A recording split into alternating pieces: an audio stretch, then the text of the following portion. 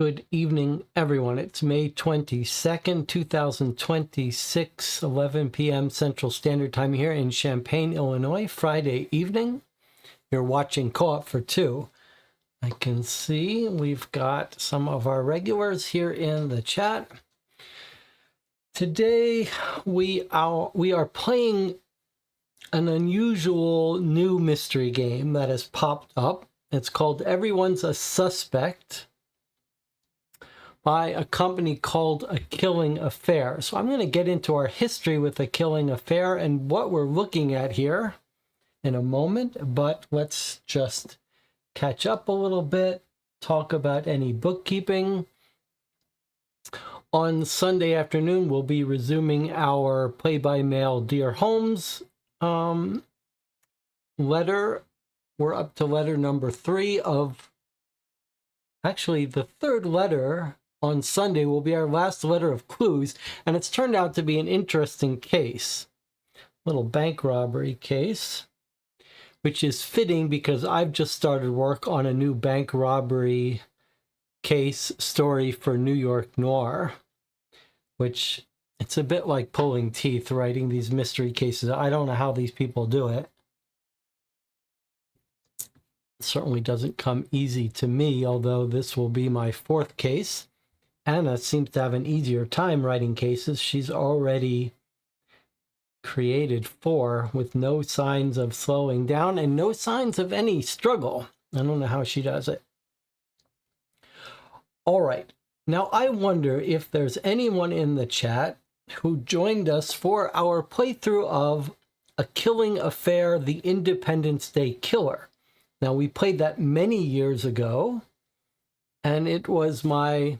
well, it was our first and only experience with A Killing Affair. Killing Affair is a small little mystery game company, but they're slow and steady. And the Independence Day Killer was a good case. It was a long multi-part case, and it was part of a series called... what was it called? What is the series called? It's something like, it's not Sin City, it's some other city thing. And they actually released 5 games in that series, but they got smaller and smaller as they went on. I believe I do actually own them all. The second season was an arson-focused season, which I am really curious about, and we really should get around to playing. However, I have some concerns about the Killing Affair games as far as they line up with our tastes. I have heard that Independence Day Killer might have been the high point for many players, and they released a couple other games, including a Kickstarter one recently that felt a little bit more towards the trend of including like props that are useless, whereas the Independence Day Killer was much more heavier on documents and reports. And then they released a game that was like a painting game. So they're experimenting with different things. And the way I've learned about this one is from a post on a Facebook group called Puzzle People, which is a great way to discover these kinds of games. It's a very active group. And a member of that group, Courtney, posted that she had played this and enjoyed it. And I have not heard of it. I went and checked it out, and the hook for this was enough to catch my attention and get me to purchase it. So I did purchase this myself. I think it was about $40. Is that right? And let's see if we can read the hook from the back of this box. A decade-old murder is about to be reopened, but not by the police. And everyone's a suspect. You'll go undercover as a newly recruited playtester, invited to help refine an unreleased strategy game. At the table, you'll play a fully developed deduction game where every round reshuffles the killer, the motive, and the truth. But outside the mechanics, something far more real is unfolding. The game's creator believes one of the invited playtesters murdered his niece 10 years ago. He's gathered evidence, he's built a trap, and he's brought you in to help flesh out the truth. This isn't just a strategy game. So the gimmick here is, it's a strategy game, but it looks to me more like a social deduction game. So it's a murder mystery dossier game, like a hunt a killer type game, but a huge part of this game is a strategy social deduction game where clues are inside it. A very, very interesting setup, and one I'm willing, it's enough to get me to play it, but we'll play it and we'll do our review of it and we'll see what we think. Now, it's a little odd as a physical box here. You can't tell, maybe, at home, but the texture feels wrong here. And you can see that it's not a normal box. It is sort of a constructed box. And you can see this and this. It feels like inkjet printer is what it feels like. And I think there's lots of signs here that this is sort of home assembled. It's almost like assembled by hand rather than at a manufacturing company, the way a normal board game would be assembled. Now, is that a problem? It's not a problem for me. In fact, I've talked about how these games that you can only play once, it seems silly to spend money on the items and products. We've seen on the physical components, we've seen the opposite of this recently in the Magnus protocols. So it doesn't bother me, but it is a little bit off-putting, or a tiny bit jarring, maybe is the right way to say it. But that's not going to make a difference to our enjoyment. But I do think it's a tiny bit of a red flag, but not a mark against it, just something that jumps out. And you could see from opening this that we've got AI art. Some people don't like that. I actually am not bothered by that. I'm much more concerned with the quality of the writing and the game. But it does look like there are lots of components here. And then this is going to be what? The game, I guess. And it looks like we've got some QR codes to look at. I also would note that there is a playtime on here, 3 to 4 hours. Now, normally we multiply that by 3. That would be 9 to 12 hours. So if this really does take us 9 to 12 hours, we won't finish it tonight, but we'll continue it tomorrow. But whether it's actually going to take that long, we'll see. Melissa makes a very good point. If this was a prototype for playtesting, it would make sense that this wouldn't be a fully produced, published game. Okay, well, that's fair. That's a very good point. Melly says, I'm curious as well. I'm playing through one of A Killing Affair's other series, Sin City at the moment. I believe Sin City was the, I'm trying to remember now. They promised a bigger game, a bigger, longer series game that I was very interested in, but I don't think they ever released. Or maybe it was Sin City. I know the one that they just kickstarted did not really appeal to me. That was the one where the person who died is talking from the grave, and it looked like it was too heavy with props, but I'd be curious. All right, so I guess we'll go ahead and look at the case briefing. Let's see what this is all about. All right, I don't know why we're having this issue with our tablet lately. Okay.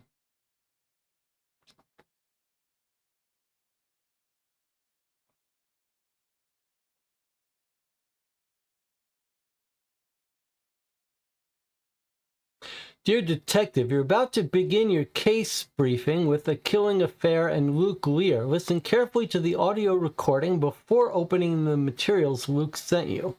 Once the briefing is complete, begin your investigation by digging through the items in your case file. Every document, photo, and detail could matter.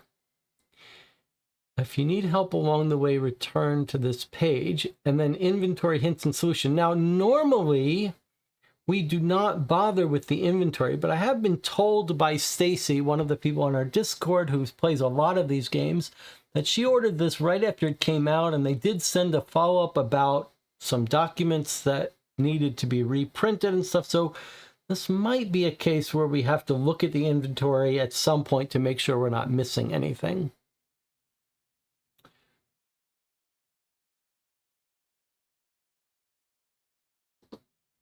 Marco is reminding me to put on the closed captioning if I can. Melly is saying Sin City was supposed to be 12 episodes, only 6 have been released. Interesting. All right, let us listen to this case briefing. Hopefully I can hear it too. That's not a good... Oh, there we go. Okay. Let's see.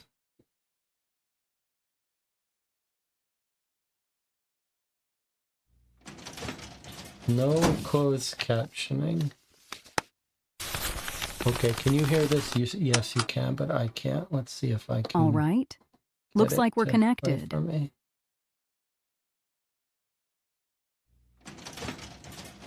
Okay. This is frustrating. I cannot hear it, but you can. All right. Looks like we're connected. Is this problem? Mr. Lear, thank you for taking the time to speak to me today. I don't know why this continues to be a problem.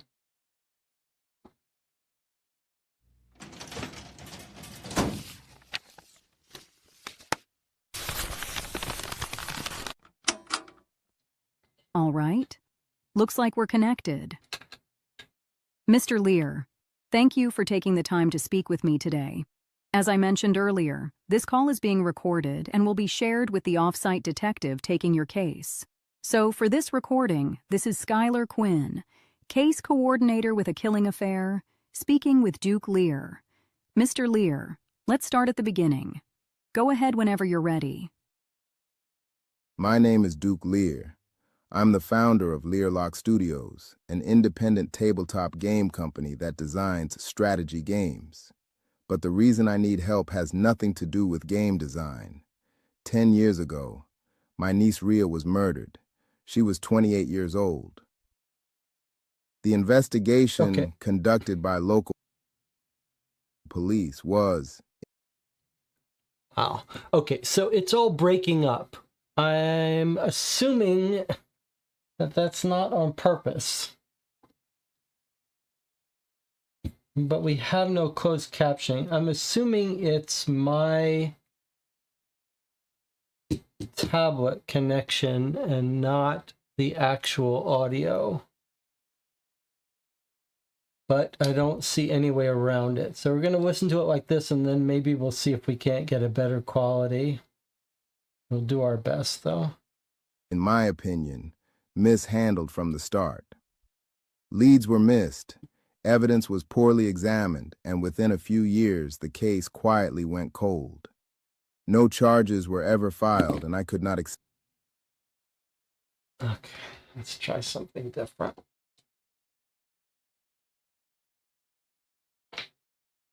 Let's try something different.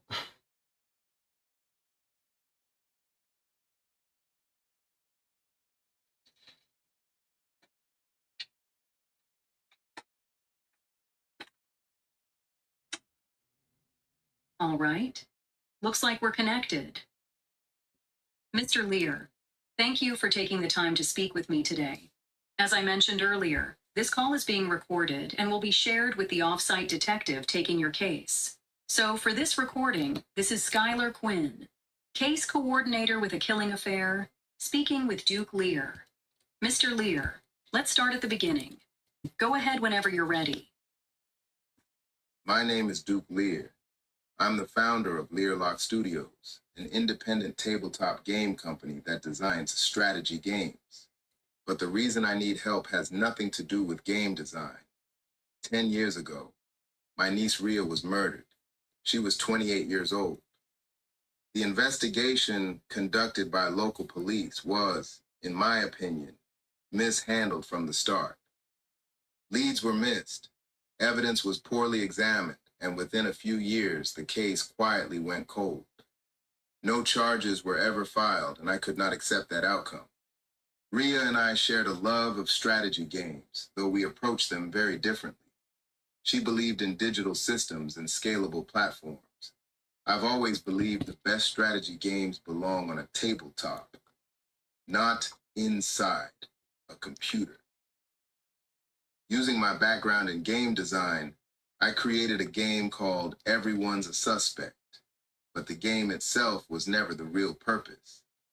I designed it as a way to get close to the 4 individuals I believe may have been responsible for my niece's death. Each of them believed they were helping me refine a new strategy game. In reality, they were stepping into an interrogation they didn't realize was happening. For several months, the playtest progressed without incident. Then, a few weeks ago, something changed. I received 2 threatening voicemails, and it was clear whoever was leaving them knew what I was doing. The calls were traced to a public phone located inside my shop. Based on timing and access, it could only have been one of the 4 playtesters. At this point, I'm certain involving the police would end the playtests immediately and eliminate the only chance I have left to uncover the truth. That's why I'm reaching out to you. I need you to assign an undercover agent to act as a playtester during our next focus group. Under the alias Kate Sings, a consultant brought in to help improve the realism of the game before release. To support the investigation, I can provide several pieces of evidence.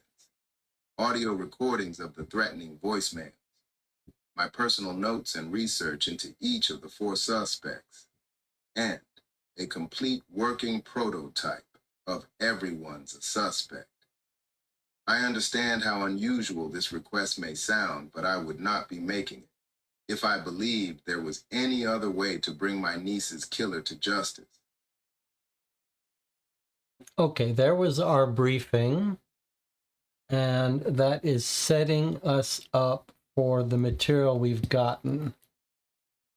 So this guy, his niece is killed, cold case 10 years ago, police dropped the investigation, he's narrowed it down to 4 suspects.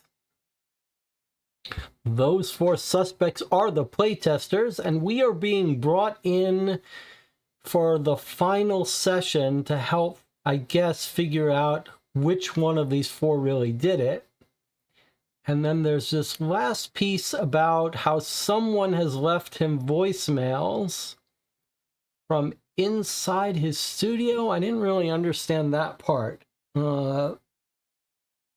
Let's see. So that's our video case briefing. And then here we have updates, hints, tips, solutions. So here's our inventory. We'll look at this later. Missing items, tips, and updates.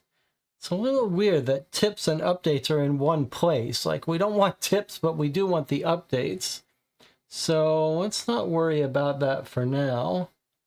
If we do get more audio, we'll decide how to handle that when it happens. All right, hopefully everyone could hear that well enough. Played straight through the microphone. So we have our prototype box of the game, and then we have his notes. I guess we will look at both, but let me give you the normal reminder here. If you do join me for this playthrough, you won't be able to play this game on your own. These mystery games you can only play through once. There's no shame in stopping this video now or at any point. If you think this is a game I would enjoy, you can go, you can purchase it, and then watch this video after you play through it. If you do join me for this playthrough, I hope you'll stick around and join in the discussion when we finish about what we thought of the game. All right, let's take a look at these items.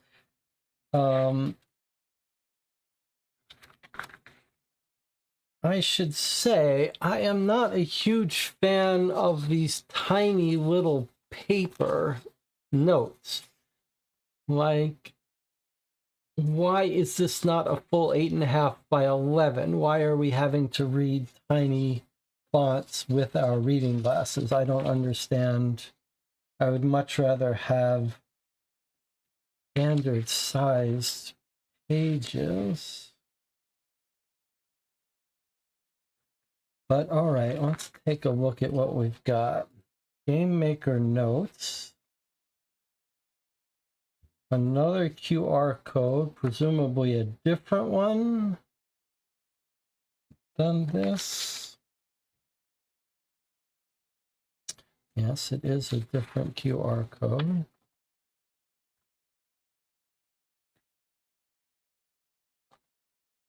All right, well, let's take a look at what we've got here. Are these the people involved in making this game, or involved in, are these our 4 suspects? Oh, these are our 4 suspects. Okay, let's look at Luke's notes on his 4 suspects of the murder of his niece. Tori Panner. Tori told police she attended the Orion concert alone the night Rhea was killed, although the VIP tickets were never picked up. I uncovered several things that raised more questions than answers, including a series of text messages, a newspaper article, and a death record connected to her. Interesting. Josie Lavina. Josie was someone who already knew who I was and my connection to Rhea, so asking her to help playtest felt like a natural step. However, the more I looked into her alibi, the more questionable it became. She claimed to have been at work the night Rhea was killed, but the details were sketchy at best. While looking through Rhea's desk, I also discovered an email, a sketch, and several photos connected to Josie that raised even more questions. Then we have Brad Ruick. Brad caught my attention after I discovered an appointment with him listed on Rhea's calendar shortly before her death. From what I can tell, Rhea may have been meeting with him about purchasing a home, but I haven't been able to confirm exactly what that meeting was about. Still, the timing was enough to make me suspicious. Nate Hawkler. Nate became a suspect after I came across a social media post and a classified ad connected to Rhea. The 2 items alone were enough to make me start asking questions. As I dug deeper, I uncovered an old voicemail and listened to Nate's streaming broadcast from that night. While doing so, I noticed a gap in his timeline that didn't sit right with me.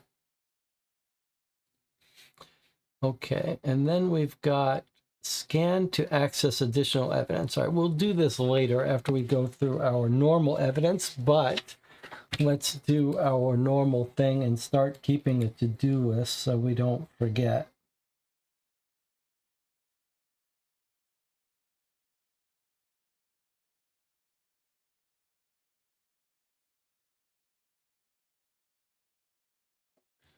Okay, so two sides of this dossier, no real sign that they're different.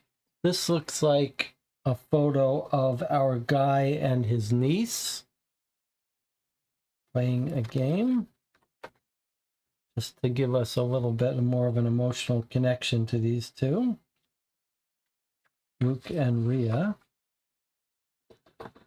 All right, these are small, so let's zoom up here. What have we got? Police Department report. As the 10th anniversary of your niece Rhea Colleran's death approaches, the Crescent Harbor Police Department acknowledges receipt of your formal inquiry.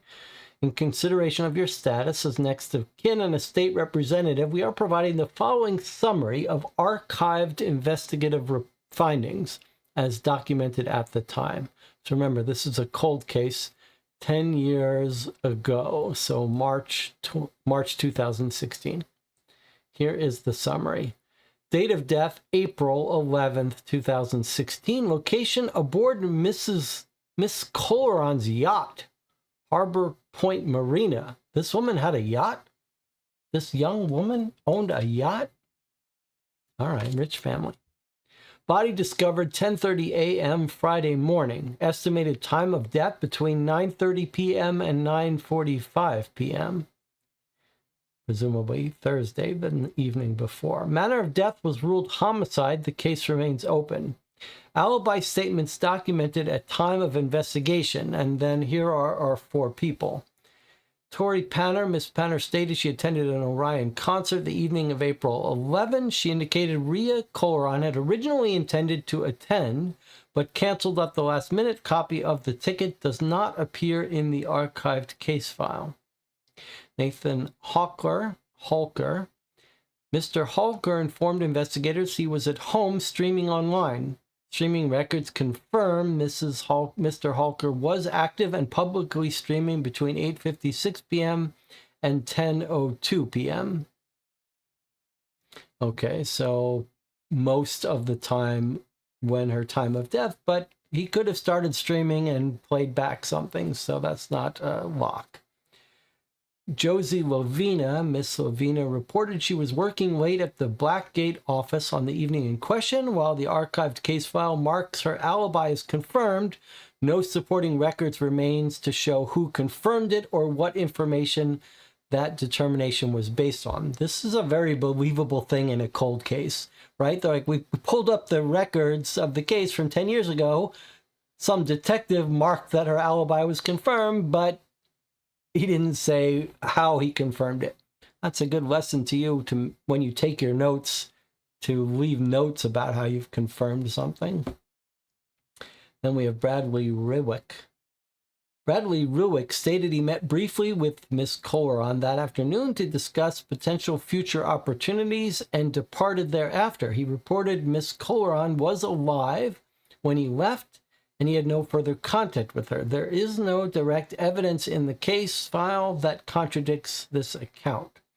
Please note this document is a summary of archived police records, is provided for informational purposes only. It does not constitute a legal determination or formal investigative conclusion. Records Division, Crescent Harbor Police Department. Okay, what else do we have? We have a newspaper article. This is the old question of, do we go through these in order or do we take a look? I guess let's look at these and then I'm inclined to just go through them in order. We've got two newspaper pages. We've got a daily planner. We've got Belmont University webpage. We've got a bank loan account printout. And then on this side, we've got a whole bunch of things that have been attached together. I guess these look like are the notes from Luke. And maybe they're collected based on suspect, like these are all the notes related to Brad Ruick's stuff. So why don't we read this article and learn more about our girl's death. Crescent Harbor Tribune, April 13. So do we need to make a note here? We think killed, time of death, we think is April 11, 2016, between 8:30 p.m. and 9:45. Okay, fine. Tech entrepreneur found dead at marina. Police confirm homicide investigation underway. Crescent Harbor, Ardina. Ria Koleron, 29, co-founder of Blackgate Technologies, was found deceased Friday morning aboard her privately owned yacht at Harbor Point Marina. Marina staff alerted police after Koleron failed to respond to repeated contact attempts throughout the evening. Crescent Harbor police arrived on scene shortly after 10:30 a.m. The death is being investigated as a homicide. Am I wrong about the PM? No. Time of death is 8 p.m. Found Friday morning. Okay, found the next morning. Police arrived on the scene shortly after 10:30 a.m. The death is being investigated as a homicide. Officials have not released additional details pending forensic analysis and notification of extended family members. Koleron, a Belmont University graduate, co-founded Blackgate Technologies shortly after college. The tech company rose to national prominence for its competitive strategy, gaming platforms, and immersive digital systems. In recent years, Koleron became a visible figure within Crescent Harbor's business and philanthropic communities. Neighbors and colleagues described her as driven, private, and intensely focused. Police have stated there is no immediate threat to the public. Anyone with information is encouraged to contact the Crescent Harbor Police Department tip line. All right, so what have we got? We've got some pictures here. There's Ria with a cup that says Prestige. And then we can see in the harbor some boats. And the boats have names in case they're important for us. It looks like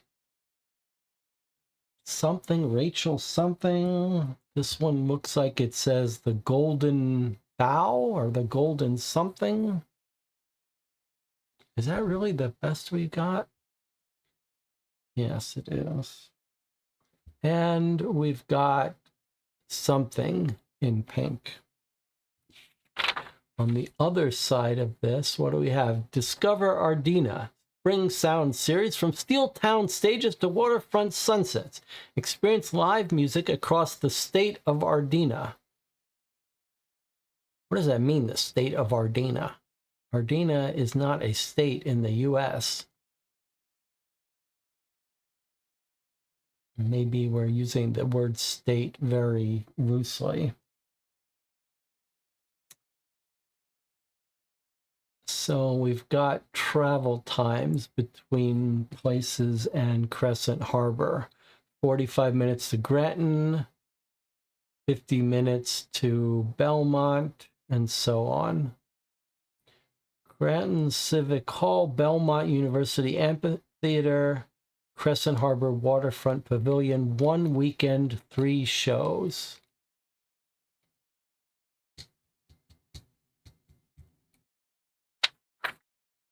Okay. Here's another newspaper here. This is prior to the death, 3 weeks or so prior to our death.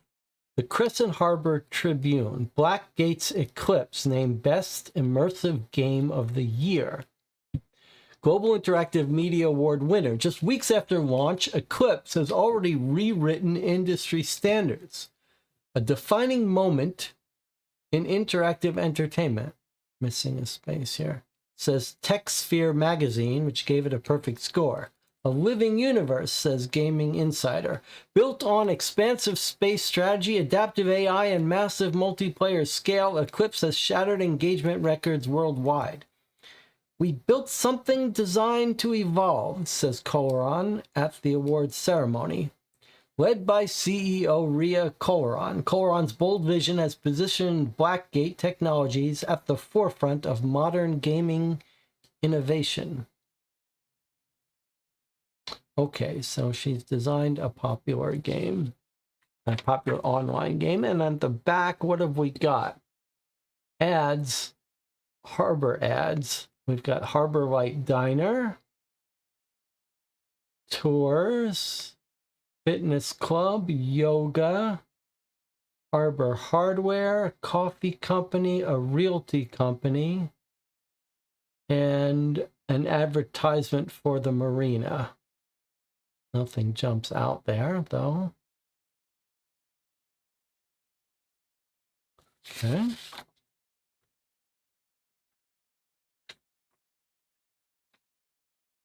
Here's a screenshot from Belmont University where Ria graduated. Looks like she's winning another award here. Who are other people in this photo?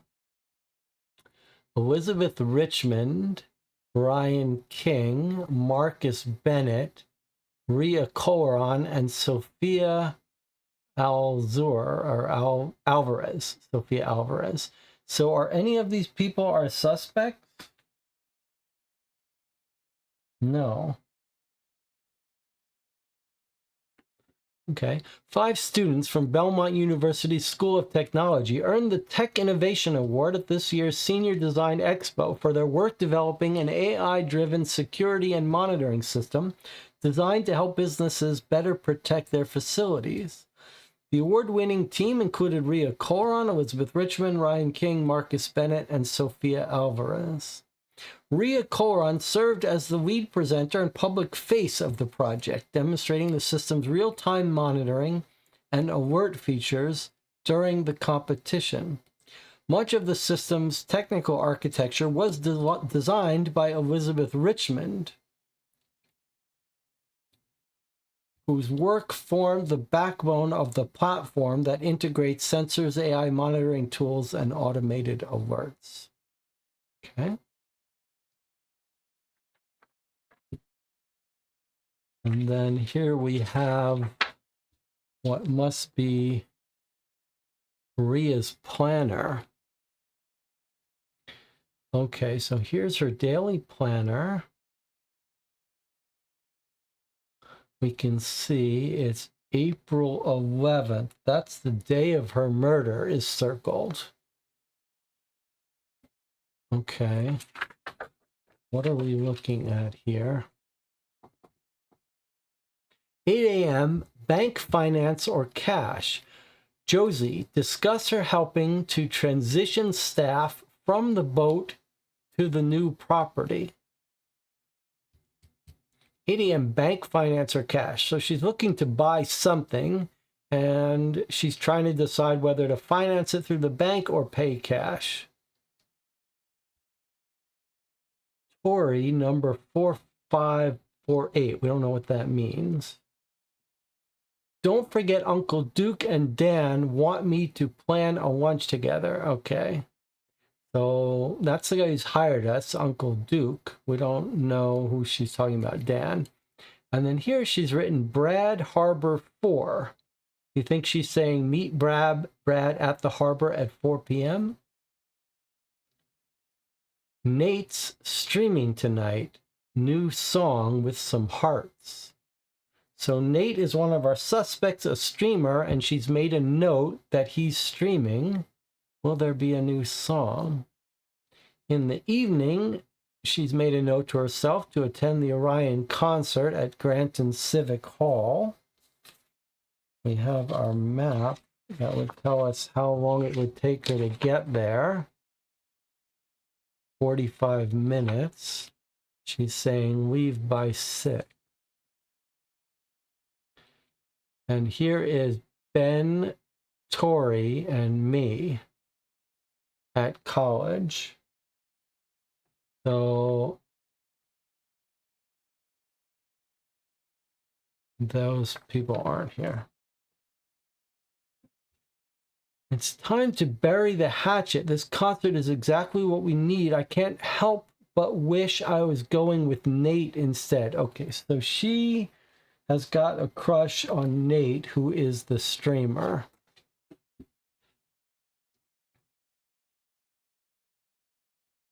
Now she's got a note. Rachel Monroe or Vacation Home. I think Rachel Monroe is the name of the boat. So here's what we've got here. What we've probably got is here is her current yacht. And she might be saying here, should I keep my current yacht, the Rachel Monroe, or should I buy a vacation home? Let's see her notes here. The benefits of the yacht: entertaining and networking, luxury travel, and exploring. But the cons are the ongoing storage fees, the maintenance, and the staff headache, and the insurance. Okay, vacation home is all pros. Or no, I guess she's divided it here. Appreciates long-term, rental income potential. It's incredible. Less staff to deal with, less flexibility for travel. Okay, so that might have been what she was meeting with someone about. Sell her yacht, buy a vacation home instead.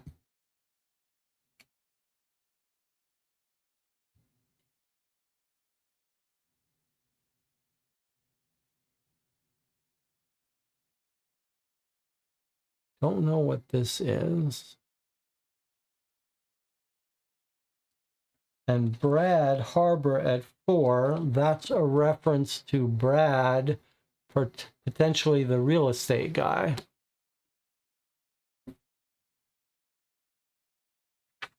Nothing on the back. This looks like maybe a picture of her vacation home. That's pretty nice looking. All right, let's look at this report from the bank.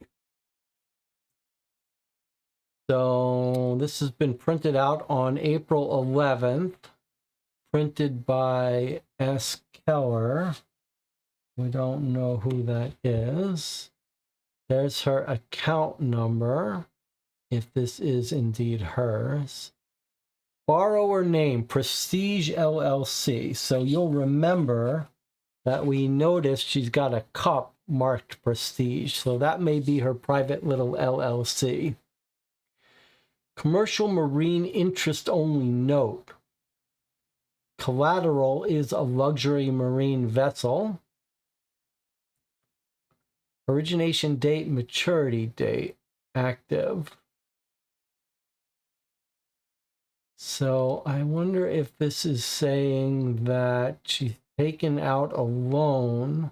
The borrower is Prestige LLC. So her LLC presumably took out a loan on July 15th. It's payable in full on July 11th, 2018.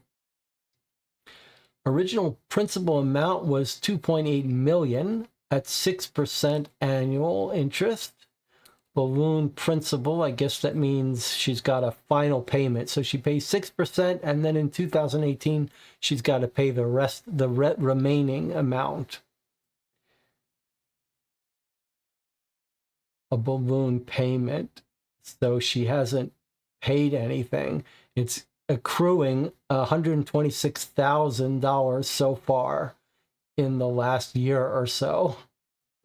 And then, so the total balloon payment at the end in 2018 would be $2.9 million. Okay, let's look at her payment terms. Next interest payment is due the day April, May, June, July. Okay, 3 months after the day she died, she had $168,000 that was due on her boat loan. And then in 2018, she'd have to pay the remaining off, which should be $202.8 million. Last payment not available. So July 11, July 11. So she has to pay once per year. She has to pay her 6%, and then she's paying the balloon payment at the end. Title status is held by the lender, so the boat is owned by the lender unless she pays. Lien position, first position. I believe that just means that the bank is the first, has the lien on the boat. This bank would, giving her the loan, would get that boat first in line to get the boat if she doesn't pay. Insurance binder pending review. Don't know what that means. Presumably she has to get insurance on it. Review status is open. Loan servicing code. We don't know what that means. Account classification is active. This printout reflects the current status of the above referenced account as of the print date shown. Payment is currently due prior to the next scheduled annual interest payment date. Interest continues to accrue in accordance with the loan terms. So this part here seems interesting because we're not just given this loan summary. It's not like this is a loan summary that our uncle is providing to us. This seems like maybe someone of importance to our case has requested a printout of this on April 11th. This person, S. Keller, who's not one of our suspects, but it's a reasonable question. Who has gotten this printout?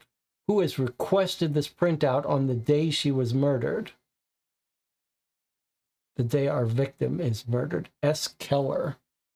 So maybe if we are keeping a card of persons of interest, S. Keller is a person that we would want to identify. Have we met an S. Keller yet? No, I don't think we have. Maybe I'll just make a note that they had the loan printout. You can correct me if you think we have met someone named S. Keller. All right, that's our first left-hand side of documents.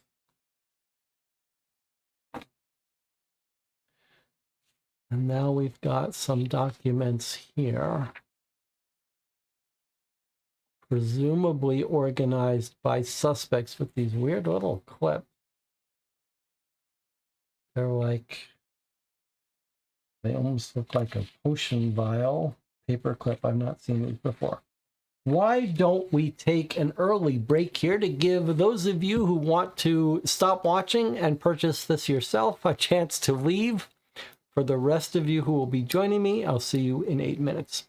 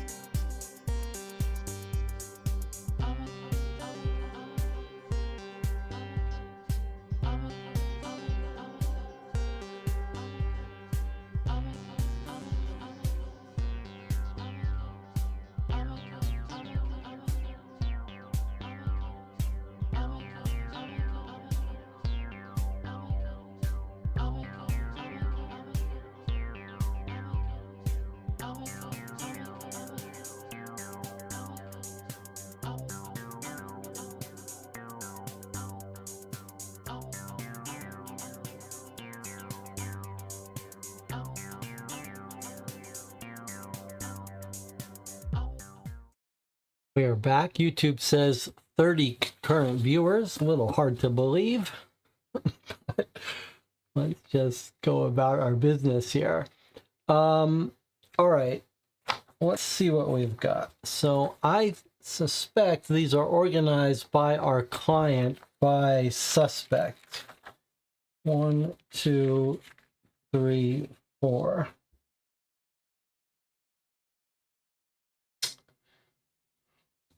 All right. Well, let's start with this fellow here. And we have a photo of that. That's surely Nate, the streamer, who Rhea has a crush on clearly from her daily planner with her little hearts. Nate is streaming tonight, and she says, I can't help but wish I was going with Nate instead. Okay, so let's see what she's got here about Nate. And these are going to be notes from our client, the uncle. He says, took me a lot of digging to find this, but it was posted in early January, just 90 days before her death. Okay, so we've got some clear AI art here, but it's not, doesn't bother me. It's not crazy. So Rhea has posted, and it's been liked by Elise Morgan and 214 others. That's what when you're a tech entrepreneur, you got a lot of people in your orbit trying to curry favor, liking your posts. Okay, let's see. Rhea Coloran writes, dare I say the L word for love? And then she's got a couple comments. Nate himself has posted a crying smiley face. Alyssa M. Tech says spill, like spill the tea, what's happening? Marcus says bold move. RC, what does that mean? Real classy? I don't know. All right. Nothing on the back. And then what do we have here? Coastal Wave Wireless Digital Records Division recovered audio archive. And then it's recovered from a phone number. Date of the call, March 27. So presumably 2 weeks or so before her death. So we're going to listen to that in a minute, I guess. Let's just see what else we've got here. So our guy is saying, look, not even 6 months past the date of her death, Nathan has gotten remarried to Elise Matthews. Not remarried, Nathan has gotten married. So in March, they're in love, and Elise Morgan posted a reply. What is she? Okay, so that emoji is the wide eyes emoji, like what? So Elise Morgan was the first to comment on this, and all of a sudden, oh, maybe that's a different person, Elise Matthews. Okay, but either way, Nate has gotten married to someone else. Not even 6 months later, our guy comments. So let's see if there's any other interesting information hidden here. Upcoming events, roads closed, traffic tickets. No one of our suspects' property transfers. Let's take a look at this. Nathaniel Burke, Nathaniel Burke to Samuel Dress, not our guy. Crescent Marina LLC to Bradley Relic. Okay, that's one of our suspects. Bradley Relic is our real estate guy. And he has been transferred an office unit.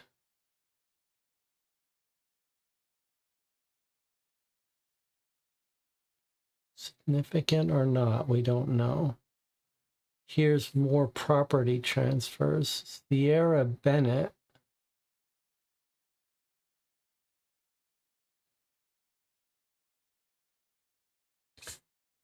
I don't know who that is. Anthony Delgado, Lena Ortiz, Gavin Moore, Caroline Pearson. Then we've got another ad for the yoga and pet grooming.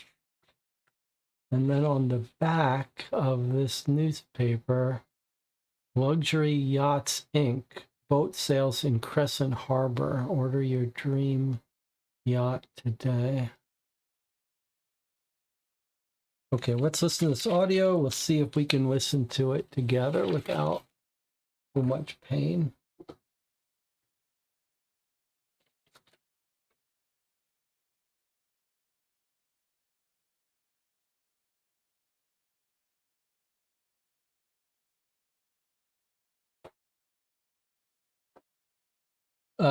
Okay, what's happened here? I think it's... Is it this thing down at the bottom? Ria, I didn't promise you anything. I was honest with you, and you don't get to make me feel guilty for moving on. That's not fair. It's not. And you have to stop contacting Elise. That crosses a line. Whatever this is between us, you don't bring other people into it. I don't want this to turn into something ugly. I really don't, but you're pushing it there, so just let it end, please. That's interesting. He didn't seem completely unhinged. So that audio voicemail was on March 27, so 2 weeks prior to the death of Ria. And it was from Nate. Let's listen to it again. Ria, I didn't promise you anything. I was honest with you, and you don't get to make me feel guilty for moving on. That's not fair. It's not. And you have to stop contacting Elise. That crosses a line. Whatever this is between us, you don't bring other people into it.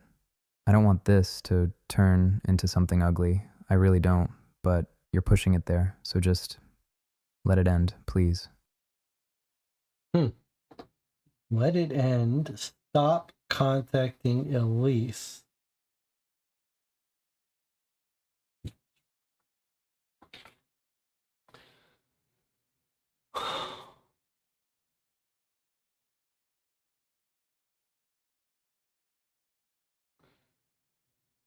Posted in early January. Okay, so January she posts this. March, he leaves a voicemail 2 weeks before her death. He says, "It's over. I didn't promise you anything. Stop contacting Elise." Now, is it this Elise, Elise Morgan, or is it this Elise, Elise Matthews, or are they even the same people?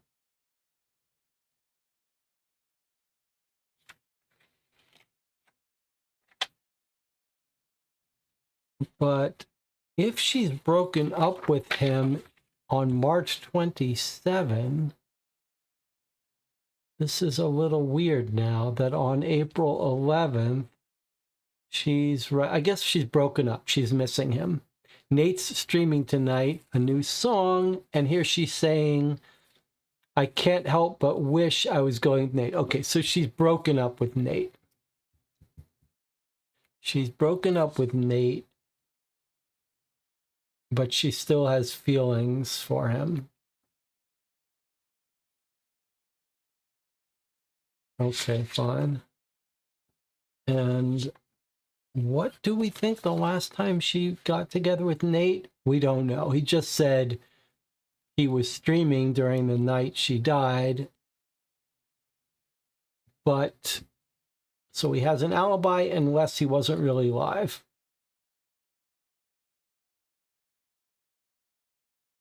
And he's mentioning the social media post. Okay, fair enough. Let's look at our next suspect here. This is the person who had tickets to Orion but never used them. So here are the tickets for the VIP experience live in concert on the night of her death. Doors open 7, show starts at 8 p.m. It's at the Granton Civic Hall. Well, this ticket would give you VIP access to the lounge, an early entry, and a meet and greet in VIP A section. Now, what's this? State of North Carolina Department of Health and Human Services, Division of Vital Records, certified death index entry for Benjamin Allen Garden, born 1719 something, died April 11, 2000 something. Age at death 22. Place of death in Cumberland County. Manner of death accidental. I mean, died on April 11th? That's odd. The same date as our girl. Cause of death, blunt force trauma during a military training exercise in the U.S. Army. This record is a certified extract of data filed with the Office of Vital Records. For official certified copies, submit this form. Where's our people of interest? Benjamin Allen Garden.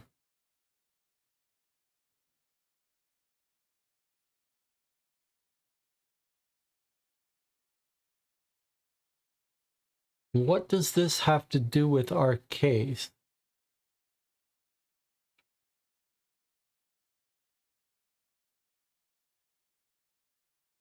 Text message transcript. College years. Ben's coming over later. Don't be weird. Relax, he's yours. 3 days later, we fought. Reply, you want me to cover? Do you want me to come over? No, I need some space. 3 days after that, I know. Tori Howe. Okay, so this is going to be Rhea talking to Tori. Tori is one of our suspects, Tori Panner.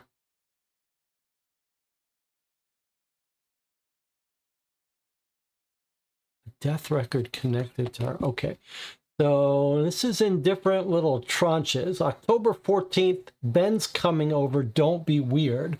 So she may have been dating Benjamin Allen Garden in college. And here she is talking to Tori about it. Ben's coming over. Don't be weird. She's saying, Tori is saying, relax, he's yours. 3 days later, we fought. Presumably, this is the same person. Yes, here we have her phone number of Tori. Tori says, you want me to come over? No, I need some space. 3 days after that, Tori messages her out of the blue, I know. Outgoing, Tori, how? Reply, you were supposed to be my friend. I told you everything about me. How could you? Reply, I didn't think it would blow up like this. I never meant to hurt you. I honestly didn't think you two were that serious. Interesting. It's surely not about Ben, because on October 14th, Tori is saying, I don't care about this guy. He's yours. And then on October 17th, our girl Rhea has a fight with Ben. And then in the 3-day gap, Rhea has hooked up with someone that Tori likes, not Ben. Maybe Nate. And then Tori says, I know. And she says, how? She doesn't say, what do you know? She says, how do you know? You were supposed to be my friend. I told you everything about me. How could you? I didn't think it would blow up like this. I never meant to hurt you. I honestly didn't think you two were that serious. Sounds like she's gotten with Tori's man. Okay, and here's a conversation overlapping this one. but with a different contact. So Rhea says, seriously, why did you tell her? Unnecessary drama for what exactly? And this person says, drama? Maybe you should remind your drunk self that you shouldn't throw yourself at your roommate's boyfriend. Maria says, throw myself? Lies. Tori and I are going to work things out. Last night was a mistake. Excuse me? Tori called you her toy. She never planned on anything more with you. Then he says, I just got off the phone with Tori. I plan to prove to her I'm an honorable man. I'm enlisting in the military. And when I get back, I plan to ask her to marry me. I made sure she knows what kind of person you are. She's forgiven me. Stay out of our lives. Wow, look at that. So let's look at the timeline here. 8:42, why did you tell her? So, okay, so she gets this message from Tori saying, I know. I didn't mean to hurt you. I didn't think you were serious. And then she right away writes to Ben and says, why did you tell her? And he says, you threw yourself at me and it was a mistake and I'm getting back together with Tori, but first I'm going to enlist in the army.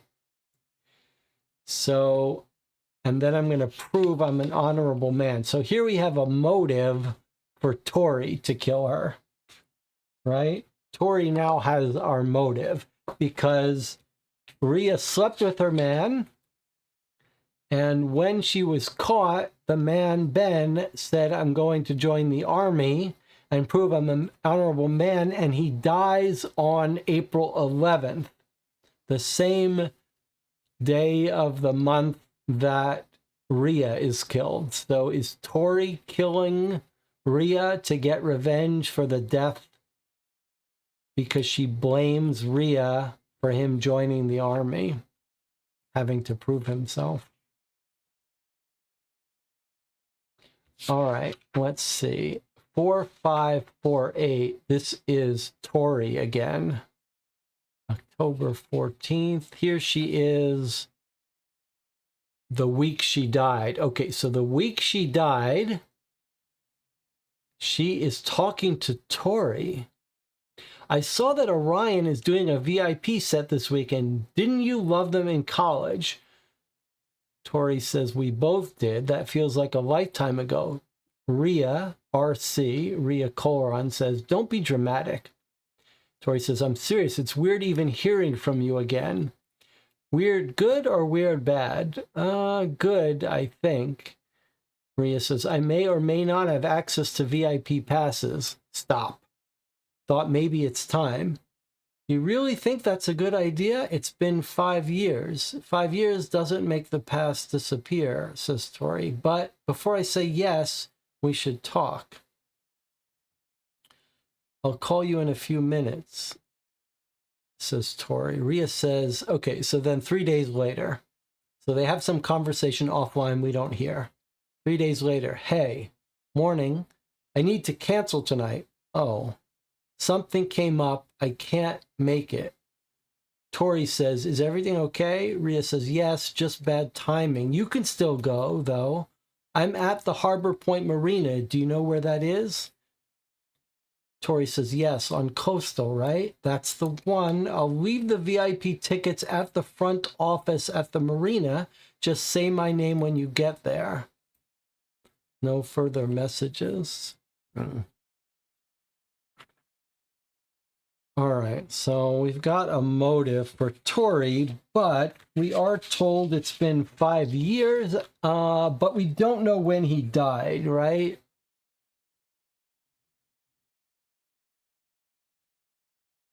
We don't know when he died.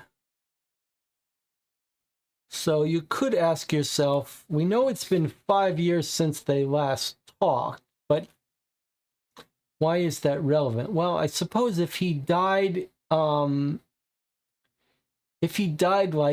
4 years ago on April 11th, it would be weird that this girl is now trying to get revenge. And the fact that Rhea reached out to her and tried to make up would make it less likely that Tori is out for revenge. But you never know. Okay. Who's our next person here? Brad.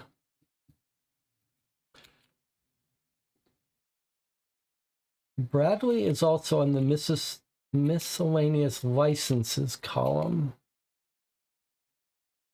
And Tori Penner has a death record connected with her. That we know. It's her previous boyfriend.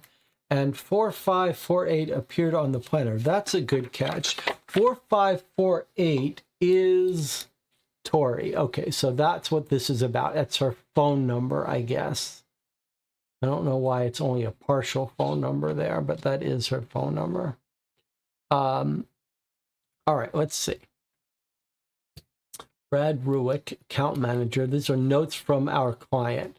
Confident and adaptable sales professional with experience across construction, automotive, media services, and real estate, skilled in client acquisition, negotiation, and account management, known for presenting as personable and solution-focused. So this is his resume, it looks like. Bachelor of Business, Coastal State University. He's a real estate sales associate, property casualty insurance certification, OSHA, that's health and safety type stuff. Negotiation specialist, he's got some references. Don't mean anything to us. And he was a cruise sales advisor, life and health insurance representative, Harbor Life Insurance, timeshare representative, real estate associate, sales manager for Blackgate Studios. Okay, so in addition to his real estate, it seems like he actually worked at our girl Ria's company.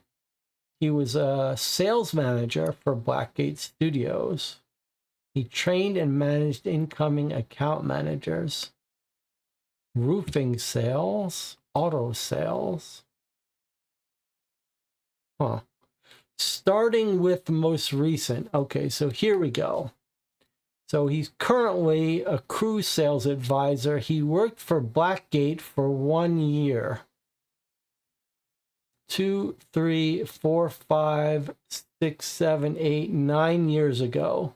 9 years ago, he worked for Blackgate. That's pretty far in the past.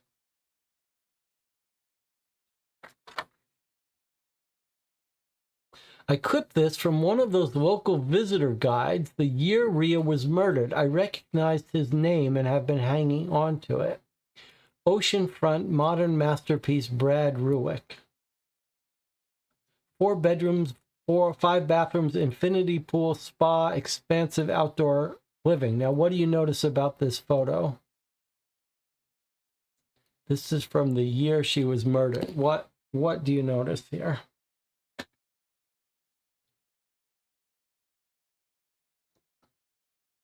This picture looks familiar, no? Where did we see it? We saw it on Ria's planner. This is the vacation home she was considering buying. So this guy worked at her company, and the year she's killed, he is the listing agent for this property that she is considering buying. Brad at the harbor at 4. So she was meeting with him about buying this property. Okay, nothing on the back of those. And here is our last little section of evidence on Josie Lavina. So we have looked at Tori, and we've got a little bit of a motive for her. We don't have a motive for Brad, but we have connected him to working for Ria's company and being the one that she met with about buying a house on on the day she was murdered. Says, I haven't been able to confirm exactly what that meeting was about, but we know it was almost certainly about buying that vacation home. Nate was the person that she was broken up with, and there are some bad feelings there. Okay, now we are learning a little bit about Josie. Josie Lavina, concept draft for Blackgate. Immersive strategy platform, full world simulation, multiplayer online, AI-driven NPC. So is Josie the one who's come up with this game? She's got a VR interface, territory control map. Is Josie the true mind behind this game? Okay, this is from Ria to Dan Frank. Dan, I finished the final version of the October 30 press release for Blackgate. I've made a few adjustments to keep the spotlight where it belongs. When we're speaking to investors and media, it's important that the leadership story feels clean and elevated. Too many contributors in the narrative can make things look unfocused. This company needs a clear face and vision right now. Let me know if you have any notes. I'd like to move forward with this version as is. I see. It seems like maybe she wants credit. She wants Josie's name off the press release. Dan replies, are you comfortable not mentioning Josie at all? She was part of the early architecture discussions. Ria says, Dan, the public story has to stay clean. You and me as co-founders, that's what investors understand, and that's what the press respects. We will acknowledge Josie internally. Oh boy, there's a motive. Okay, and then we've got some photos. There's Ria. Presumably there's Josie showing off her architectural designs for the project. This might be Dan. Oh boy. And then here is a photo of Blackgate. Ria, Dan, Josie. So it looks like it was the three of them have the big names. And Josie got pushed off. She did not get the credit she deserved. And we saw the ad, we saw the newspaper talking about Eclipse. Where did we see that? Somewhere in our early documents. Okay, so there's our motive for Josie. Now, when was this? We've got an October decision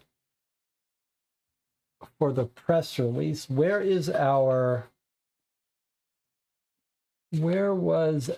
newspaper about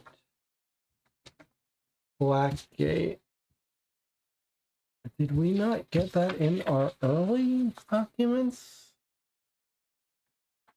It was an ad, right?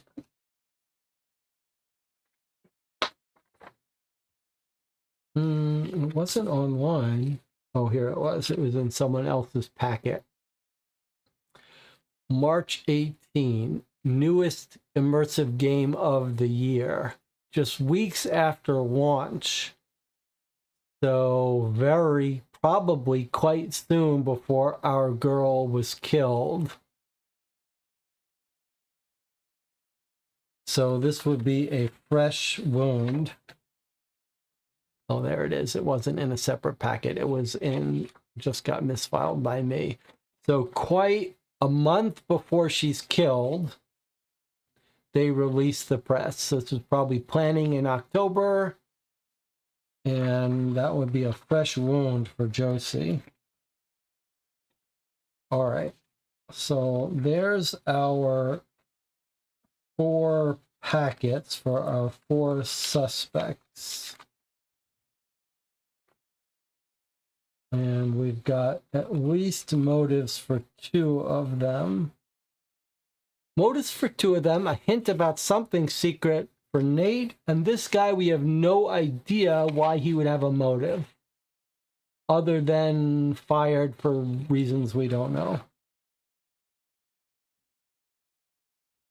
All right, before we open this game, let us scan this and see what this is about.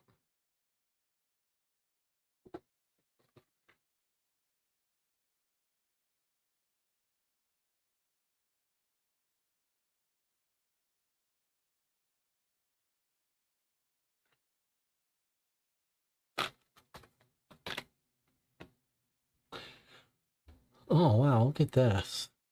So we're going to be able to listen to the 2 anonymous voicemails that was left for our client. And then it looks like we've got a song by Nate. We've got Ria's ID and Ria's ID card. Okay, let's start with the voicemails.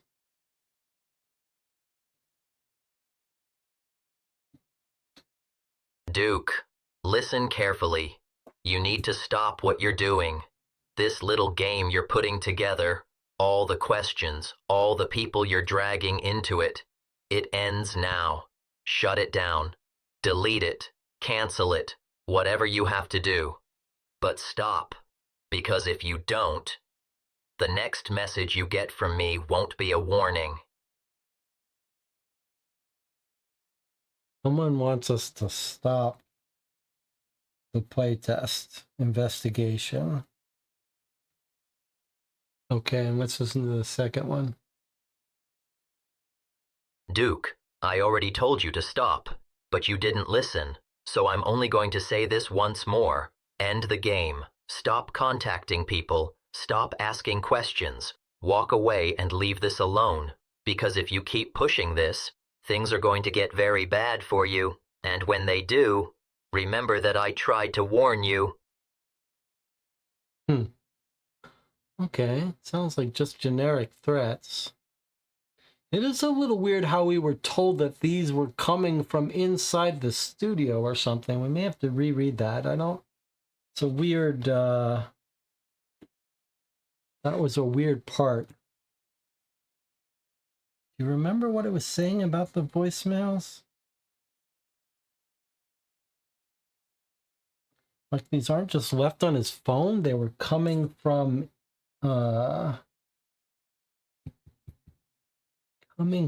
inside the studio.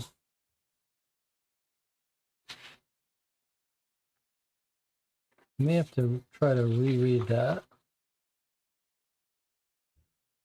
All right, let's see.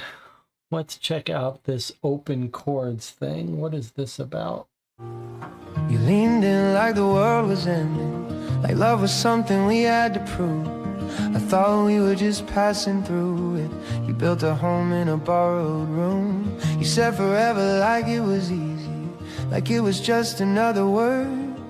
But every time you reached to hold me, I felt the silence getting loud. I never meant to let it get this far. I never said it was forever. You say love like it's a chain, like I owe you every heartbeat. You say stay, don't walk away, like leaving makes me guilty. I was trying just to breathe, but you were standing too close to me. If love feels like I'm losing there, then maybe love's not meant to be.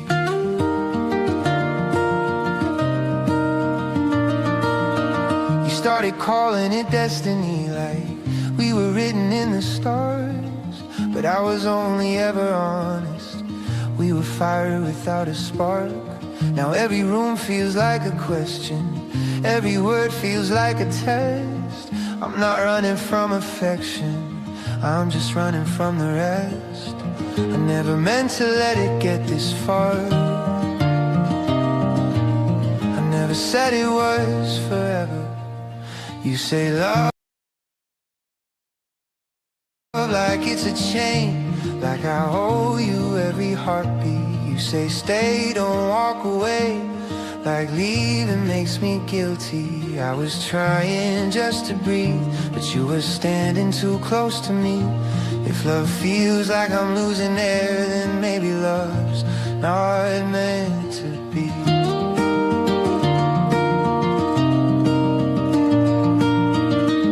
I don't hate you, I just need space. I don't blame you, but I can't stay. If loving you means losing me, then what's the point of holding on? You say love like it's a chain, but I won't wear it quietly.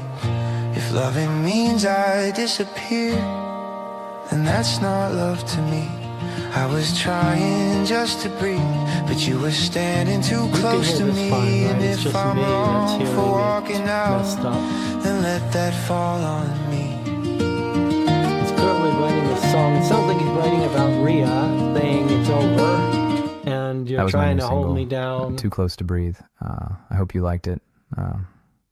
Happy Thursday night, and thanks for being here. I mean that. Okay, I'm seeing a lot of nice comments. Thank you. Let's start with a question. Kelly asks, is this song about your girlfriend? It is. I mean, it was. Well, it's complicated. It's the kind of relationship that starts easy. Like, you can just be around each other and it's fine.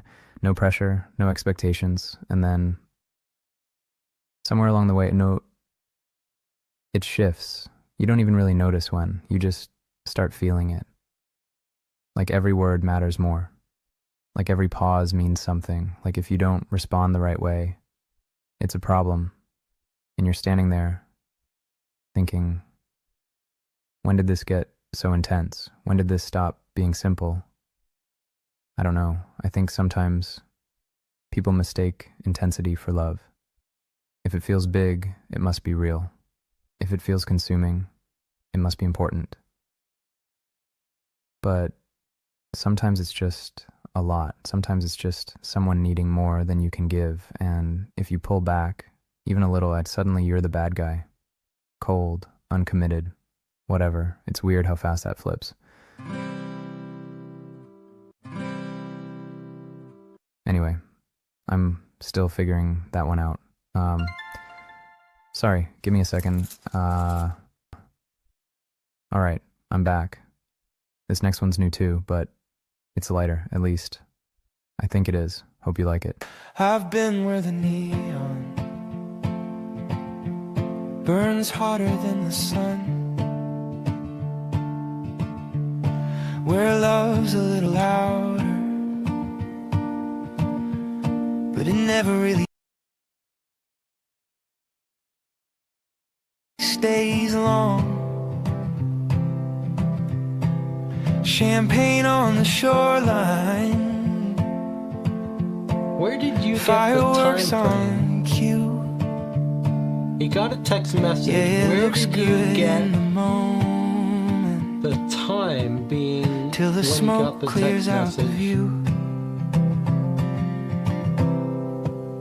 Give me a lighthouse, white against the blue. Not trying to impress me, just doing what it do. No glitter, no spotlight, no temporary high, just steady in the midnight every time. I've had the kind of love that needs a crowd to breathe, where Where is silence there a feels like timestamp? losing and quiet feels like leaving. But you don't need an audience, you don't need applause.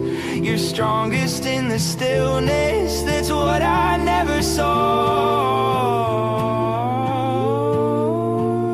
Turns out forever ain't lightning in the dark. It's someone standing steady when the waves get hard. Be my lighthouse, cutting through the gray, not pulling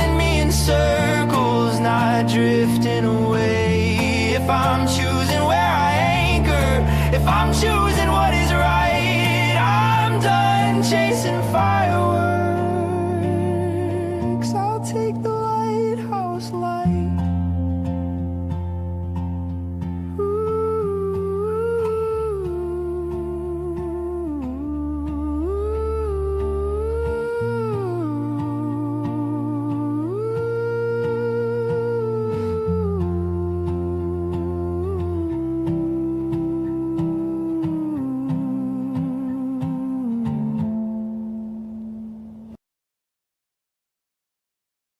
Okay, I actually like that music, but okay, I'm gonna do a little bit of complaint about the channel in a second, but first let's talk about what we just heard. So we talked about him having an alibi for the time of our girl's death, and the alibi is that he was streaming from 8:56 to 10:02. That's an hour and 10 minutes or so, and we think her time of death was narrowed down to, according to our records, 8:30 and 9:45. So if he killed her, if she died at 8:30, somehow has to get back in 30 minutes here. He's in Granton. We've got a map that suggests that that would have been impossible. 45 minutes. So if he killed her, he couldn't be live streaming. We talked about the possibility that he was just pretending to live stream and broadcasting something, but we saw evidence here that he really was live. Because why? Because he's not just playing music, he's responding to chat messages. So I think this gives him a very strong alibi.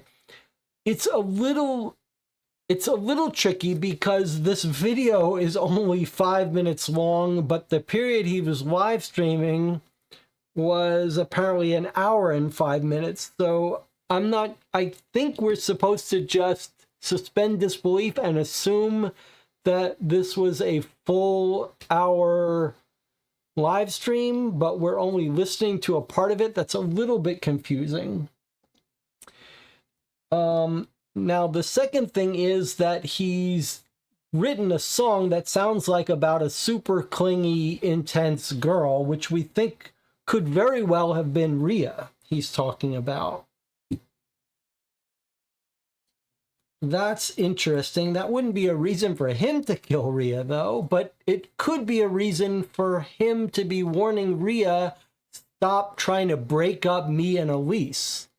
Like, Rhea might be trying to sleep with someone else's boyfriend again, and he could, in desperation, have wanted to kill Rhea to stop her from ruining his relationship with Elise. Now, the other thing that happened was he got a text message or a phone call after his song. We know that Rhea was listening, probably planning on listening to the live stream. In fact, that's possibly why she called off the concert. Even though she says this concert is exactly what we need. Oh, I see. Now we know Ben was the guy who died, and that's Tori, who was Ben's girlfriend. Okay, but the question I had was, when was that text message left? And here's what I'm told in the chat. The timestamp is near the avatars of the commenters. That is really not clear. I beg of you guys to be clearer when you answer questions. I'm going to bring this up again. It's clear there are timestamps when the messages come. The question is, did the message really come? Like, when did the message come? We've got posts at 8:58, and then the next post is where love's a little louder. We've got a message at 9, a message it at never really 8:59, a stays message at long. 9, and then a message an hour later. Champagne on the Somehow, shoreline. an hour has transpired between these two posts. Fireworks on cue. But for us, only a couple seconds Yeah, have it looks good transpired. in So the I'm not moment. sure how to make sense of that. We've got a 5-minute video, but it seems to cover this hour-long gap.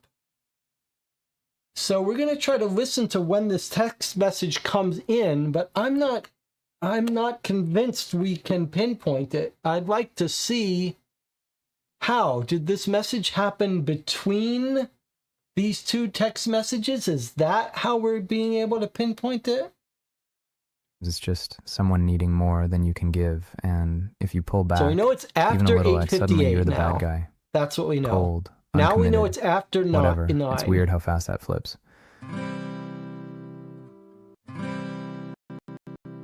Anyway, I'm still figuring that one out.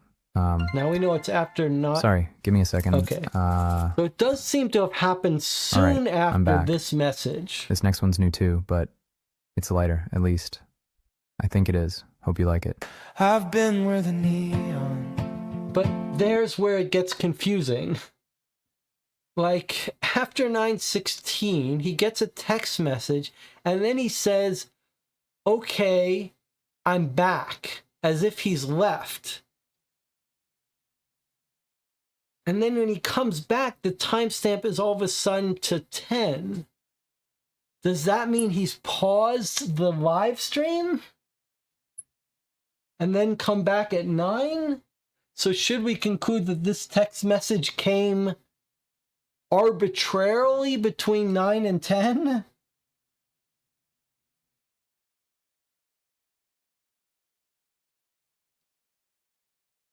And should we assume that he's disappeared between 9 and 10? That's the part I find particularly confusing. Regardless, it does not give him time at 9. You couldn't have left at 9, driven 45 minutes, killed her, and come back. So it's not a time frame, but it is curious to ask us where this message happened.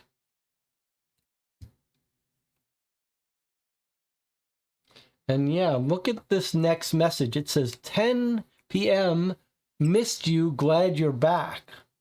So this makes me think that maybe that text message did come at 9, around 9, and then he's gone.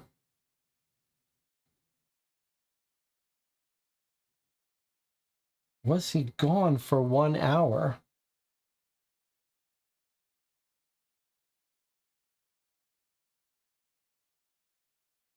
That's weird. Maybe that is what we are meant to understand about that live stream.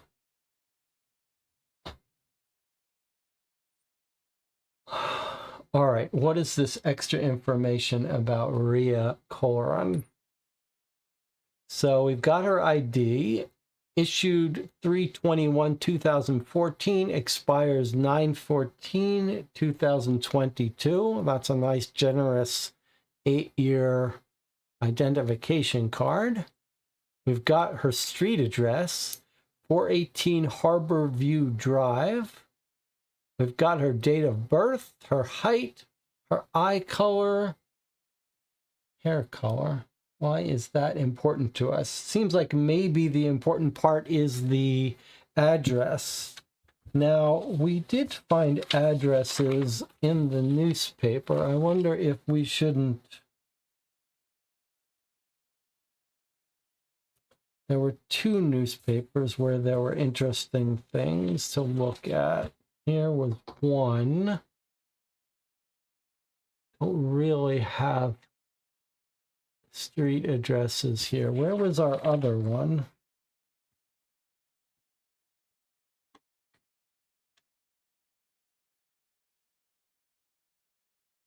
Where else did we see street addresses in this one? Actually, it doesn't look like there are street addresses here. Maple Avenue, Lakeview Drive, Elm Street, Harbor District.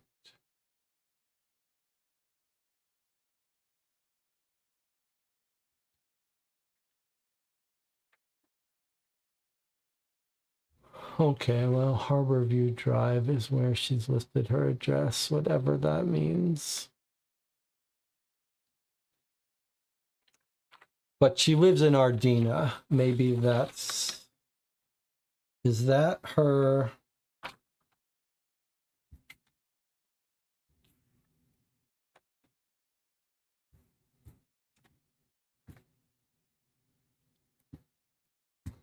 This is all Ardena. Maybe it just means she lives on that. Does she live on the boat? I'm not sure now.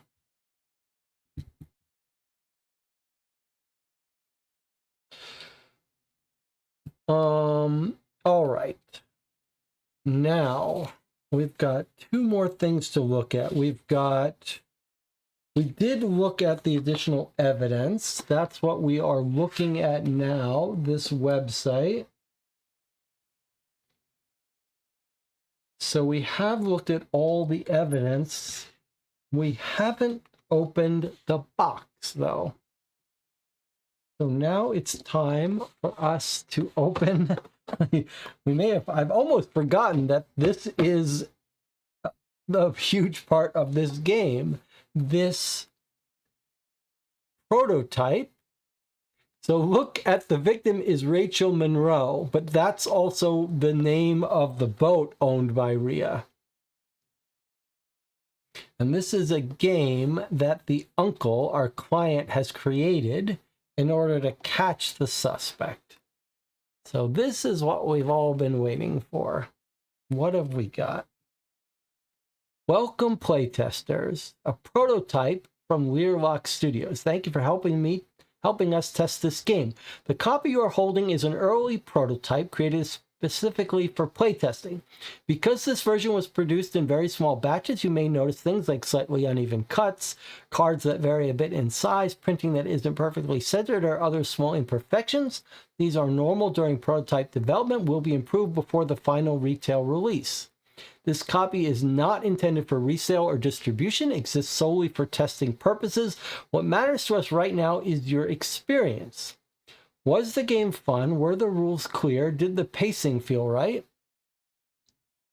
What moments stood out? After you've played, please scan the QR code to join our playtest focus group. Share your feedback and help shape the final version of this game. So I wonder if going into the focus group is going to give us clues.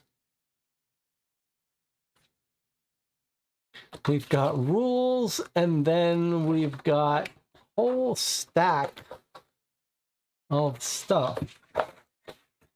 Wow, look at all this.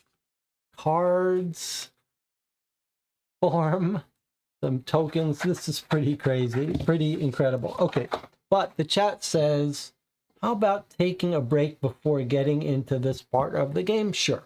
Okay, we'll take a break. When we come back, we'll start digging into this prototype board game, which is somehow, I don't know how, going to give us clues about who killed Rhea.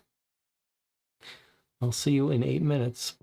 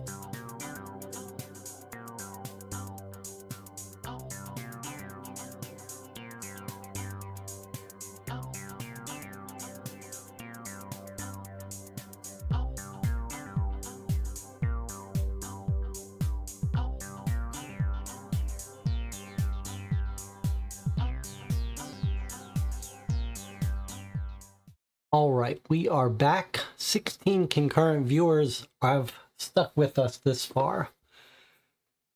Marco says, I'm not sure Nate's alibi holds. He seems he stopped streaming at 9 p.m., plays a song right to the end. You can't hear his voice anymore, so he might not actually be there.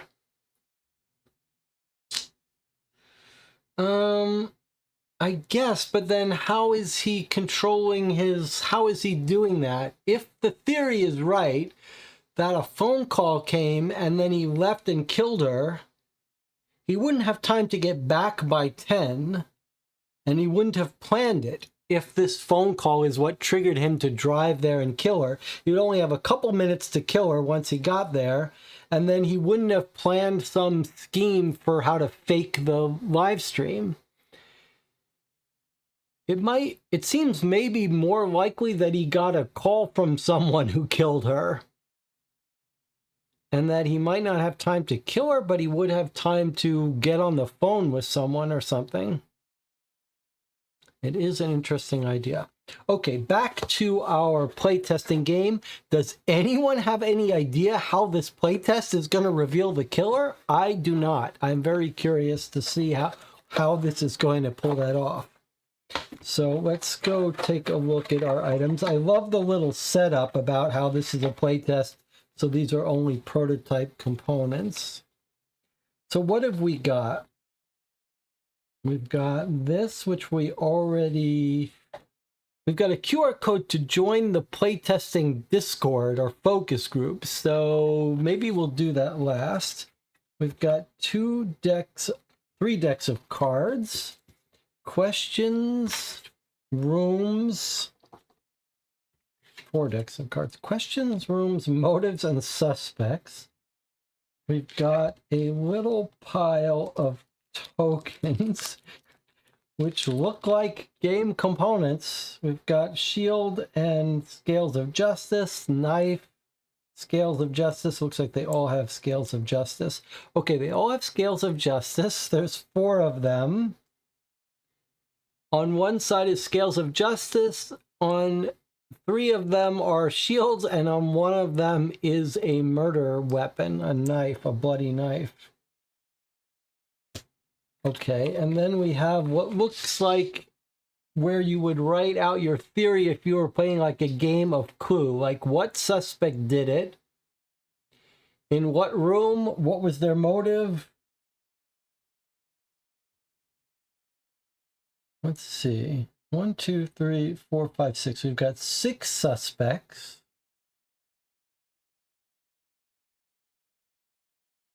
We've got a whole bunch of rooms. They look like all rooms on a yacht. Motive: greed, revenge, jealousy, exposure, power, or passion. And then a verdict.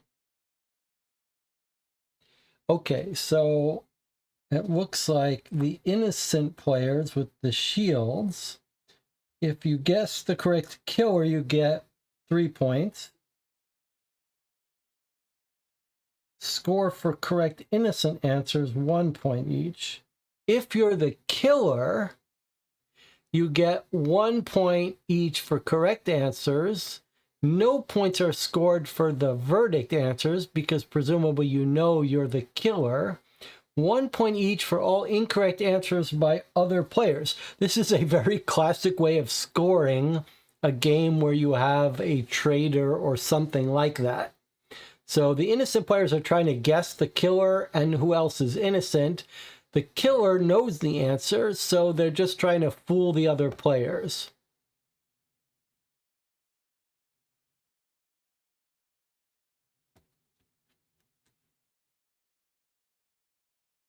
And these are just additional sheets. Okay.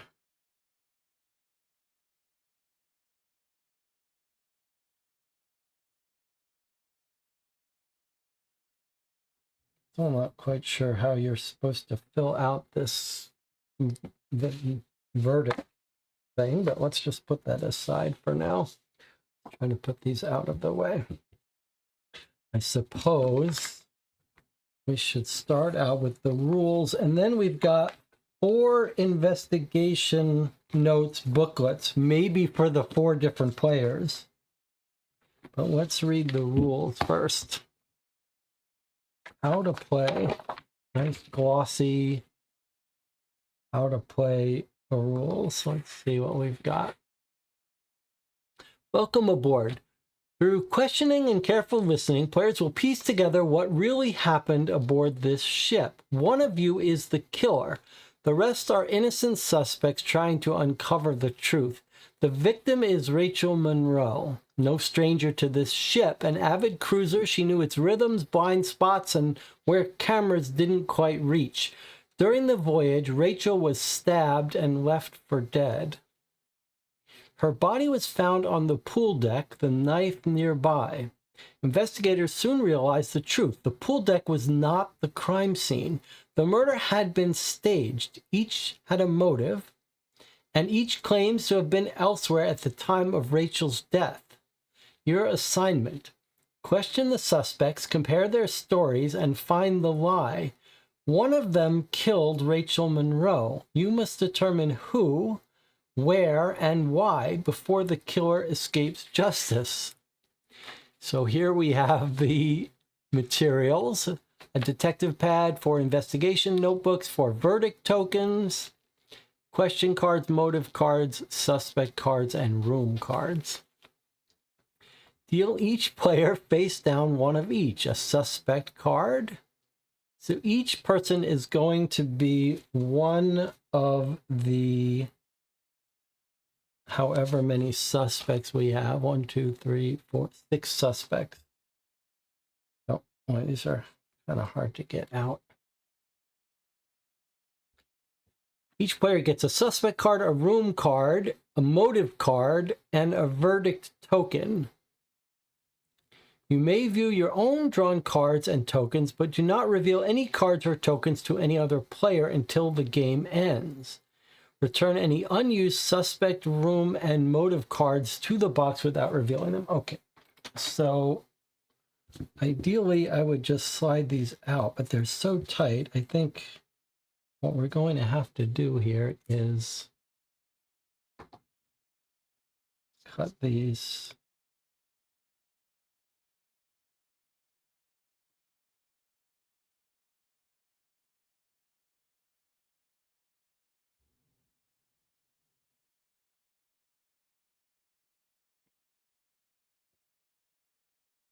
So it looks like this is a 4-player only game with the 4 suspects playing. Well, let's just take a look at how this would work as a game. Each player would get a random suspect card, room, motive, and verdict. Okay. So we might deal these out for all 4 players, but for now, let's just take a look at what it would look like. So every player is getting one random card and a random token. So one of the players is going to end up with the verdict, with the killer token. The rest will have innocent tokens. So in this case, this player is not the killer. They're innocent. Well, let's just see what they would get. So they've got they were assigned one of the suspects, Nina Porter. They were assigned the Crown Suite room. And they were assigned a motive. You wanted Rachel dead because you knew she was blocking your climb up the corporate ladder. Removing her would secure the promotion, the higher income, and the authority you believed you deserved. Rachel's death benefited you financially. Rachel's death advanced your career. Okay. So that's this player's hand.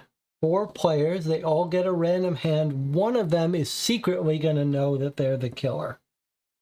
The rest of the players know that they're innocent, but don't know who among the other players is the killer. Okay. You may view your own drawn cards. Do not reveal to other players. Shuffle the question cards and place them face down. Okay, so we've got a big deck of question cards. We would shuffle them. Not sure what this thing on the front of all the cards are. Okay, let's just look at, well, let's see how we use them. All right, so to begin the game, the first player draws the top question card, reads it aloud, selects a player to answer. The chosen player responds out loud following the truth rules. Let's go ahead and create 4 hands.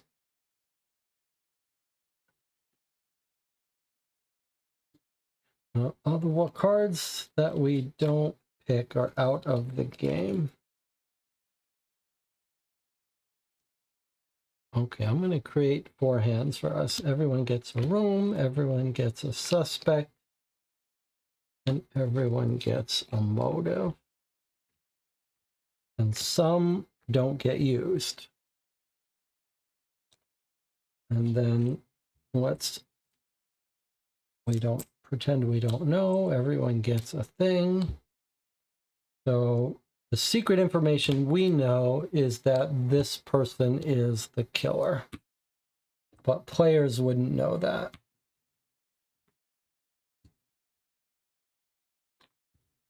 Okay, that'll just help us walk through this. Okay, so first player draws a question card, reads it aloud. Does your room have a round window? Answer truthfully unless you are the killer. All right, let's see. Yes or no answers only, no explanation or details. Innocent players must tell the truth. The killer may lie or tell the truth.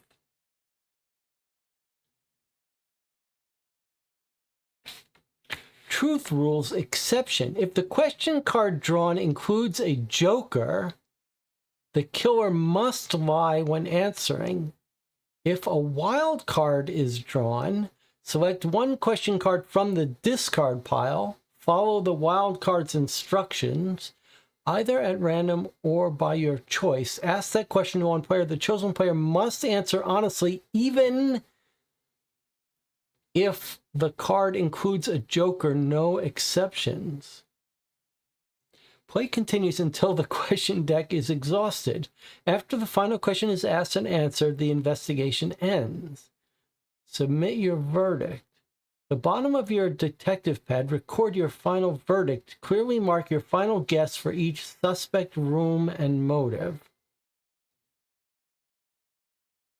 So let's just look at some of these cards. So most of them are just cards that say, answer correctly unless you are the killer, then you have a choice. But some of the cards...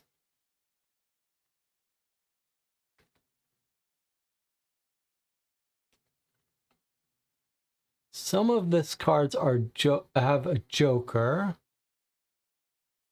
If it's a joker, you must lie. I don't know why it doesn't say here. Answer truthfully unless you are the killer, then you must lie. And then what do the wild cards... Oh, the wild cards are here. Okay, so the wild cards say, randomly draw a card from the discard pile, ask the same question to any player, but they have to answer truthfully, even if they're guilty. Okay, so a wild card gives you the thing. Okay. Do you have dark hair? So some of the questions are about the room. Some of the questions are about motive. Some of the questions are about the room. All right, that creates a game. 2 special cards. You must lie and you must tell the truth. Okay. And then you submit your guesses. So you have to guess like what is the killer's room look? Well, are you trying to answer even for the innocent players? Are you trying to guess that Drew is in the Crown Suite, had a motive of revenge, but is innocent? Is that the idea? So you would write here like player 1, player 2, player 3, and this is you. So you could fill out your answer. You'd check off that for this player, they would check that they are Nina Porter. They would check that their motive was power, and they would check that their motive was, their room was the crown suite. And then they'd be trying to guess for each player, and I guess our players are going to be our suspects. So, for example, Tori is going to be one of our suspects. So we would write Tori up here, and then we would guess which player she is, which room she was in, and what her motive was, and whether we thought she was guilty or innocent. So 4 players, 4 columns. The killer still gets points for guessing right, but doesn't get any points for this row because they know the answer. Okay, I get it.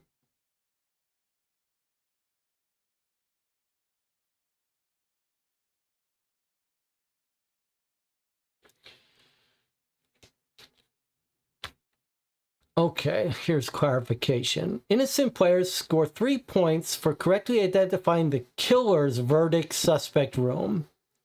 So the most important thing is that the killer's answers you get correct. You get 3 points each for those, for these 4 things. The innocent people, it's nice to guess what room they're in and what their motive is, but not as important. You only get 1 point for those. The killer gets 1 point for correct answers, just like this. But they also benefit for each incorrect answer submitted by other players. Okay, feels like an actual game. I don't know whether it would be fun or not. You have to go through all the question cards, but it's a little bit confusing because we're going to need to know what the rooms look like, etc. But all right, fine. There's our game. How you would catch the suspects from this, I don't know. Here's a quick play version. Each player takes a suspect, room, motive, and verdict. Keep cards secret. Shuffle the question deck face down. On your turn, draw a question card, read aloud, choose a player, answer yes or no.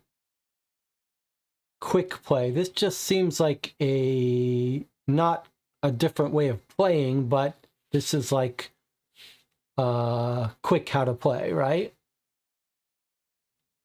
It's just a summary of the rules.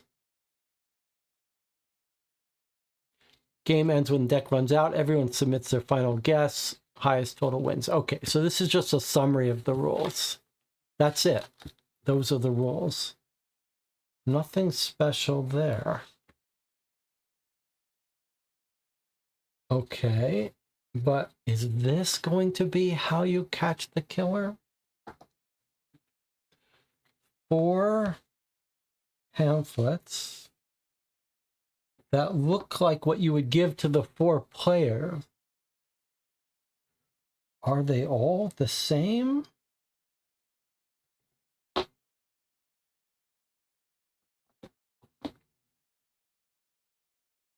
This is the information you would need to play this game.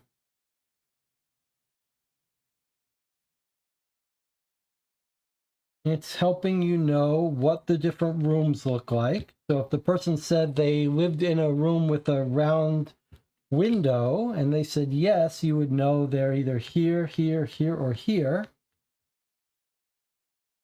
Unless they're the killer, they might be lying.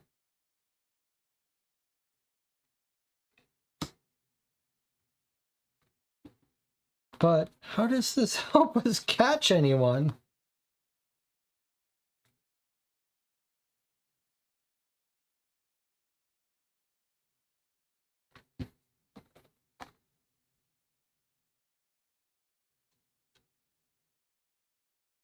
I see the game.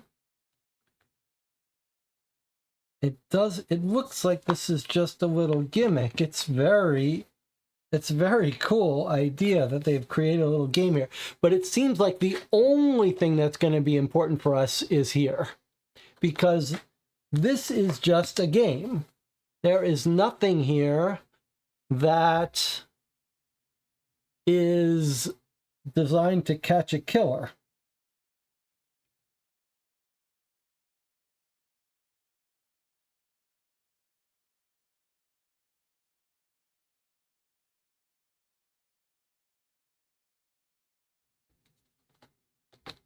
This is just a pure logic social deduction game. I wouldn't even call it social deduction, although figuring out who's lying or not could give you that. But it's just all random assignment. Anyone could get the guilty, anyone could get the innocent. And then the only thing that's a little bit interesting here are the motives: greed, revenge, jealousy, exposure, power, or passion.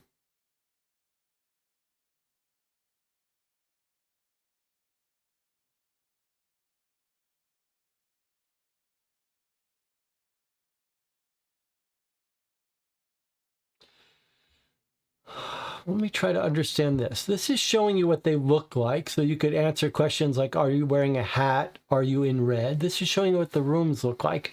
What is this trying to show you? I think this is trying to show you that if a question asks about, did she know a secret? And they say yes, then that would mean it's either revenge or exposure. So this is telling you how to map a question to a motive. Did Rachel take something or someone that belonged to you? If they say yes, then it's got to be revenge or jealousy. Okay.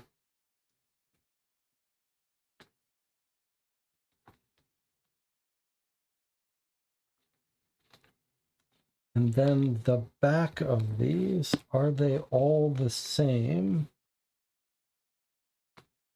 They look like they're all the same. Let's see what it says, though. The victim, Rachel Monroe, was no stranger to this ship. An avid cruiser, she knew its rhythms, blind spots, and where cameras didn't quite reach. During the voyage, Rachel was stabbed and left for dead. Her body was found on the pool deck, the knife nearby.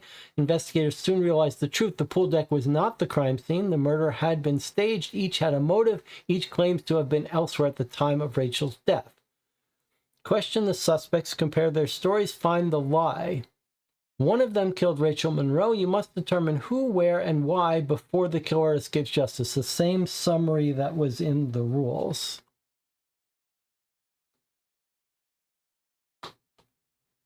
And we're not told who gets each of these, so they all look the same. So far we've just got a game here. It seems like the game is a little bit of a gimmick, but let's see. It seems like this is going to be the place where the clues are. When the people come to chat, when all 4 playtesters come to chat about the game, is that where we're going to learn who did it? By looking at their answers.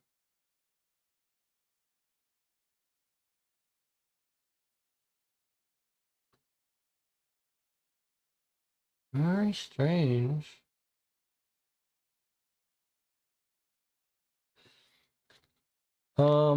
Let's quickly, though, take a look at the questions, just in case there's anything that jumps out here.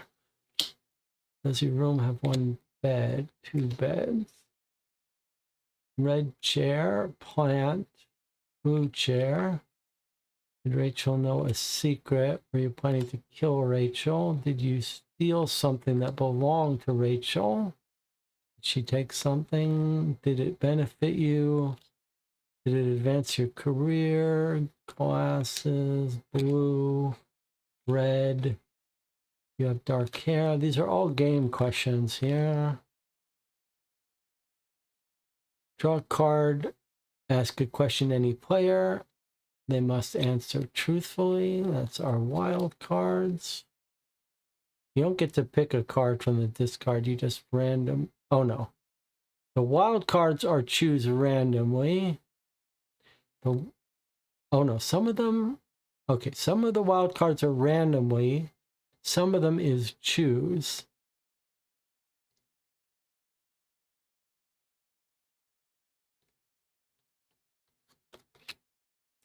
And then this is the one that you must lie about if you're the killer.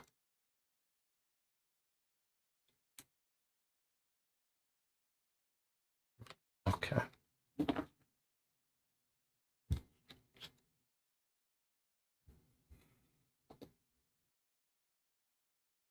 So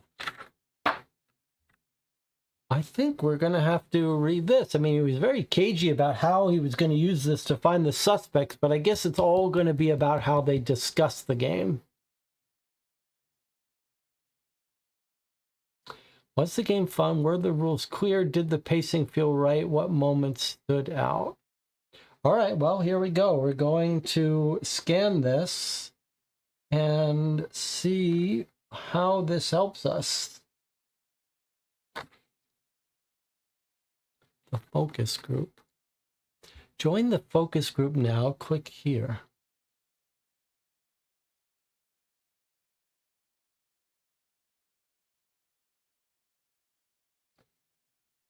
Oh, I see.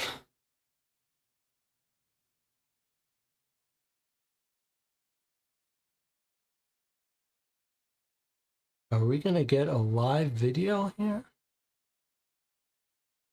All right, I'm going to go ahead and click this.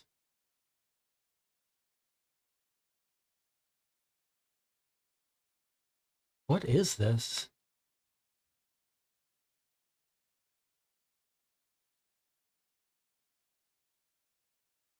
You can't hear anything. I can't hear anything. What's happening?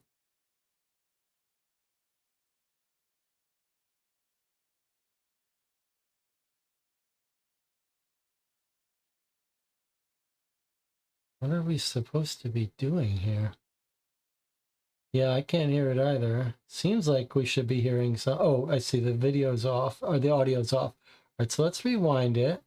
Waiting for host, press the unmute button below. Okay, so before we play this, let's see what's happening here. Everyone's a suspect. Playtester feedback form. How enjoyable? How easy was to understand the rules? Did the clues feel fair? Did the final reveal in your version feel logical? Would you want to replay the game? Why or why not? All right, so I'm going to unmute this. Is it better if it's horizontal? Maybe. No, it's actually better if it's vertical. We can see them all. All right. Here we go. Kate Singh has joined. Kate, thank you for joining us. That's us. As mentioned, Kate is sitting in as a consultant. She's a former detective and will be offering feedback on how the investigative elements of the game feel from a gameplay standpoint. We've finalized the updated victim and motive cards. You should all now have the newest edition. Josie, let's begin with you. Hi, Kate. A detective. That's interesting. I work at Blackgate. I was part of the team that helped launch Eclipse. Great to have you here. So I got the updated version of Everyone's a Suspect only about a week ago, and I was able to play from start to finish twice. Same 2 players, both rounds. Mechanically, it's tighter with the investigation chart. We were able to keep better track. This helped us identify a clear winner both times. The victim profile, though. Rachel Monroe is specific and feels very intentional. It is. Specificity increases immersion. Did it affect gameplay? It made the people I played with pause. It's noticeable. Interesting. Thanks for your feedback, Josie. All right, Nate, what do you have for us? Hello, Kate. Nate here. Musician, songwriter.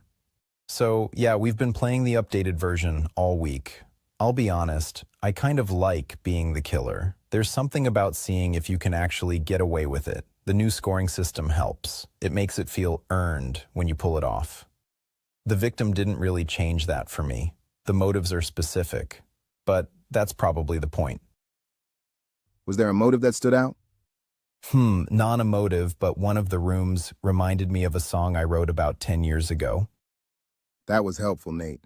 Let's turn it over to you, Brad. Hi, Kate. Brad here. Yeah, new cards. But, it's just the same game. I'm just wondering if you've considered changing the setting entirely. Instead of a yacht, maybe a mansion. Or a hotel. Something a bit more familiar. Not going to happen, Brad. Tori, do you have anything new to add? Hi, Kate. I'm Tori, marketing strategist. Great updates, Duke. It was very clever to add a new playtester and the new suspect, Tessa King, at the same time. The sixth suspect added a needed challenge and really fixed the pacing problem I was concerned with on the last test. Names matter. They're rarely accidental. Side note thought, Brad might actually be onto something. Everyone's a suspect, Yacht Edition, Mansion Edition.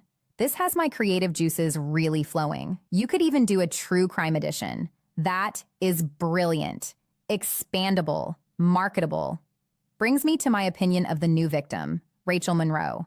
That is a bold move and she will make people talk. Bold is good. Tori, can you send the notes you shared with me this morning over to Kate? Just email me, Kate. My email address is just my first and last name, @gmail.com. No spaces between my first and last name. I'll send over what you are looking for right away. She should review them before submitting her feedback. Appreciate it. If no one has anything further, we'll adjourn. I'll circulate next steps once revisions are in. Good night. What the hell? What's happening here? Sounded like it wanted us to send an email to Josie. How is this useful to us? Let's just do the whole thing again. Kate Singh has joined. Kate, thank you for joining us. As mentioned, Kate is sitting in as a consultant. She's a former detective and will be offering feedback on how the investigative elements of the game feel from a gameplay standpoint. We've finalized the updated victim and motive cards. You should all now have the newest edition. Josie, let's begin with you. Hi, Kate. A detective. That's interesting. I work at Blackgate. I was part of the team that helped launch Eclipse. Great to have you here. So I got the updated version of Everyone's a Suspect only about a week ago, and I was able to play from start to finish twice. Same 2 players, both rounds. Mechanically, it's tighter with the investigation chart. We were able to keep better track. This helped us identify a clear winner both times. The victim profile, though. Rachel Monroe is specific and feels very intentional. It is. Specificity increases immersion. Did it affect gameplay? It made the people I played with pause. It's noticeable. Interesting. Thanks for your feedback, Josie. All right, Nate, what do you have for us? Hello, Kate. Nate here. Musician, songwriter. So, yeah, we've been playing the updated version all week. I'll be honest, I kind of like being the killer. There's something about seeing if you can actually get away with it. The new scoring system helps. It makes it feel earned when you pull it off. The victim didn't really change that for me. The motives are specific, but that's probably the point. Was there a motive that stood out? Non-emotive, but one of the rooms reminded me of a song I wrote about 10 years ago. That was helpful, Nate. Let's turn it over to you, Brad. Hi, Kate. Brad here. Yeah, new cards. But, it's just the same game. I'm just wondering if you've considered changing the setting entirely. Instead of a yacht, maybe a mansion. Or a hotel. Something a bit more familiar. Not going to happen, Brad. Tori, do you have anything new to add? Hi, Kate. I'm Tori, marketing strategist. Great updates, Duke. It was very clever to add a new playtester and the new suspect, Tessa King, at the same time. The sixth suspect added a needed challenge and really fixed the pacing problem I was concerned with on the last test. Names matter. They're rarely accidental. Names matter. That's Side note weird. thought, Brad might actually be onto something. Everyone's a suspect, Yacht Edition, Mansion Edition. This has my creative juices really flowing. You could even do a true crime edition. That is brilliant, expandable, marketable. Brings me to my opinion of the new victim, Rachel Monroe. That is a bold move, and she will make people talk. Bold is good. Tori, can you send the notes you shared with me this morning over to Kate? Just email me, Kate. My email address is just my first and last name @gmail.com. No spaces between my first and last name. I'll send over what you are looking for right away. She should review them before submitting her feedback. Appreciate it. If no one has anything further, we'll adjourn. I'll circulate next steps once revisions are in. Good night. Okay, so some weird things there. First of all, he said there's no coincidence about the names. That makes me think what? Are we looking at the names here should be in some way related to our suspects?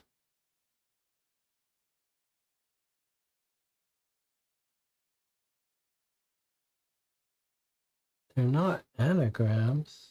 Tori Panner.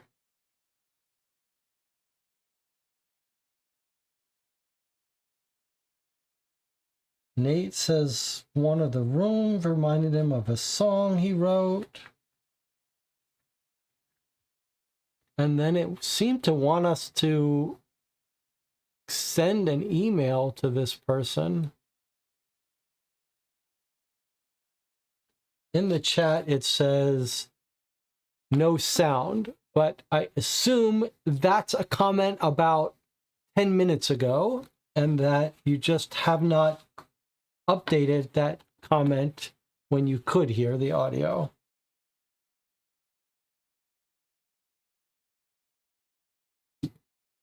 I assume you could hear all that and you just haven't typed a statement when you could.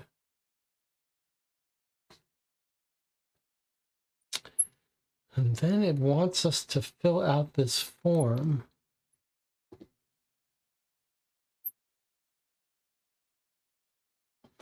Why is it wanting us to fill this out? Chat says, yes, old comment, everything's fine. Okay, I'm just going to put in here some random things. It was easy to understand the rules.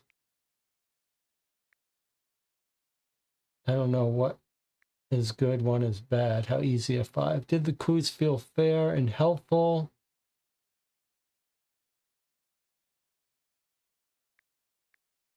But it said we should email before submitting. Is this asking about this playtester or? That's very weird. Okay, but it did say it wanted us to send this email. I guess we're going to try sending this email here. I'm going to take you off this email and make sure that it's where it should be. Okay, cooperative, that's right. So let us compose an email. It would be easier if I had a keyboard. So we think we are writing to Tori, Panner, at gmail.com. Are we really going to get a reply here?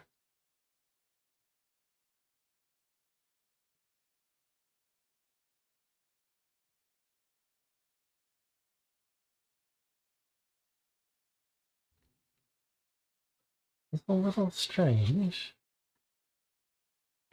It was Tori, T-O, no double R's. Okay, that's someone really named Tori is going to get a wrong email. So let's come back here. It's actually TORIPANNER.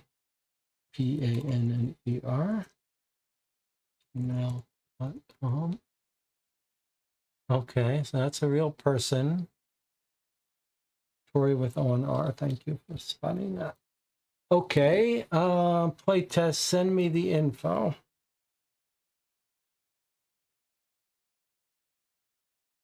All right, let's see what happens here.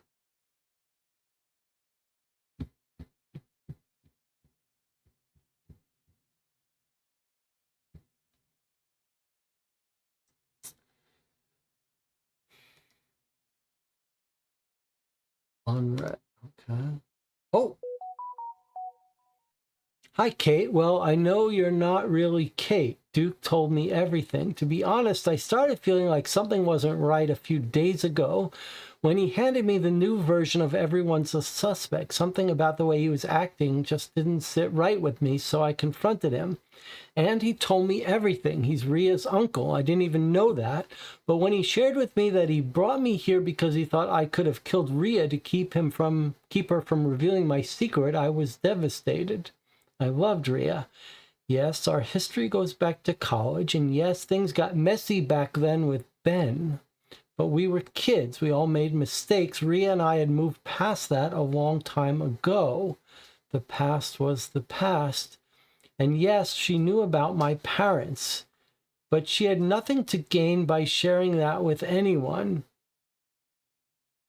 Anyway, you know what? I'm not going to keep reliving all that. I'll just show you. The night Ria canceled on me, was I upset? Of course I was. I won't pretend otherwise. But I wasn't about to take her charity either. I went and got my own Orion ticket and drove the 45 minutes to Granton myself. Remember, we were told she used the tickets as her alibi, but they weren't picked up. So now she's saying, I'm going to prove to you that I was at that music event. It's just I bought my own tickets. She says, I have proof. I already shared it with Duke, and I'm including it at the end of this email for you as well, so you can take me off your suspect list and focus on finding Ria's true killer. I'm worried about Duke. Whoever's behind this, we need to make sure they don't hurt him too. He deserves the chance to solve Ria's murder. I'm also sharing a link with you. While you work your way through the case, Duke and I will be busy digging up everything and anything we can do to help. We will add things to the links as we uncover them. Once you've gone through everything Duke has already sent you, click here to continue your investigation. Okay. So,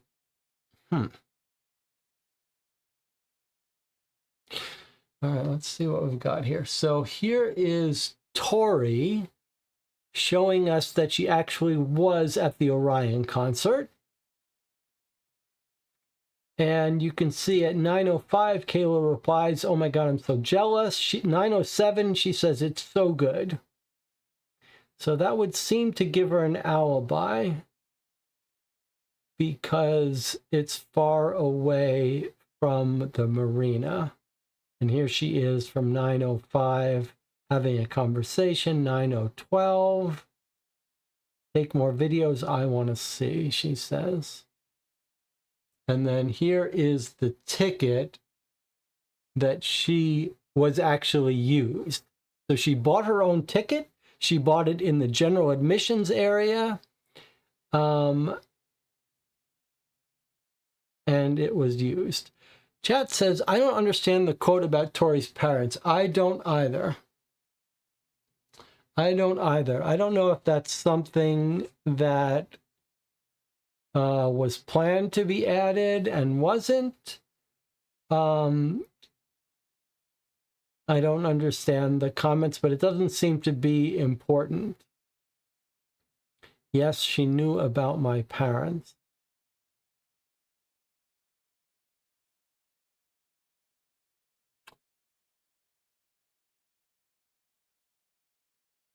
Tori was the one with the boyfriend. So I don't know, maybe they changed the motive. Maybe they weren't originally going to do it about Ben dying. I don't know, but it doesn't seem to be important. All right, so now we are ready to go to the next stage. So I'm going to click this link here.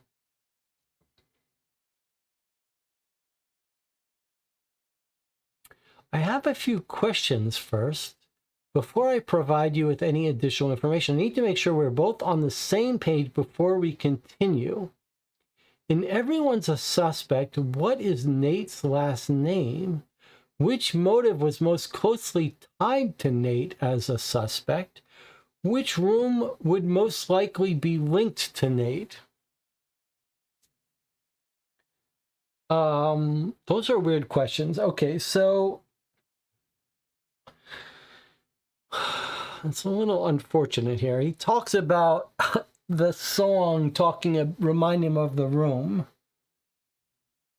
But we don't really want to have to re-listen to that song just to find what room he mentions. That's a little unfortunate. What was Nate's last name? Now, what is that trying to ask us? In Everyone's a Suspect, which is the game. What is Nate's last name? What does that mean?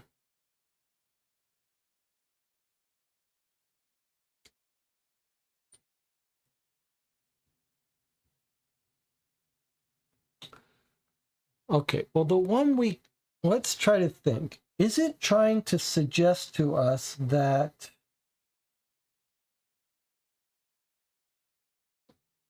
here are the 6 suspects? Is it asking us in this game we should be able to associate one of these people with Nate? I see Ethan, Nate. That seems like that might be Nate. And the other one was Brad. I wonder if these are anagrams now. Nate Walker. Nate Hawker. Okay, so that's what it is. That's what it is. Ethan is an anagram of Nate Hawker. Okay, so there we have it. All right, so we got it. We guessed right. It just escaped me. So his character is going to be Ethan Walker. An anagram. And Brad Ruick is going to be Drew Baker.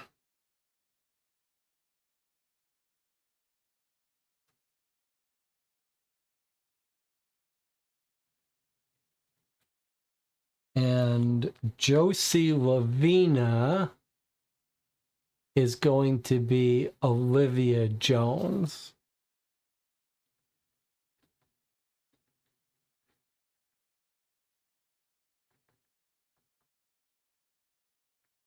Okay, so they're anagrammed. I mean, he did say names matter, there's no coincidence, so surely that was the hint about that.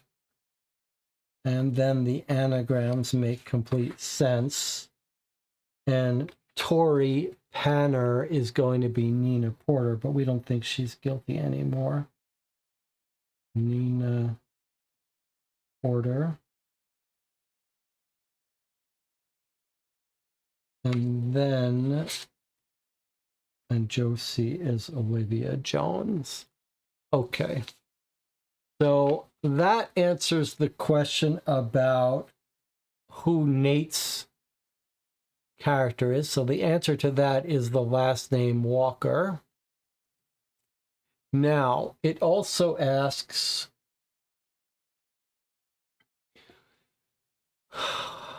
what's the motive? What would Nate's motive be? So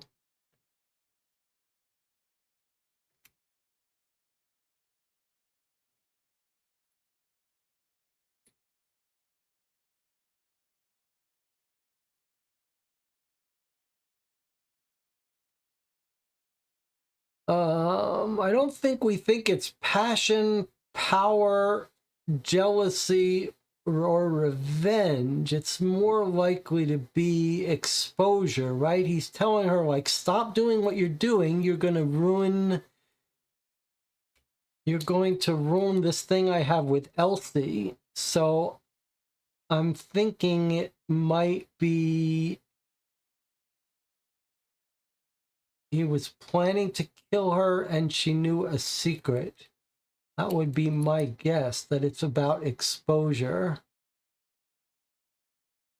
He's not jealous because he's saying how she's super clingy.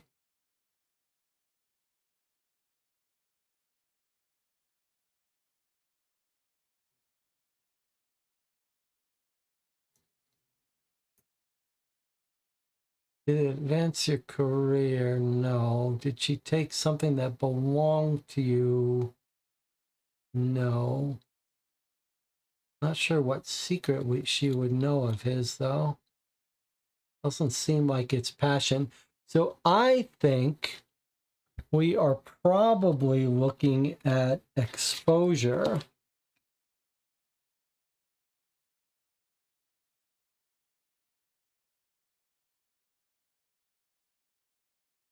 Don't you think? I don't know what other motive he would have, given his voicemail.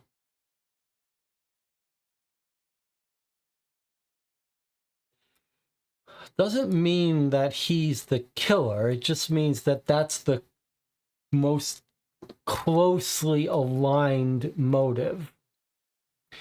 And now, which room? Unfortunately, we are going to have to listen to that song. Now, I didn't mind that song, but I don't want to be made to re-listen to it again. But unless someone can remember, we're going to have to listen to it again and look for what the song mentions here.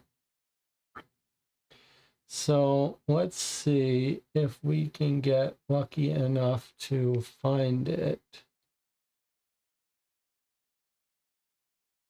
Briefing. I guess here it is.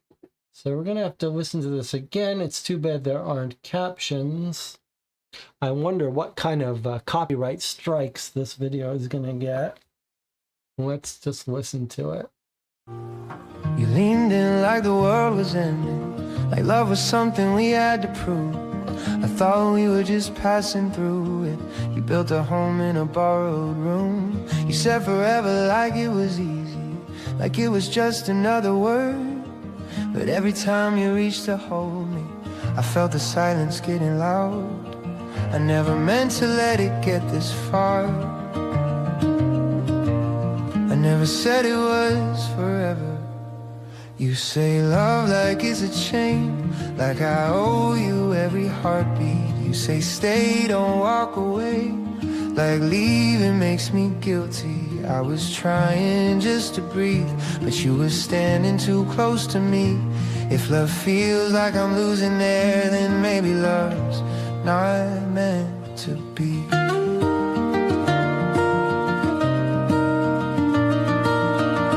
Started calling it destiny, like we were written in the stars.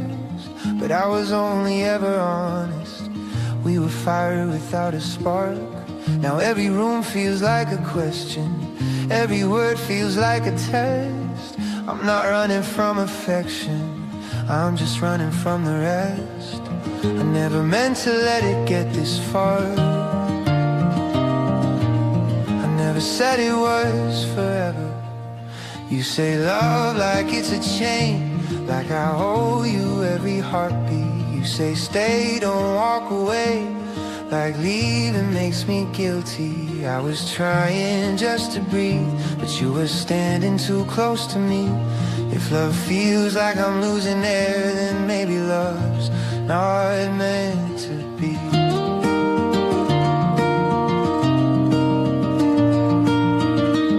I don't hate you, I just need space. I don't blame you, but I can't stay. If loving you means losing me, then what's the point of holding on? You say love like it's a chain, but I won't wear it quietly. If loving means I disappear, then that's not love to me. I was trying just to breathe, but you were standing too close to me. And if I'm wrong for walking out, then let that fall on me.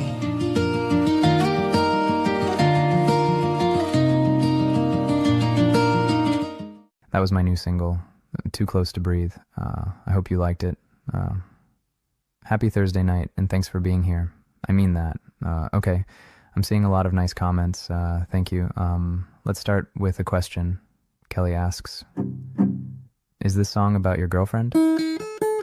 I didn't hear anything. It is.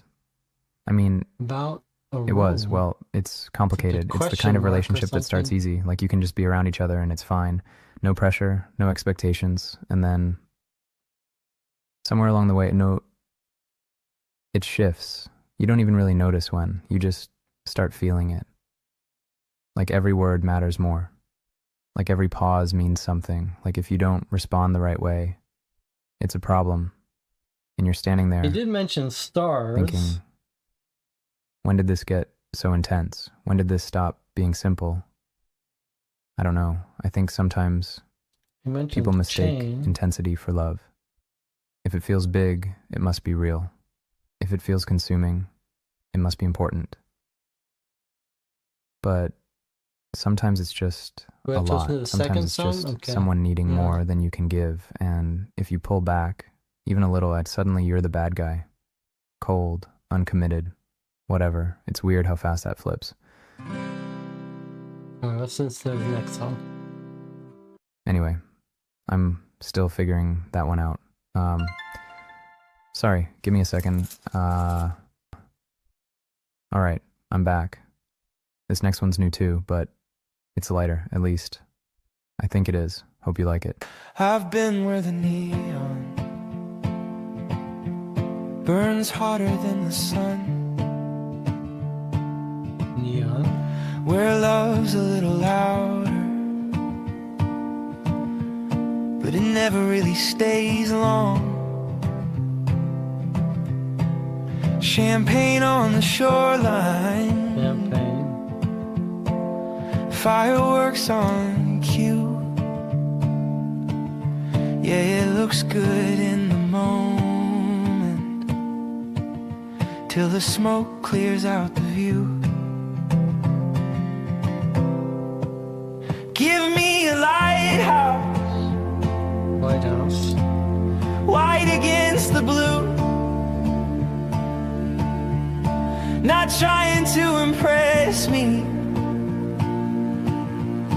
just doing what it do.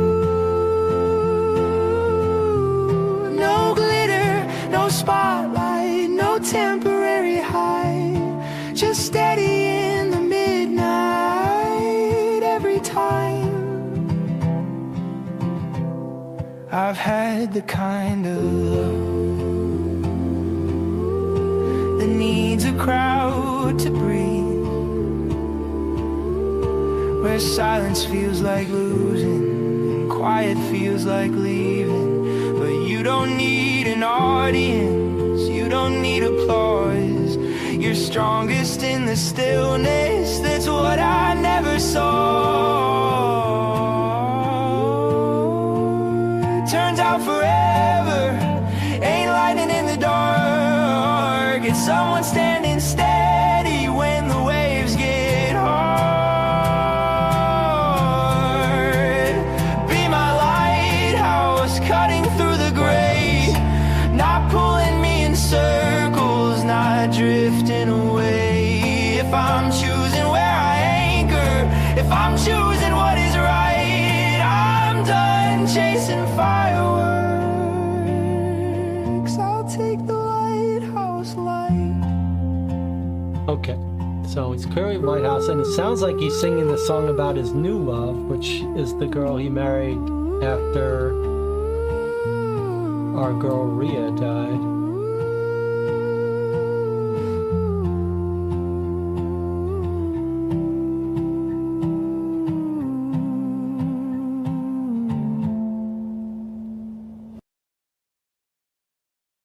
All right, White House and Champagne.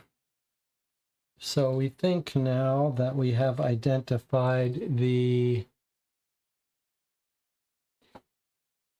I don't see the champagne, but clearly Lighthouse, you'll be the Lighthouse, Lighthouse. That's he wrote the song about. So we think the answer now is Empress Suite. And we might want to make a note also that the new victim added, Nina, Rachel Monroe, is going to be the anagram of Maria Colron.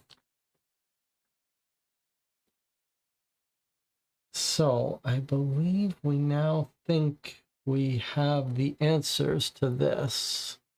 In the game, Nate's last name is Walker. The character is Ethan Walker. And then the motive we think is exposure. And then we think the room is the Empress Suite.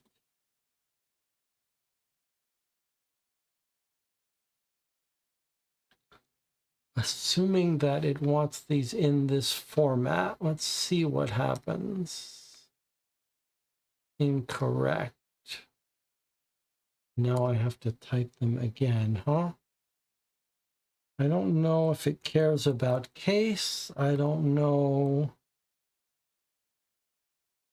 Surely not.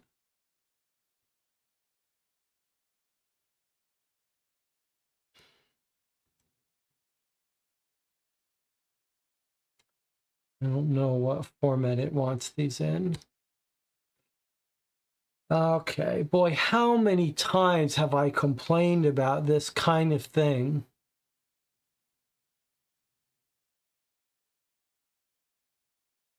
How many times have I complained about this? We've got a permutation of 3 possible answers. It's unclear how sensitive this is to the formatting of these answers. And so I'm left to sit here trying 10 different possibilities before we reevaluate that we've guessed wrong.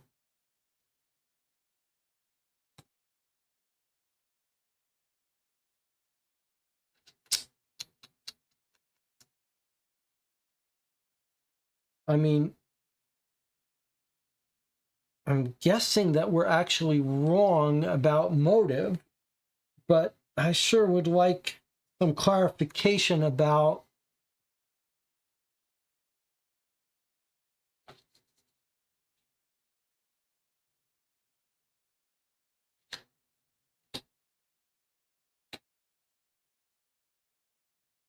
the formatting of these answers. Like we've played lots of games where these would be all without spaces.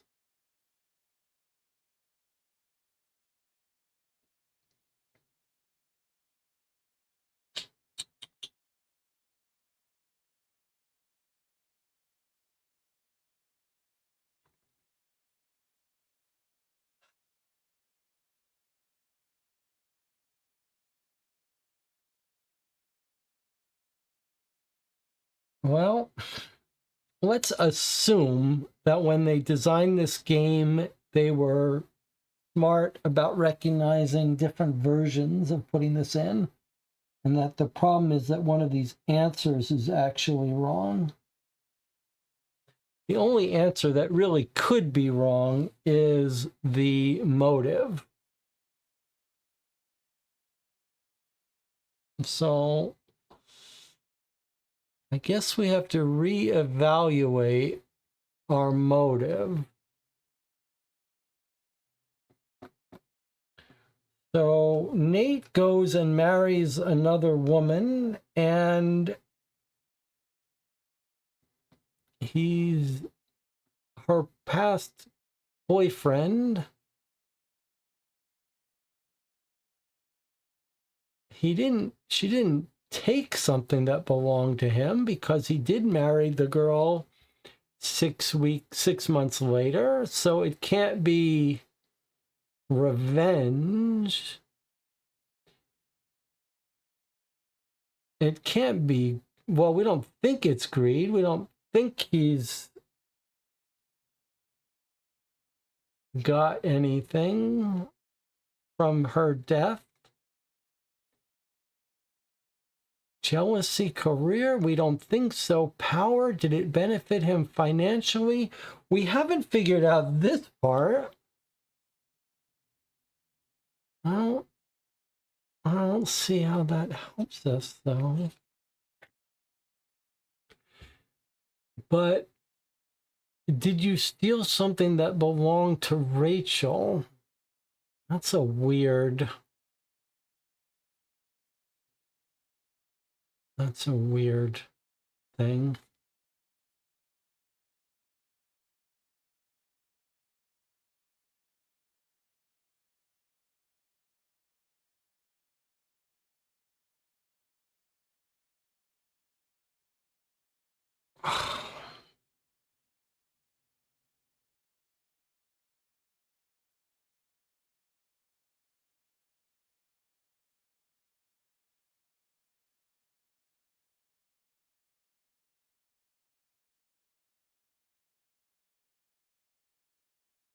I didn't promise you something. Stop contacting Elise. Let it end.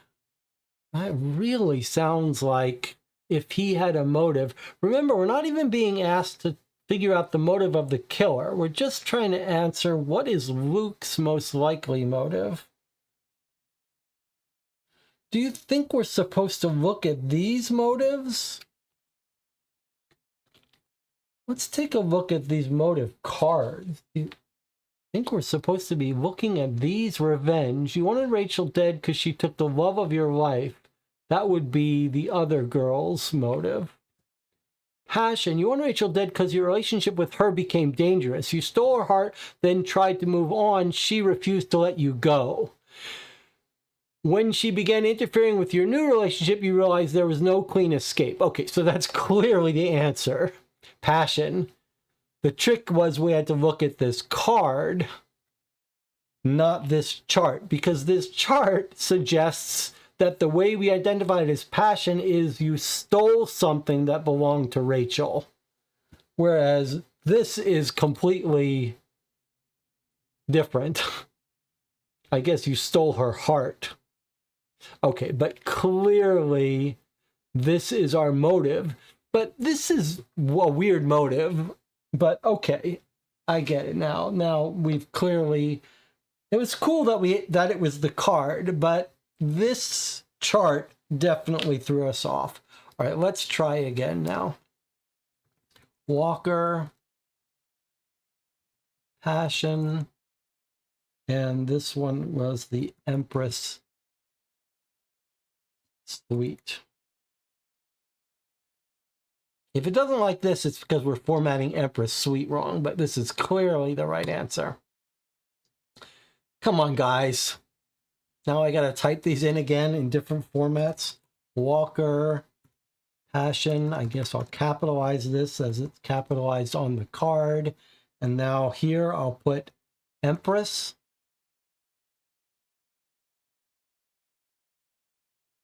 Okay, so it was the formatting that time. That's not a good, that's not the right way to do it, but okay. Okay, so Detective, I recently received an email from Dan. He's an old friend of mine and was Ria's business partner. All in all, he's a pretty good guy. This email struck me as odd. I can't shake the feeling that he's trying to tell me something without saying it outright. Okay, let's read these two. I cannot stop thinking about Elizabeth. She came by tonight after dinner, smiling the way people do when they're trying very hard to look normal. I almost believed it, too, until she turned her head when she laughed and I saw it, a bruise. Yellowing at the edge, dark near her cheekbone. There was another one near her wrist, half hidden under her sleeve. I asked her what happened. She said she slipped. I asked her again. She would not look at me. I have known Elizabeth too long to believe bad lies. She married him too fast. Everyone said she was lucky, a man in uniform. When I touched her hand, she flinched. That is the part I cannot shake. I wanted to say his name out loud. I wanted to ask if he did this to her. But there was something in her face, fear, real fear, and I knew if I pushed too hard, she would retreat and never tell me anything again. I don't know what this is about. So I told her this instead. If anything is wrong, if she ever needs me, no matter the hour, I will come. She cried when I said that, not loudly. Just one tear at first, then the kind you can tell she's been swallowing for weeks. Something's very wrong in that house, and I'm afraid this is only the beginning. I don't understand. This seems like a girl's writing. Is this Rhea writing? I don't understand. How have we got... What is this? Elizabeth is getting worse, not physically this time, though there was a bruise on her shoulder last month. She tried to cover it with makeup, but in the way, fear has settled into her bones. She startles at everything now. She even jumps when a phone rings or a door shuts. Tonight she admitted what I think I've known for a long time. He hurts her. Her hands were shaking so badly, I thought she might drop the glass in her hand. If he finds out I told you, he'll kill me. He's a police officer. That makes everything worse. He knows how to sound believable. He knows how to make her sound unstable. He knows how to scare her into thinking no one will help. And God help me, maybe part of her believes that. But I am done standing by and hoping she will wake up one morning brave enough to run on her own. I told her about White Swan tonight. I did not push. I just told her there are people who help women leave dangerous men. Quietly, safely. People who understand fear, planning, hiding all of it. People who do not ask someone to be brave all at once. She listened, really listened. For the first time in months, I saw something in her face that was not only fear.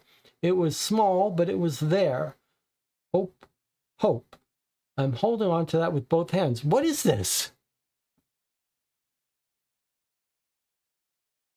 Who is writing this and who's Elizabeth? What is going on? And here is our client saying, I recently received an email from Dan. He's an old friend and was Rhea's business partner. All in all, he was the guy, remember, we saw Josie and Dan and our girl Rhea in a photo. He says, he's a pretty good guy. This email struck me as odd. I can't shake the feeling he's trying to tell me something without saying it outright. When I read it and saw the attachment for the Swan organization, it stirred a memory, an old journal entry from Rhea's early career years. I guess this is the old journal entry from Rhea's early career. She never kept much of a journal, so the few entries she did write always stood out to me, this one especially. Take a look at it. I'm not entirely sure who she was writing about, but maybe you can figure that out. And while you're at it, see if you can make sense of Dan's email. I have a feeling he's afraid to come right out and say what's going on. With Josie still employed by his company, maybe he feels he has to be careful. Where is the resume of Brad? He didn't used to be a police officer, did he? Auto Group, roofing, Blackgate Resorts, life insurance. Didn't used to be a police officer, so that's that.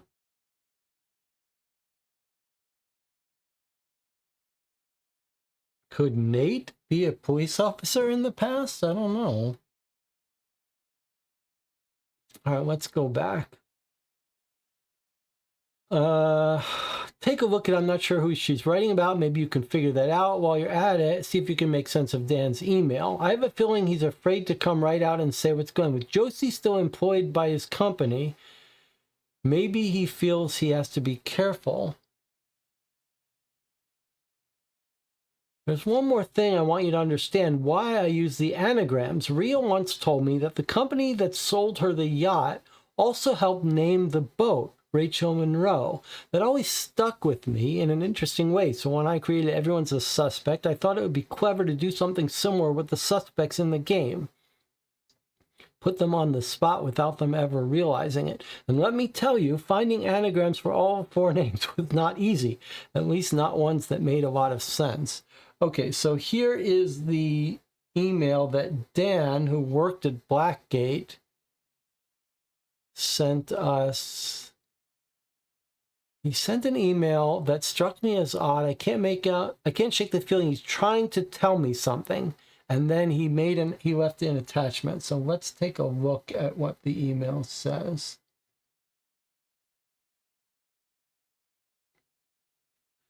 I wanted to reach out, and then so there are these icons, emojis, oddly.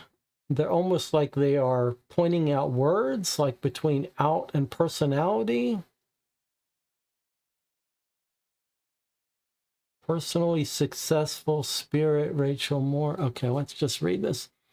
I wanted to reach out personally and share a few updates with you. As time moves on, I find myself thinking often about Rhea and everything she envisioned for Blackgate. She built so much of herself into this company. I feel a responsibility to make certain it becomes everything she wanted it to be. Not just successful, but lasting, something that carries her voice forward, even if she's no longer here to speak for it herself. There's still a great deal of work ahead, but growth has a way of honoring people better than grief ever can. Rhea understood that.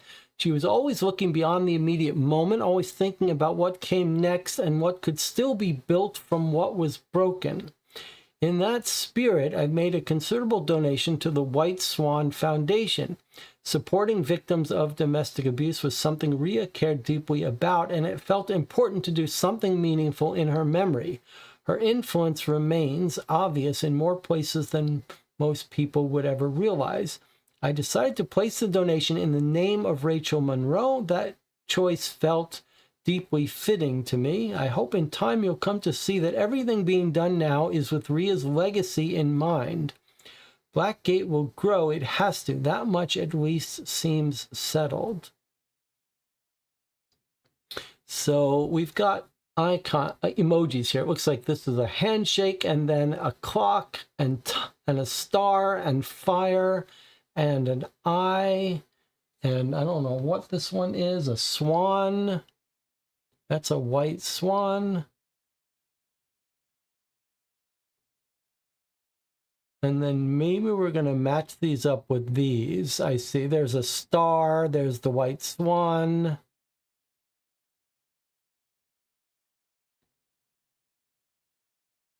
Okay, well, let's take a break. When we come back, we'll see if we can't make sense of that email.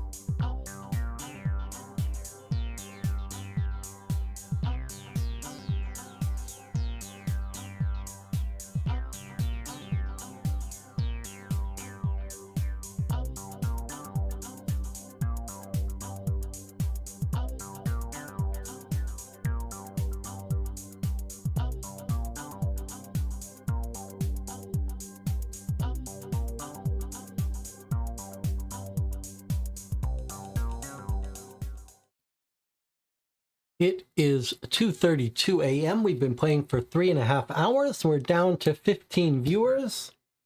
We are at an interesting point in the game, and there is some chatter in the chat about what's happened here.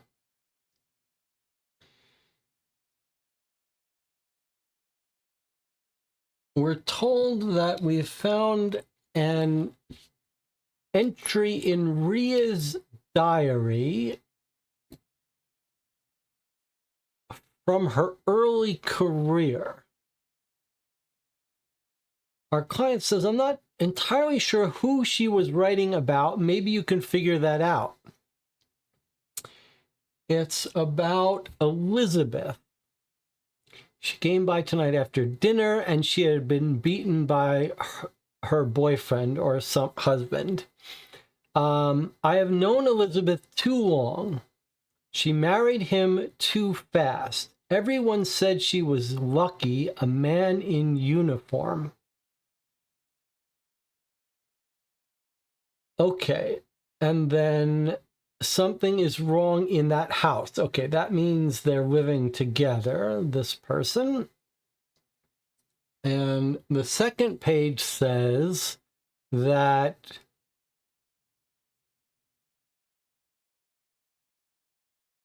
if he finds out I told you, he'll kill me. He's a police officer. He knows how to make her sound unstable. So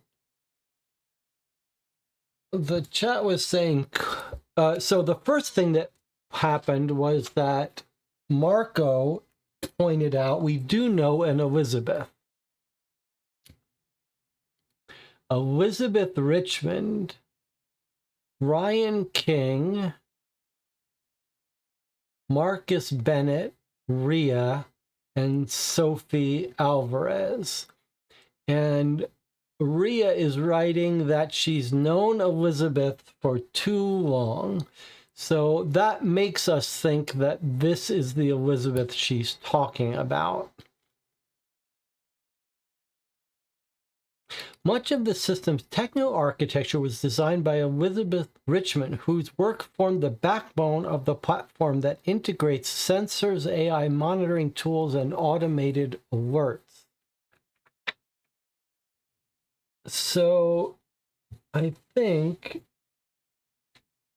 the question is, who is this boyfriend? We've only got two male suspects in our case. One is Nate, who Ria herself has dated and is in love with. And the other one is Brad, who worked at the company at Blackgate Studios. So Anne doesn't have a history of being a cop. The question was, could it be Ben, who was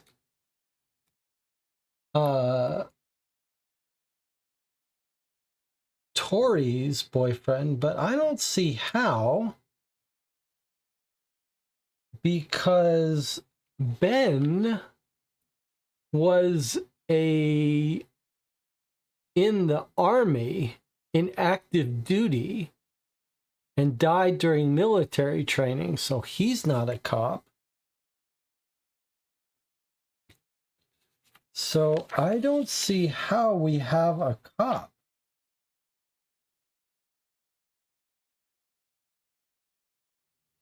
It's definitely a man, right? So I'm not sure. We should maybe not try to hyper fixate on whoever's being mentioned here in this long ago story. This is just leading us up to why Ria cares about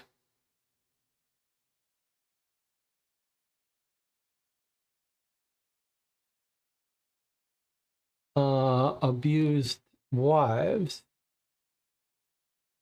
All right, now, if we look at this email from Dan, he's clearly hiding a message here, but what is he hiding? I wanted to reach out, and there's a handshake.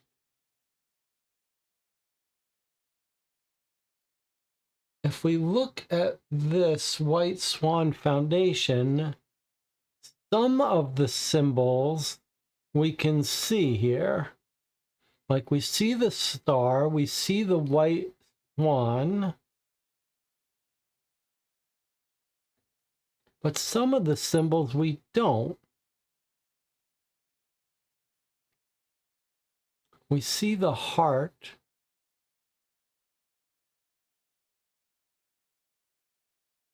So you could look at letters like H is the top letter for the star, R is the top letter for the heart. If we write down these, I wonder if we get something. So handshake. Then we have clock. Then we have star. Then we have fire. Then we have the swan. Then we have what looks like an eye here.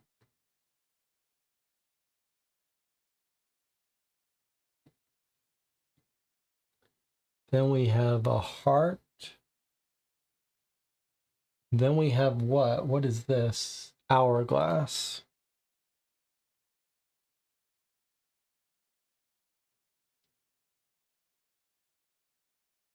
And this is a clock, right? Okay. So, but then if you look here,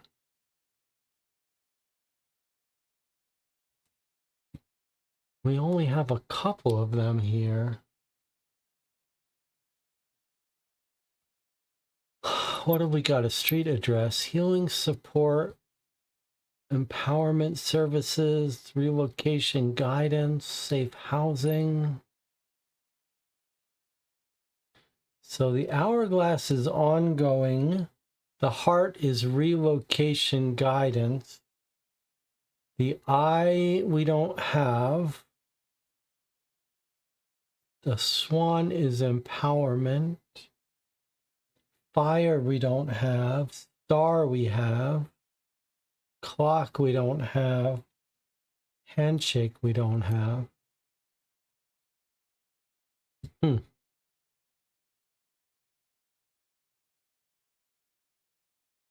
What's our hint here?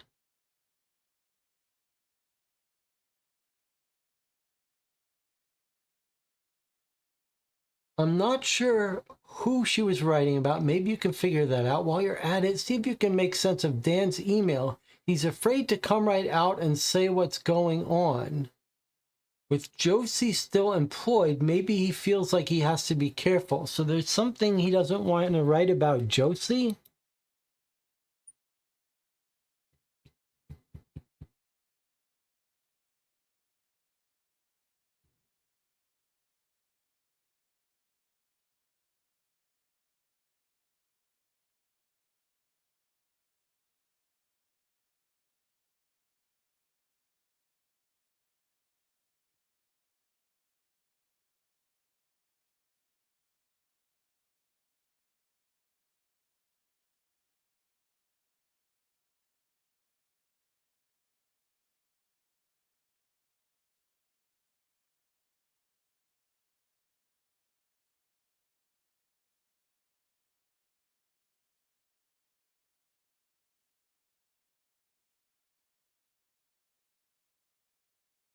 Influence remains obvious in more places than most people would ever realize. I decided to place a donation in the name of Rachel Monroe. The choice felt deeply fitting to me.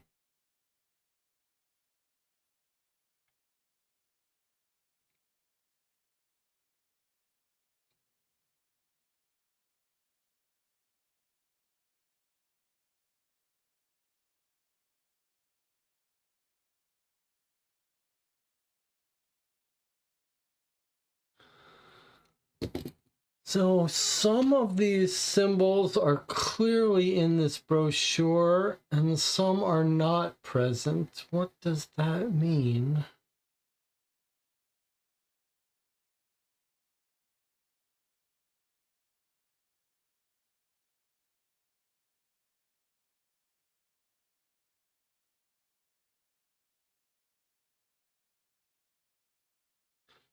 Guess you could think of different ways we could use this. You could imagine trying to find a code from this without even looking at that poster.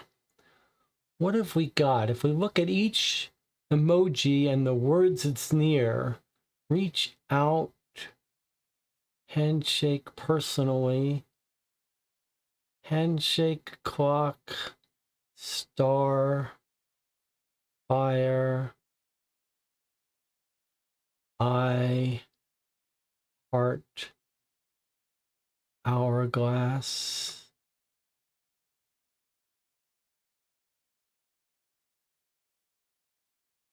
If we were to spell out what these were, H, C, star, fire, swan, eye, heart, hourglass, that doesn't seem to spell anything. What if we care about where they're placed? The hourglass being at the start of the line would seem to suggest that the emojis are referring to the word after it. What about just letters? P, A, S, S, R, O, R, D. That's it. It's password. Look at that. It's password. P, A, S, S, W, O, R, D. Password. Now that is pretty cool. I'll tell you why that's cool. It's cool because this gives you a little bit of a clue that the emoji is talking about the thing that follows it.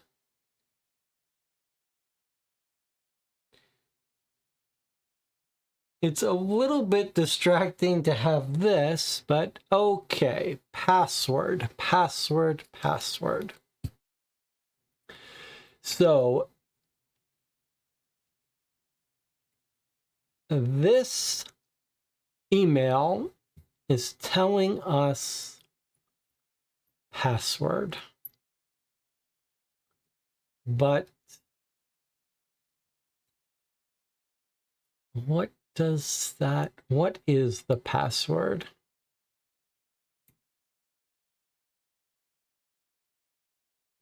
I've made a donation to the White Swan Foundation, which has been underlined. So I wonder if he's not saying that the password is the White Swan Foundation.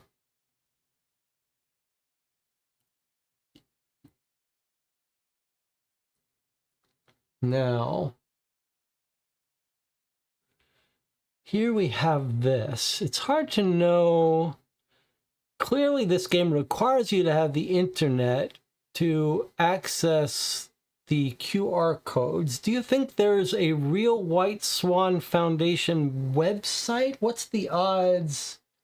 Because there's nothing else for us to visit, right? There's no more links to go to. We're stuck here. We've hit a bottleneck. So I wonder if we shouldn't try to see if we can go to a website for the White Swan Foundation.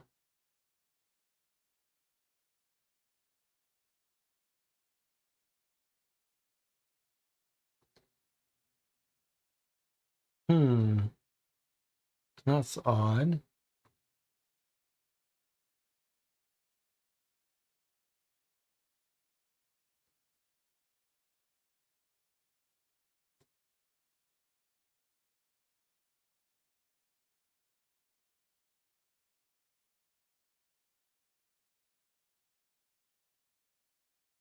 That's not right.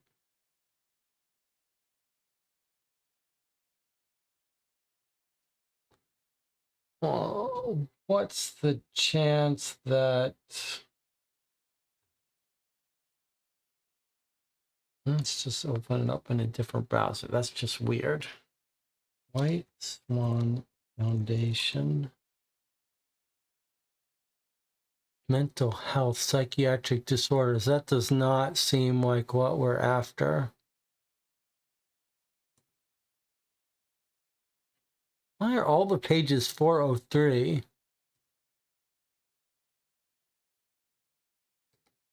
All right. Oh, and now we're on a page. But clearly this is not, well, domestic violence survivors. Oh. Boy, this is weird.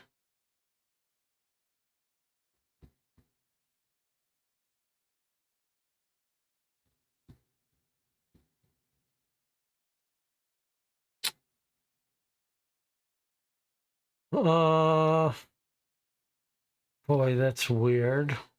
That's a very big coincidence.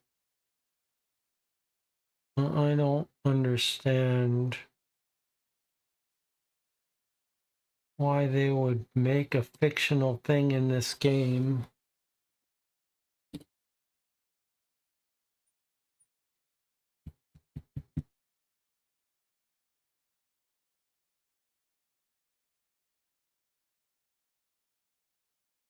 Boy, that's weird.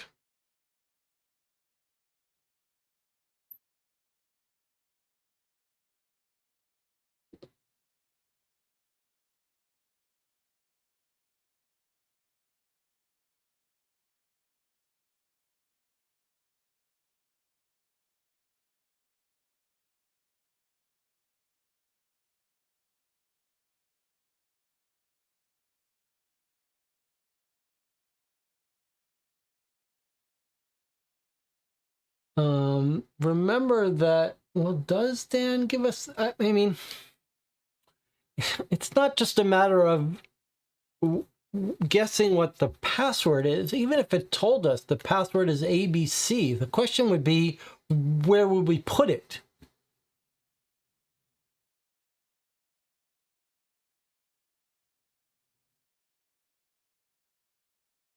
Let me just make sense where this brochure. There's one more thing I want you to understand. The anagram. See if you can make sense of Dan's email.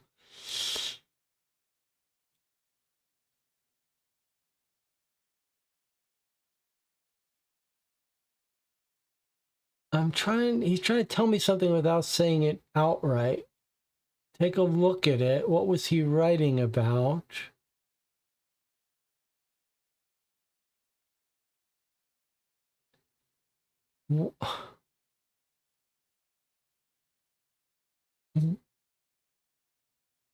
Where is this brochure from? Does he say he's providing us a brochure?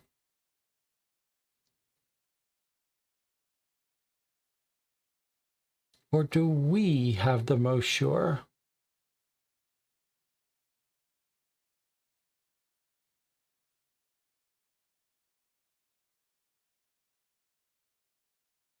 There's no website. There's no clicking on it.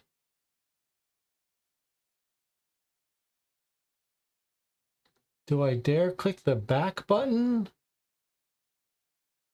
Click here to continue your investigation. We click there, and that's when we got this. Oh, don't make me do this again.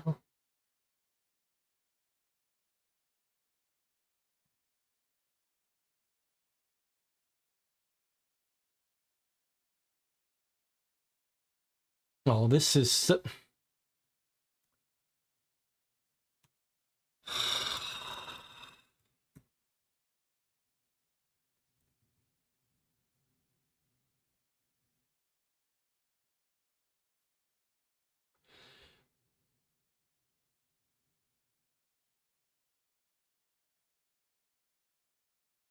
This is underlined. Do you think that's a link, says the chat. I guess it is a link.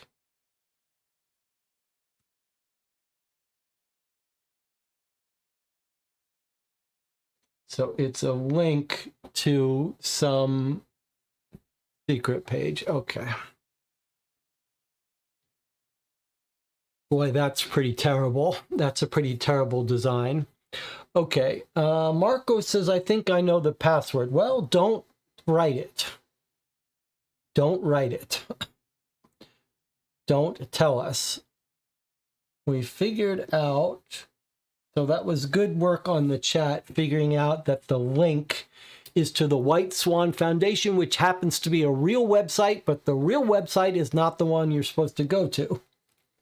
They've used the name of an existing real website. Okay, well, that was a terrible idea, but we won't dwell on that. We need a password. We have figured out. I'm going to click the back button. I hope that we're not going to be made to do everything again. Yes, we are. We are going to be made to do it again for the third time. Okay.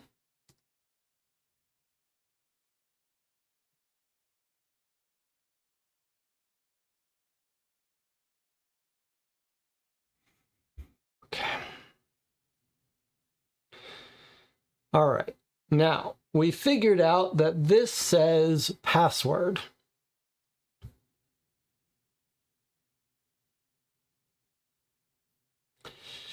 All right. I made a donation to the White Swan Foundation, which is apparently in the email a clickable link.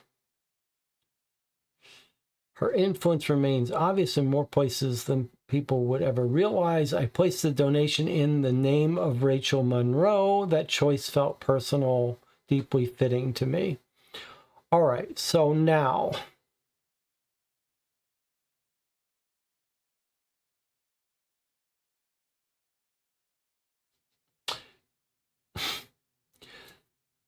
we figured out what seems like the thing that's really hidden here is just the word password.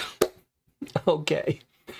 So having solved that, it basically seems to give us zero information because the next page we click on wants a password. So is the password in here?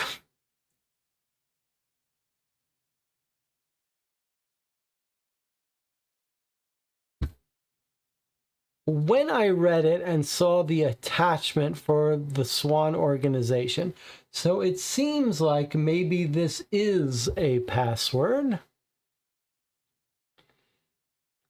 But we've made use of the emojis. I don't see why they would be used again here. We could look at all the letters that are just on these icons, which would be what? H-E-R-O, hero? H-E-R-O. That is interesting that we've got 4 emojis. H-E-R-O. So if you were guessing, but that's not this. You might guess hero, you might guess Rachel Monroe, you could guess Rhea, you could guess a whole bunch of things. God help us if, let's see if it'll let me open in a new copy link. Let's see if we can't convince this thing to open it in a different tab.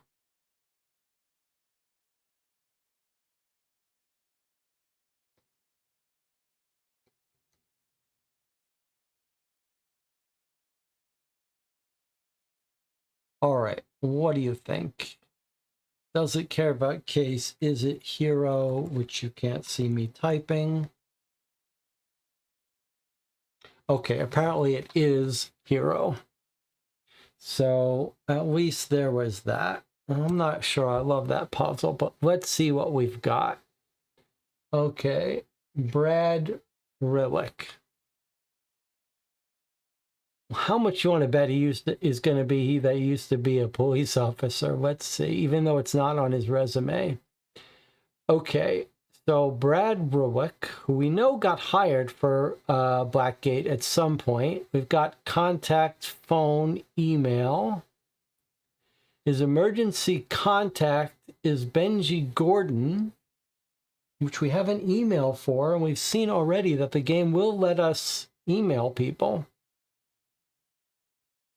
He's got level 1 contractor. His contract was completed on July 9th, 2015. 12-month contact. That seems to match up with this, right? He worked at Blackgate for 1 year. So now we know what year that was. Ending 2015. And we've got an email address for his contact. Why would we be given that if it wasn't important?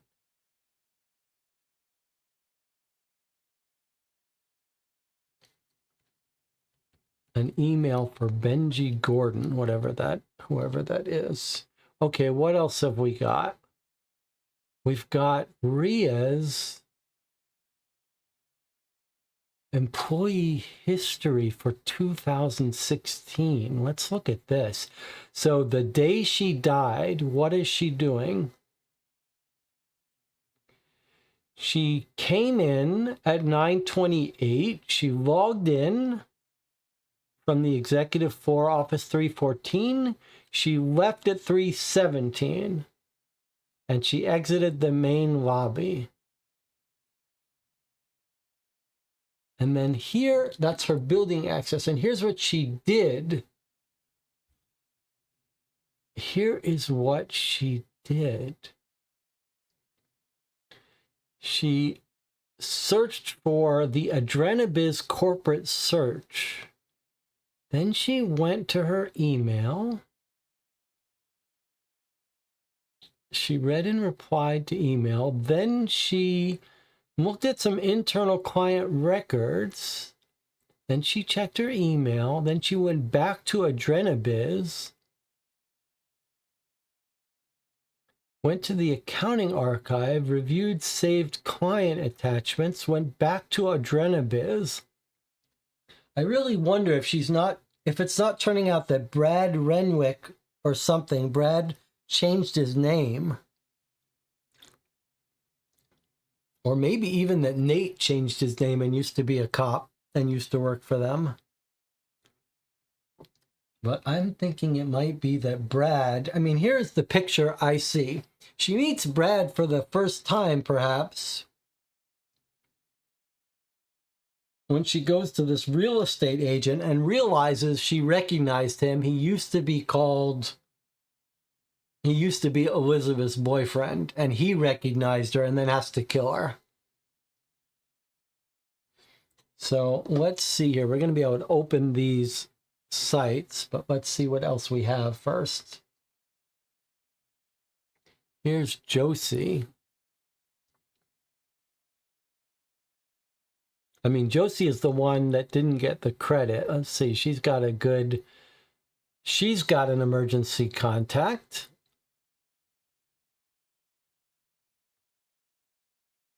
Meeting canceled from Ria to Josie. Josie, I'm sorry for the last minute notice. I need to cancel our meeting this morning. I still need your help with the staff transition we discussed. In the meantime, contact them today. Let them know that effective immediately, their services will not be needed for the next few weeks. So something has come up with Ria. She's discovered something. She has discovered something. No one's accessed her workstation while she's gone. These are all accesses from her. She's logged in, and then from 9 to 3:17, she's checking email and visiting sites. And I think she has set up a meeting with Brad, who she realized used to work at Blackgate. And she's doing searches. I wonder if she's finding his true history, but let's see if we can't. I want to see Coastal Harbor Biz. I want to see if these are all the same. Coastal Harbor Biz. Coastal Harbor Biz. Coastal Harbor Biz. All right, so they're all the same site. Now, where is she going? Something has just come up. What is she searching this over and over again? Let's Copy the link and let's open it in a new tab.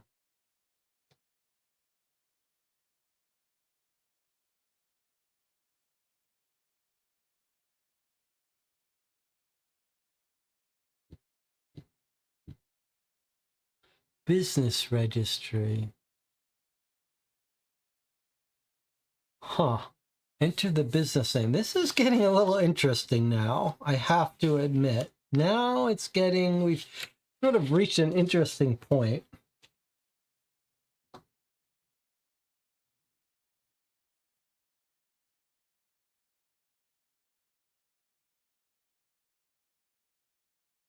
Here are the businesses that Brad worked at.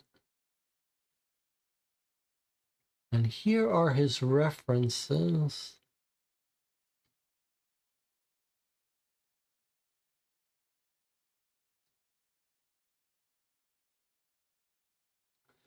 What would she be looking at?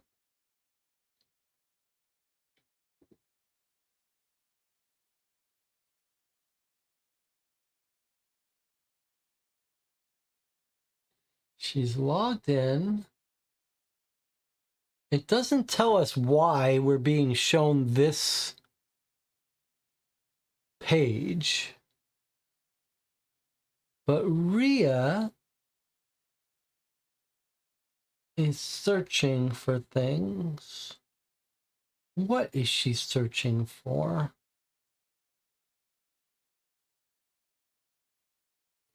I mean, I'd be inclined to look at Brad's jobs. Let's take a look at this for a second. This is getting a little bit interesting.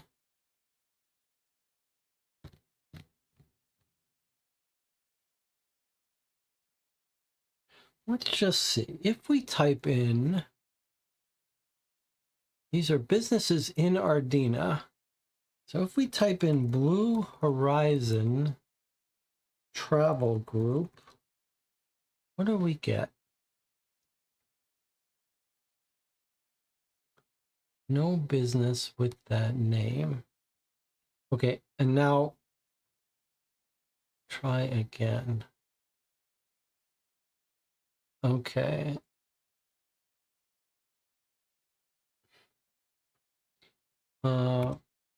Harbor Life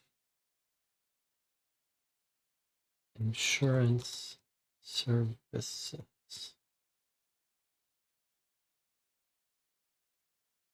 This is weird.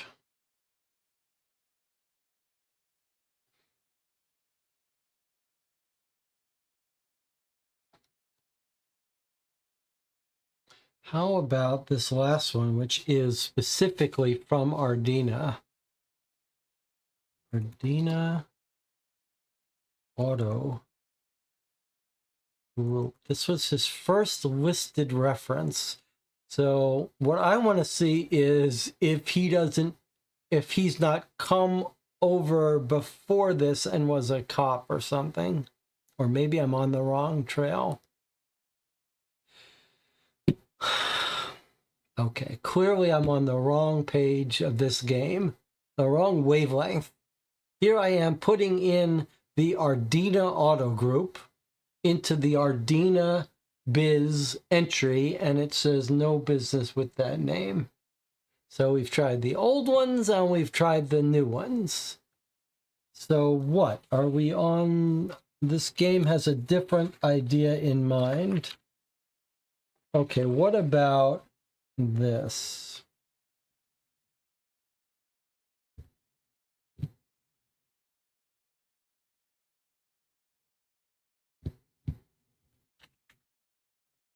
Why, what are we not, what am I not getting about the way this game is thinking? I mean, clearly these are Ardena businesses. Why on earth would those not have entries? Let's take a look at our other newspapers. How about this? Harbor Crest Bank and Trust. or Prestige LLC.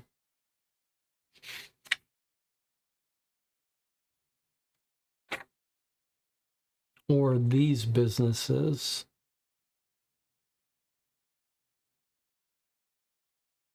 I don't know why we would care about these businesses.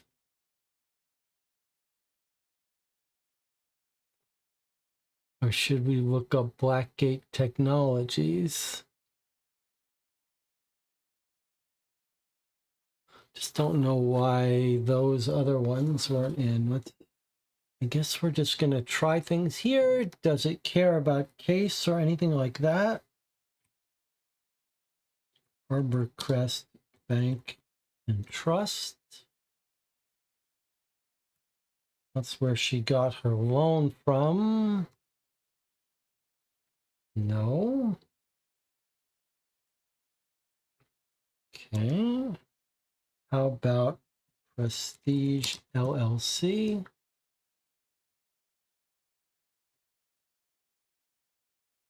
Prestige LLC has an entry.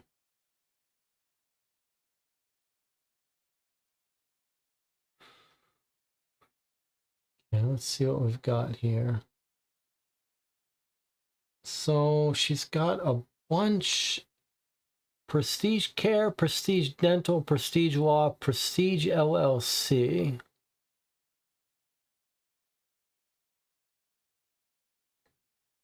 The owner is Drew Baker.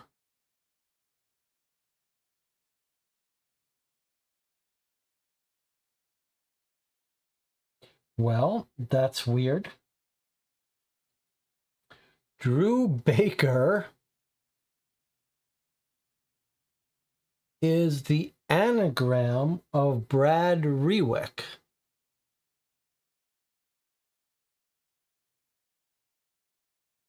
We've got his social security number. And it shows that it's inactive. What does that mean?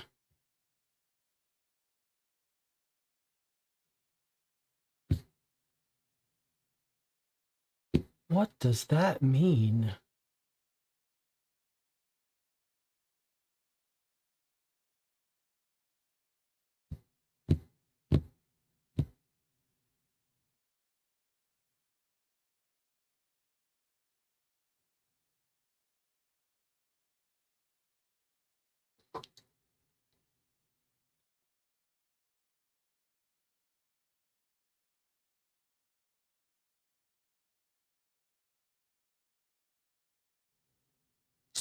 So we thought this was Ria's vote, but are we being told that someone else, that Brad Rewick, the real estate guy, has he borrowed $2 million?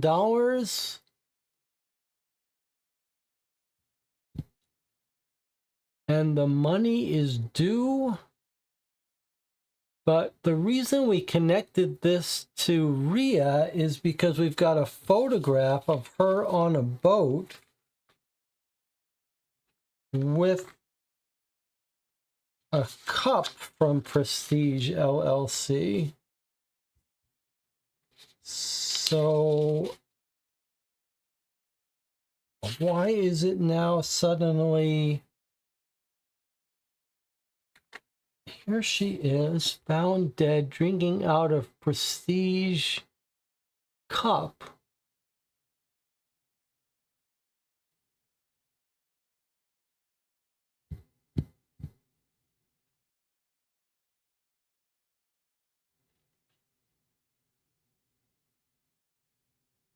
Yes, the chat says we have 2 emails for 2 people. I guess we should email these people in case they have something to say.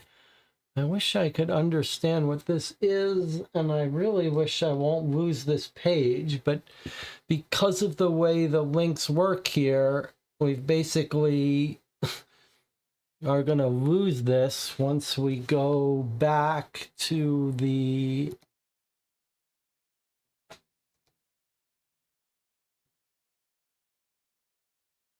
There are very few things that I hate more than dealing with the mobile devices. Honestly, I find it extremely painful. So we don't know if there's more businesses we can look up.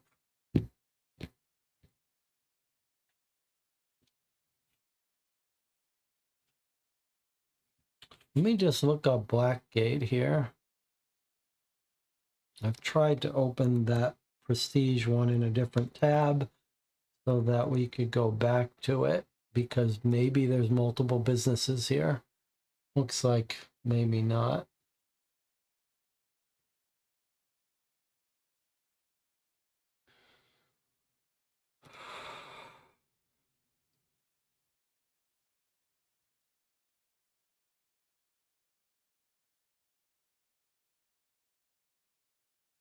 We've also got Prestige Pool Supply.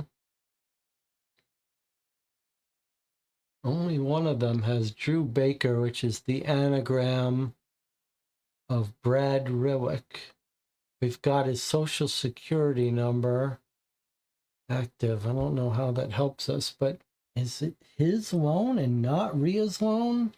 So let's pause for a second before we deal with that. So we looked at this and we said, this must be Ria because Prestige LLC, she's drinking from this cup that says Prestige. That seems to be about this.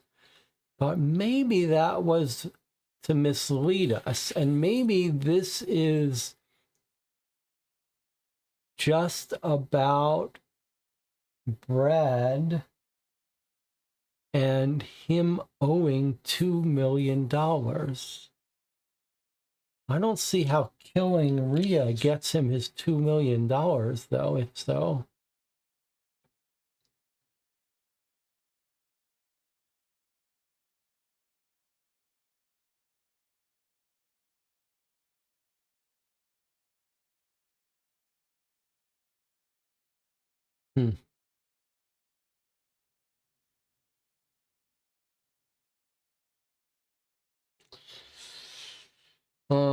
P.O. Box 24, Crescent Harbor.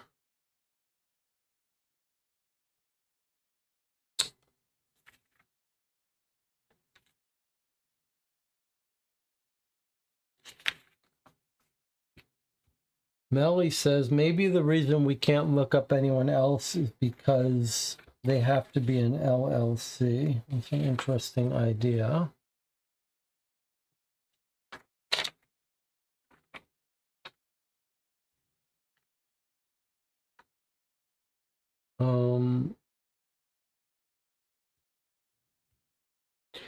I suppose we should probably email those other addresses. Can we find them? Where are they? Okay, let's go ahead and try to email these people. I'm not sure what we're asking them about.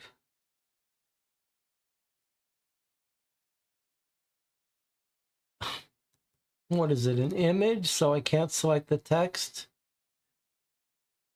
Okay. Benji Gordon 123.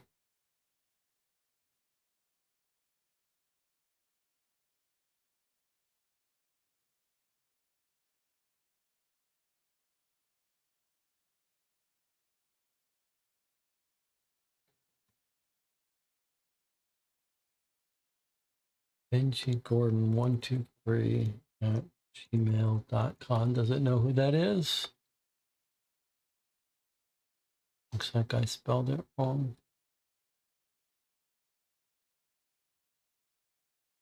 Okay, that is someone it knows about.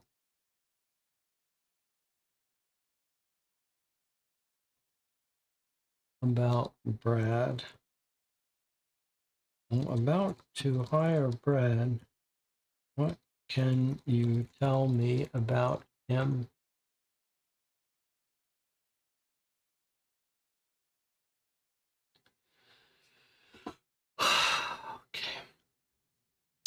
Benji is the emergency contact of Brad. Benji is the person behind Prestige Luxury Yacht Company. Okay, where do you see that?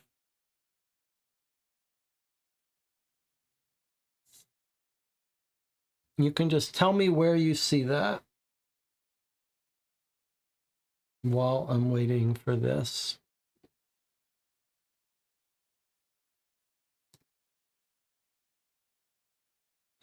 And then while we're at it, let's try to email the other person if we can figure out Jim Polluck 623. Jim Polluck 623. While we're waiting for this one. Jim.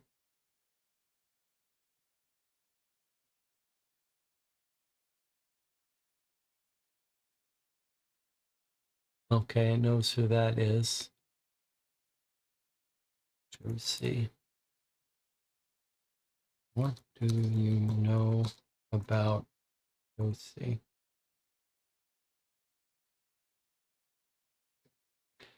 All right, it looks like Benjamin replied to us. I don't know why Brad would have me listed as emergency contact. That must be old because at this point I wouldn't save him from a burning building. I was hoping I'd never have to hear the name Brad Rubick again. Brad worked with us as a contracted sales agent. By the time we realized what he had been doing, the damage was already done. He secured contracts under misleading terms, made promises he had no authority to make, and left us with agreements that were either incomplete or impossible to honor. In several cases, money had already been collected before my company had a clear understanding of what had been promised to the client. When everything started falling apart, Brad had already been fired. Interesting. Is that why this guy never keeps a job for more than a year? So, does it go something like this? Rhea has an appointment at 4 p.m. She goes to work. She realizes, you know, that name sounds familiar. She starts to look him up. And she looks him up. She remembers, hey, he used to work for us a couple years ago. And he's not a good guy. I don't see how he kills him, though. Let's see what else we got here. Let's see what Jim Pollock says about Josie. I work in tech support at Blackgate with Josie. Over the years, we became very close. I was able to access some of the security footage from the night Rhea was killed. There are a few missing sections because the camera system was updating that evening, so the footage is not complete. I pulled what was available and saved the clips that showed anything useful. I'm only sending this because I think it may matter. Oh, look at that. We're going to get some security footage. Just another heads up, because of a system update that night, this is all the camera footage I was able to pull. For staff safety, personnel offices can only be opened by the staff member assigned to that space. So we do have a date. Okay. So here is Josie at 6:27 p.m. on the date of Rhea's murder. Okay.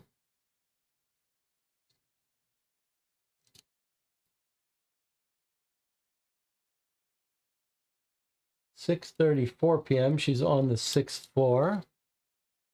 6:35, 6:04, entering her office. Okay. 6:50. 6:57, she's in the break room. 7:10, she's leaving the break room. 7:25, she's in the server room. Whoop! Here she is leaving at 8 p.m.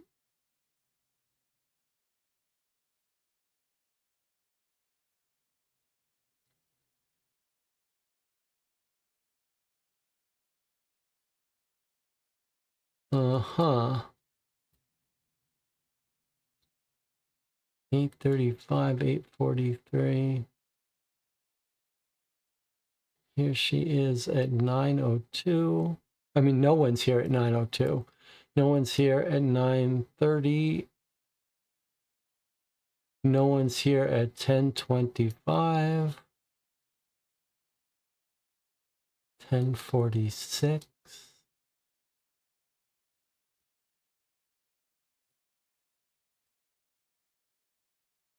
Here she is, 11:33, leaving. So here we are recycled back around. Very interesting. Let's watch again. 6:27, she clocks into the lobby.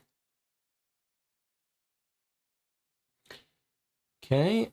6:34, she's happily on the 6th floor and then entering her room, which cam floor 6 has access to.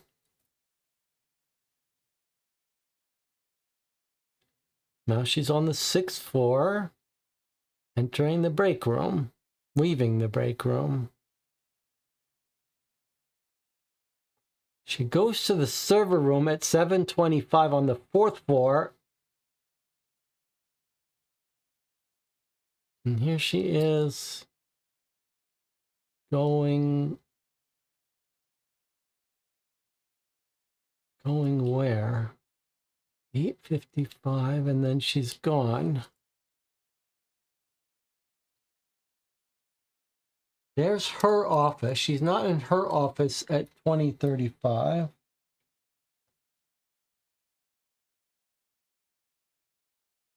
She's not in the break room at 9.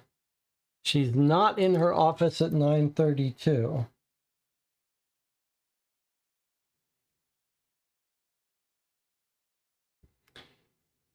She's not in the break room, but the cup is gone. She's not in her office at 11:16. But here she is leaving, presumably, at 11:30. What does that mean?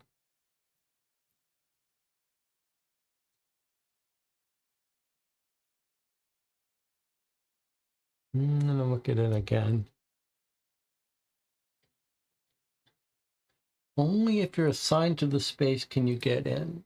So she's coming in to the 6th floor. She's heading into her office at 6:35 p.m. She goes and gets food. She leaves a mug on the table. She goes to the server room. And then the next time we see her is at 8 o'clock.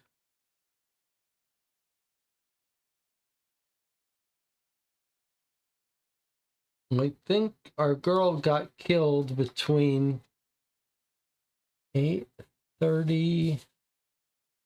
Where is our little timeline here? She got killed between 8:30 and 9:45. Okay, so here we see our girl at 8:12. But I'll tell you what we should be looking for. I'm going to start this again. Okay, so if she's messing with the server cameras, she could be turning them off. She could be planting some fake evidence. Let's make sure she's wearing the same outfit and everything. Here she is, 6:27. All right, she's wearing a V-neck, no jewelry on her arms. She's got earrings on. She's got dark clothing, earrings, I see. Okay, 7:09, she's heading away with her black shoes. She's checking in to the server room. Okay, now, what's happened? She went into the server room at 7:35, and then at 8:12. What is she leaving the server room? She looks the same though. She's got her earrings. She's got her V-neck. She's got her dark clothing. I don't see anything suspicious about her.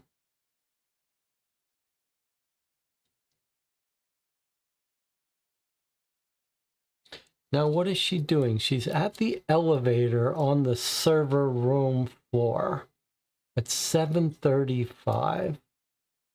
Now, is she pushing the up or down button? It doesn't look like you got a choice there. What is she doing, actually? What is that? Is that an elevator button? What the hell is that? I don't understand what she's doing there. Is that a weird AI image? Like, what is she doing with this button? And is that the same earring? Let me back up for a second.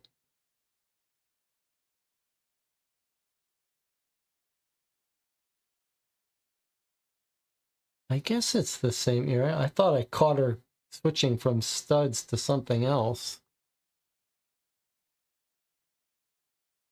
Can I full screen this?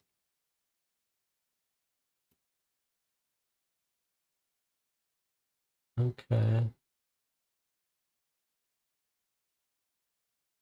She's pushing some button that I don't understand. And then what's happened here? Now we've got a shot of the lobby for some reason. The cup on the table is gone, says the chat. So she's left the cup in the lobby, in the break room at 7:09. She goes into the server room, and she's getting in the elevator. Okay, guys, come on. You gotta be more helpful than that in the comments. The next view is lobby. We still haven't seen the thing yet. Okay, well, here is the here's the break room. The cup is gone, but it is now 9:13.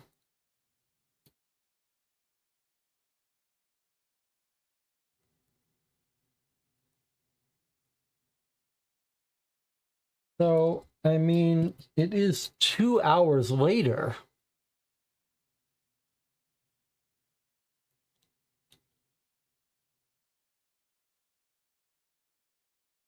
Is there any way we can tell this is a completely different day? Like, is this fake security? Let's see if we can't compare. So, here is her leaving the cup. I'm going to take a screenshot of this.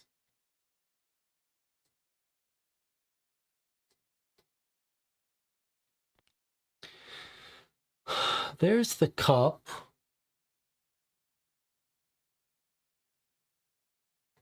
I mean, if that's the only thing that's changed, I'm not sure how we're supposed to...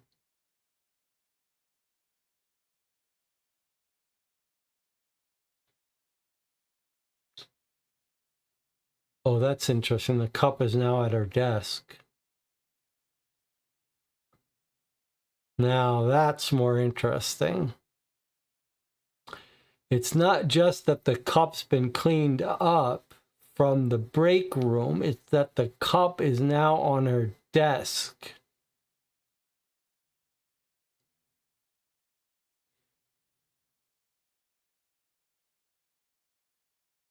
So she leaves her cup in the break room. She goes to the server room at 7:25.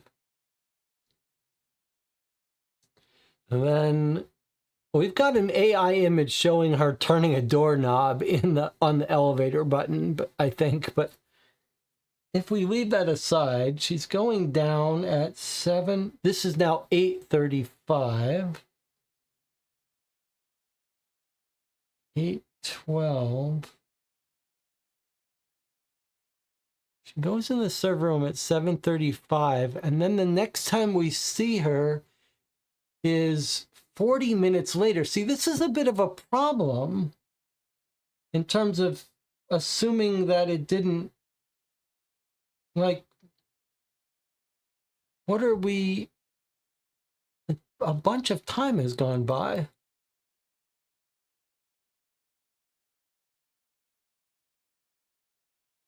Now her cup's gone at 9:13, and here it is in her office at 8:35, 8:43. Gone again at 9:02. Still on her desk at 9:32. Here it is 10:25. 10:46. That's interesting. Why is it gone from her desk now? Now it's 11:16 and it's gone from her desk. Are we going to see it back in the break room?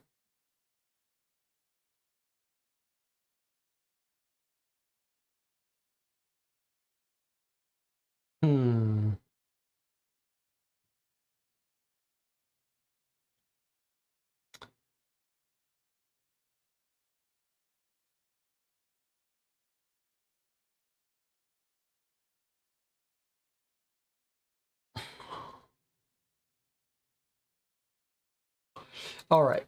So if you had to guess, you'd guess that she's messing with the security camera footage.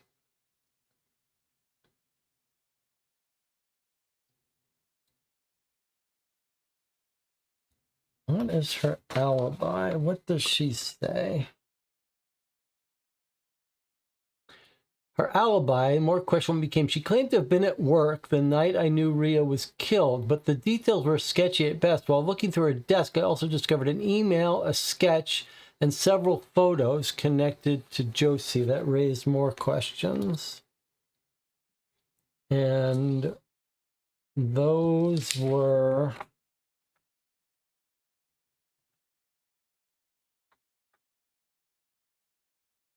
these. So there's the photo, there's this, and here's the sketch. And here's the email. Oh, showing that Maria lied about, or tried to push her out.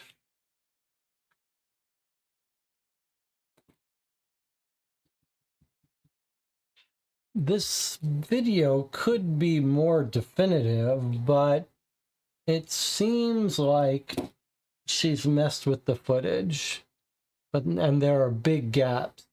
And there are big gaps when our girl was killed, right?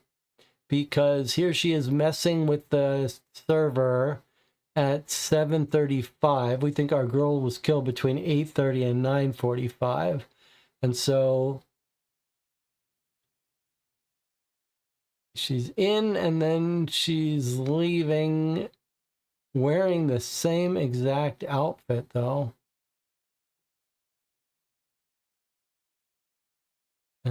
But it looks like maybe the footage is different, although it looks mostly the same. But there's her cup is somehow back at her desk. But it doesn't seem to me like, I guess the question is, where would she be? If she's not in her office at these times, where is she?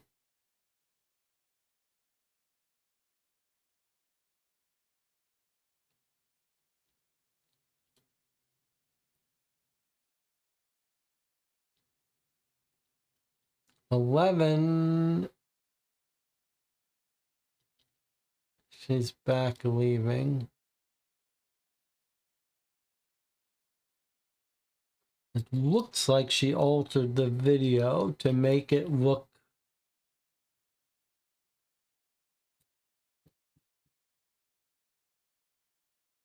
But I don't really understand the logic of that.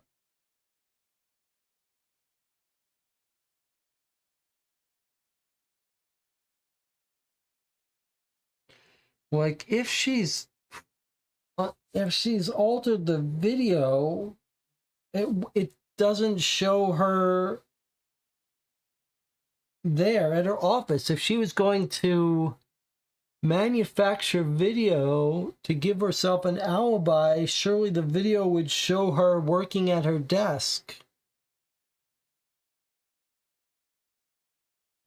I just don't understand why.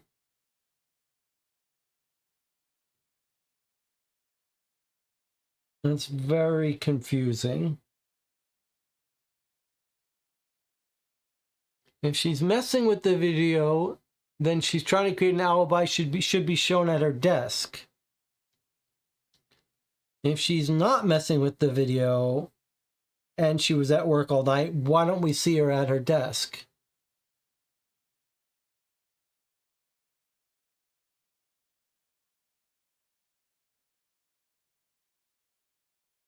That's really confusing.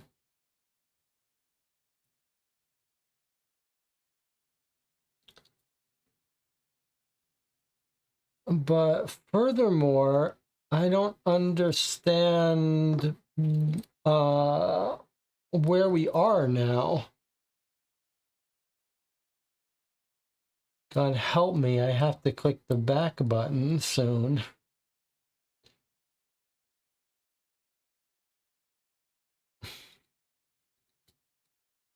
So we've contacted James Pollock. We've contacted Benjamin Gordon.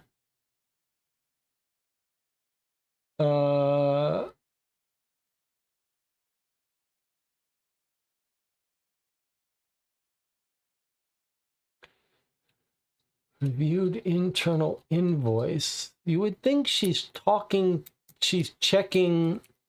You might think she's checking 4 different businesses here. But they're all searching for corporations.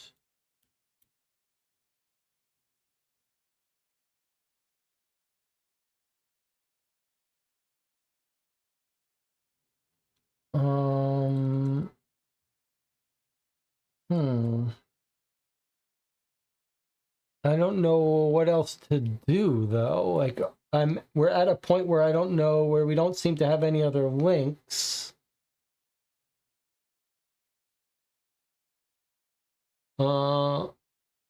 So here's what Marco was saying before about Prestige Luxury Yacht Incorporated is owned by Benjamin, who didn't want to give a reference to Prestige LLC, which is the borrower of the loan. I'm a little unsure about what I mean, for quite some time, we haven't had any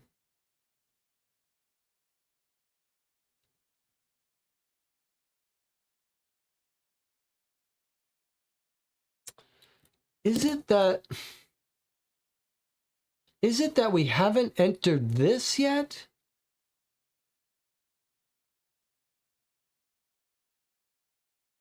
Because we got to here and it said to check some things before you submit this.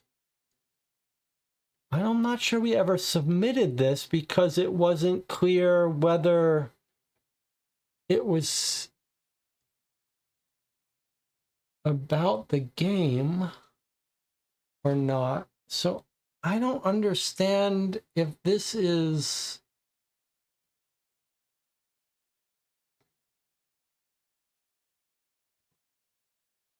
I don't understand if it wants us to enter this.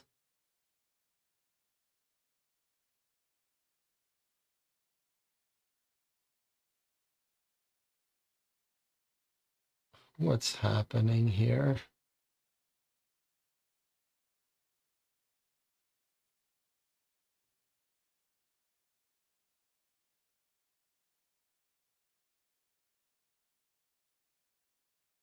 So I'm a little confused.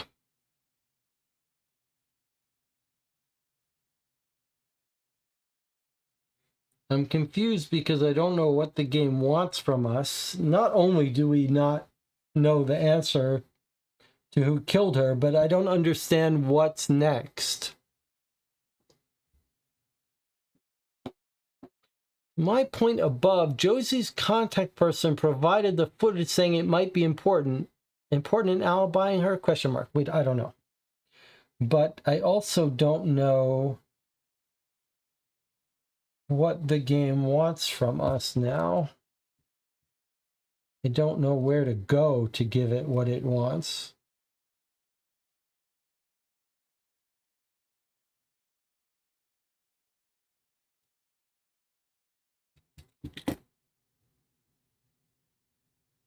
We got these pages. We contacted these two people. We've got links here, but they all go to the same place. It almost feels like we must be able to search for more people, but we did find this. I tried to search for other businesses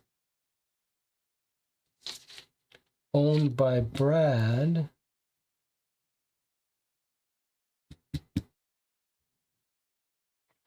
We do feel like this boat loan could be important, but it's not clear how to progress.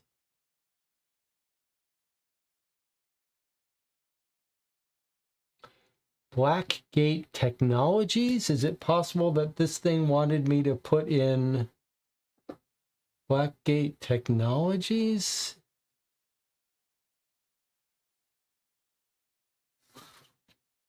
Instead of just Blackgate?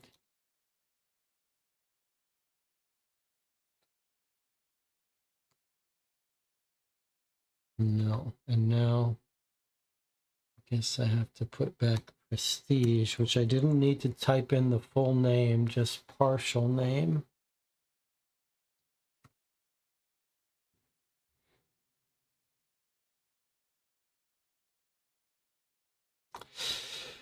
To recap what we have not yet examined, remember that the two threatening audio messages are spoken by a male voice. They may have been faked. Well, you say we haven't examined, but we have examined that, all right?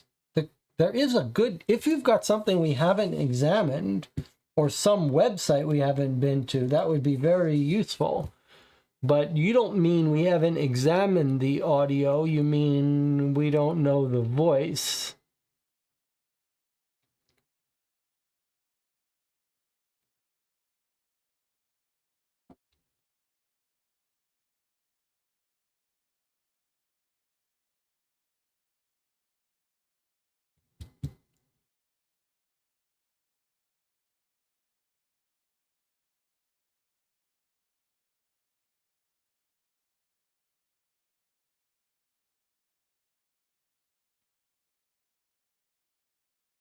Is it that there are more businesses that we can look up?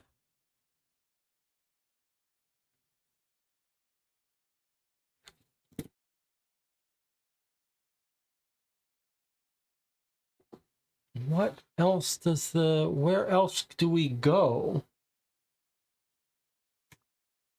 Can I just type in one word?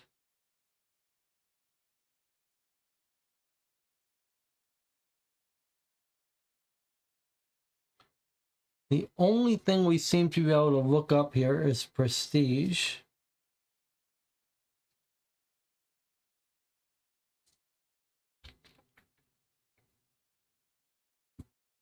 I guess I'm going to take a break. I'm a little frustrated here, but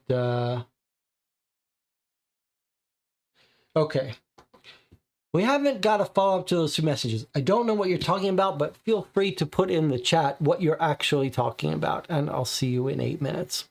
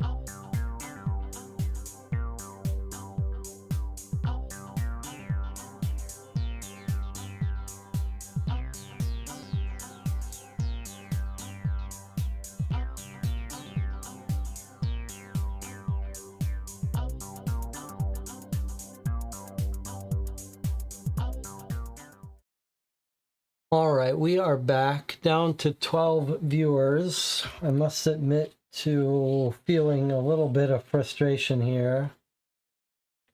mostly because I don't know where the game wants us to go next. And we sort of entered this weird phase of the game where we're not being given direction. We're just discovering some stuff and then getting some almost non sequitur emails that give us a little more information.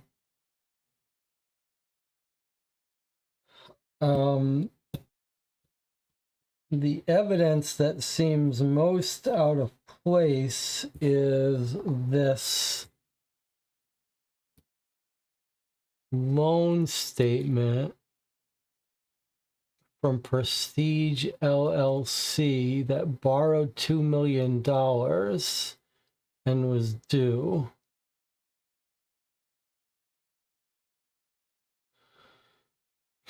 We don't know who Keller is.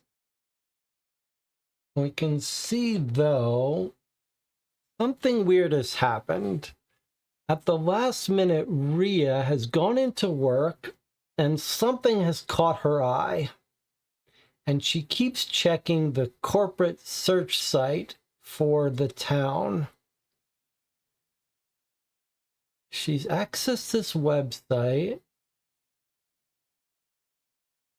And then she starts emailing. Now look at this. 10:22, she corresponds to email. And if you look over here, that's when she emailed Josie. And she said, I need to cancel our meeting. I still need your help with staff transition. Let the staff know their services will not be needed. She's talking about her yacht, I think. So she's saying, I'm going to go buy this yacht or something. So at the last minute, something has come up. Her schedule had her talking to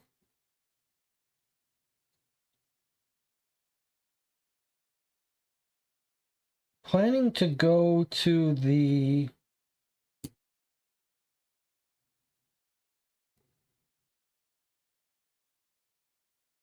So she was planning this morning to meet with Josie to discuss helping transition staff from the boat to the new property.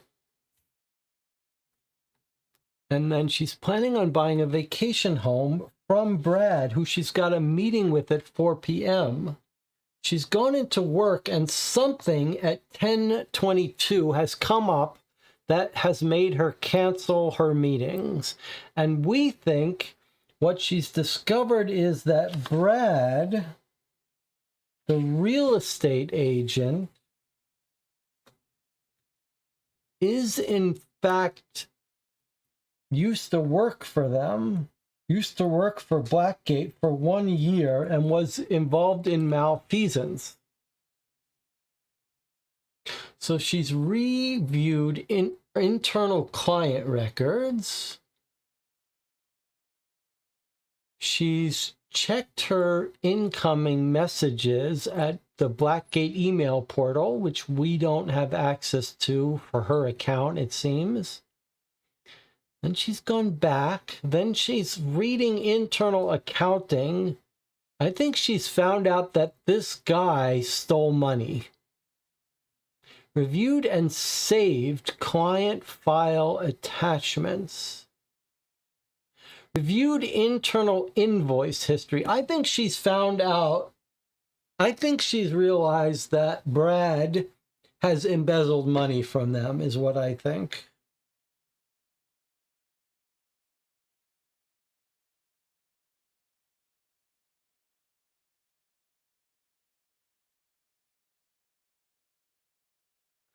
I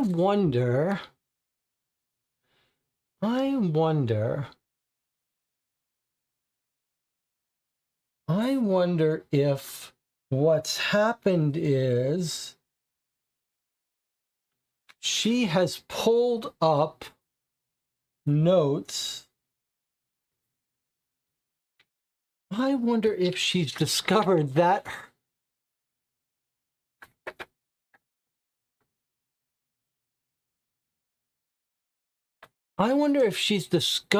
he has borrowed the boat instead, that he borrowed the boat in Blackgate's name instead of helping her purchase the boat. Privately owned yacht. I wonder if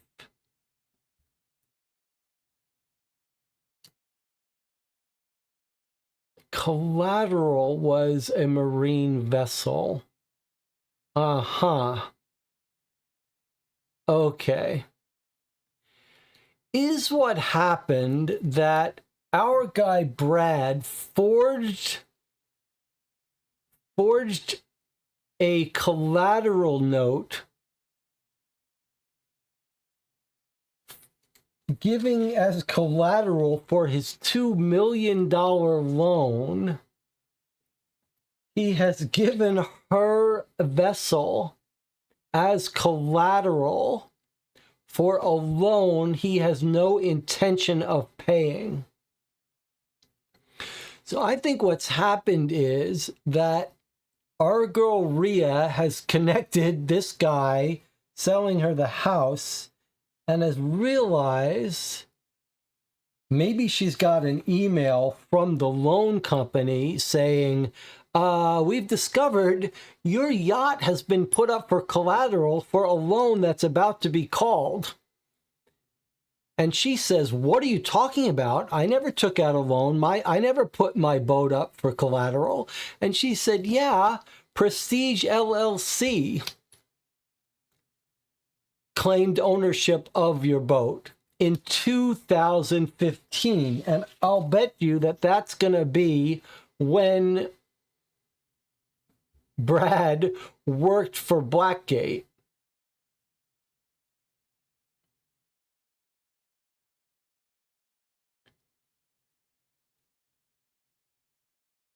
And it's going to turn out that Brad forged the papers and did this very clever little thing where he got a $2 million loan putting up her boat as collateral without her knowing, but forged some signatures, and he never intends to pay it. And so he'll be gone in 2018 when the $3 million loan note gets called and they have to repossess her boat because it's been put up for collateral. And you can see that he has used a P.O. box for Prestige LLC, and he's used a fake name.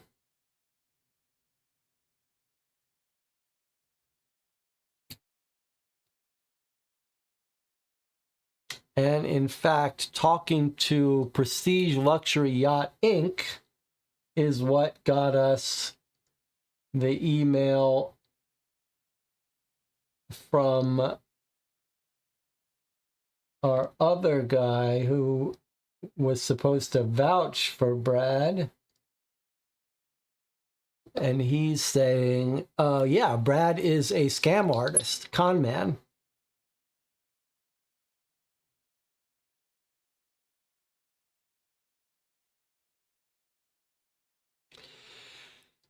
So he secured contracts under misleading terms, made promises he had no authority to make, left us with agreements. Okay, so I think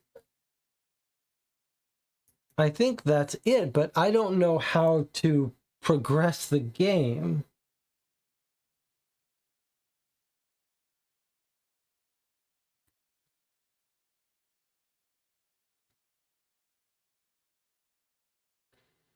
So I've got my theory of the case, and she confronted him, and he had to kill her to keep her silent. Otherwise, he was going to go to jail for fraud. But how do we progress the game?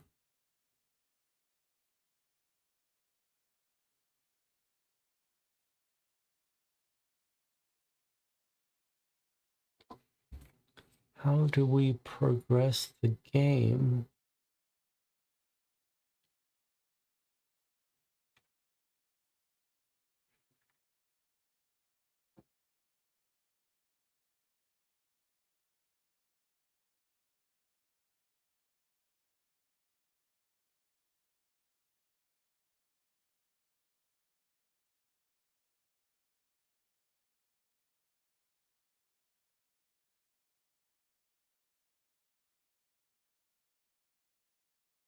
Marco says, I spotted something fishy in the footage of the camera. An image from 2055. Next one is 2113. Next one is back to 2035. That is very fishy, but I wonder if even if that was true, the most logical conclusion would be that she's faked the server footage so she could go home and take a break. So I don't know how that would help us.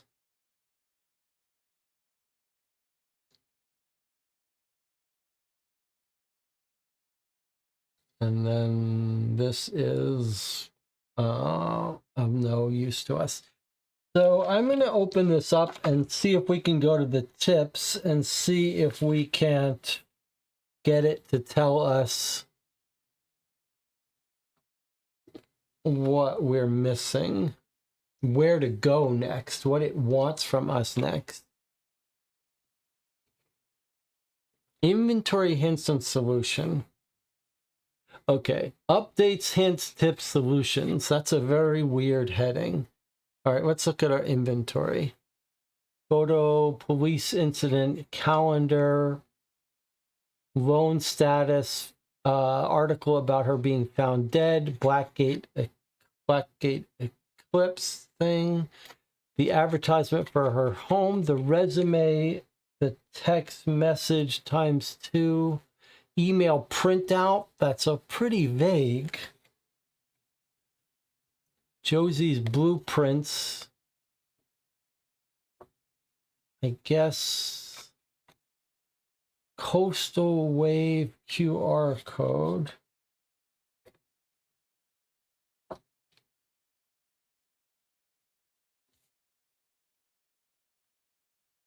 What is the Coastal Wave QR code?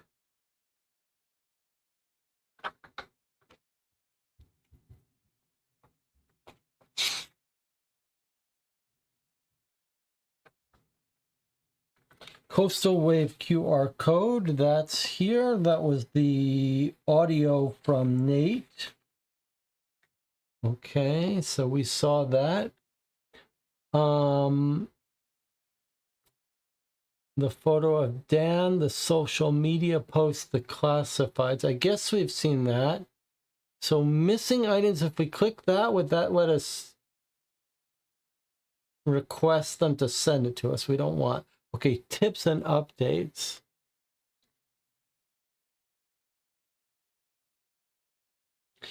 All right, I guess we're going to walk through these. Gameplay timing.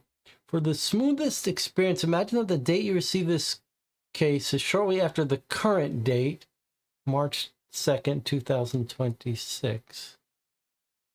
Okay, order of gameplay. Click here to listen to the briefing, check your items, read the police letter, review the documents, go to the extra evidence, open everyone's a suspect, find a few friends to play a game with, take notes as you play, take time to familiarize yourself with what's in the box, join the focus group, follow your clues through the rest of your investigation. If you get stuck, check the hints below. That's where we are. Very light puzzle. In case if you get stuck on a puzzle, do not be afraid to check the solution. Puzzle solutions are designed to help you. Do not disassemble or peel stickers. Don't destroy, peel, break, or take apart anything. Okay. Updates and corrections.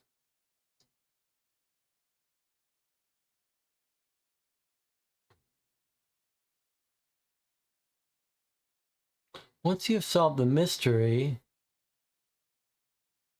the game can be played. Okay, missing items. Because our games are handmade, something's missing. Okay.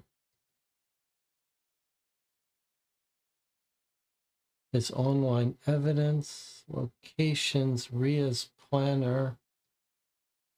I mean, we went here. We did notice her identification card. Oh, I didn't know how to make any use of it, though.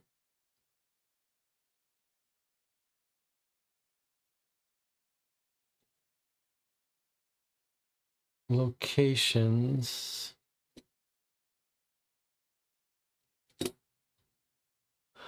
Where and when Rhea was murdered and where each suspect was. Review all documents. Where businesses, homes, and alibis are located.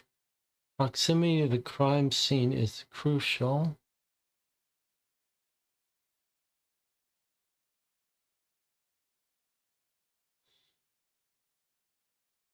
The yacht was located at Harbor Point Marina in Crescent Harbor, Ardina. Use the map on the back of the newspaper to help you understand the distance between each reference city.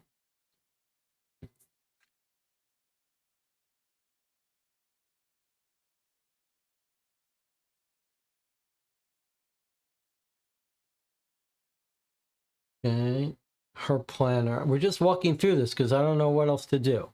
Notice where Rhea went and what she did on the day she died. You also find other connections on the planner to documents in the folder. Rhea appears to be weighing a decision involving Rachel Monroe and a vacation home. Connect Rachel Monroe to another document in the folder.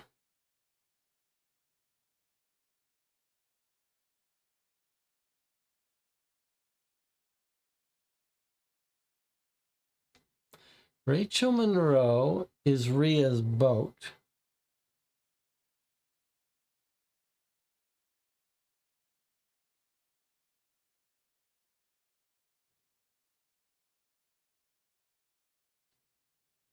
Connect Rachel Monroe to another document in the folder.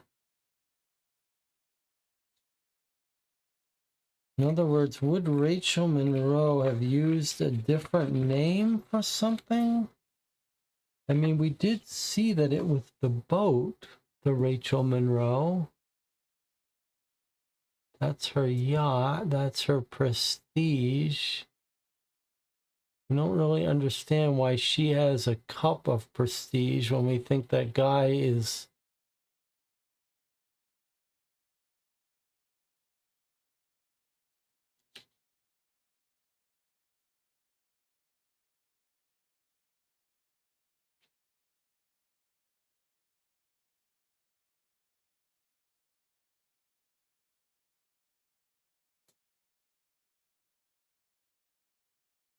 The next link here is just solution, and then hint 5.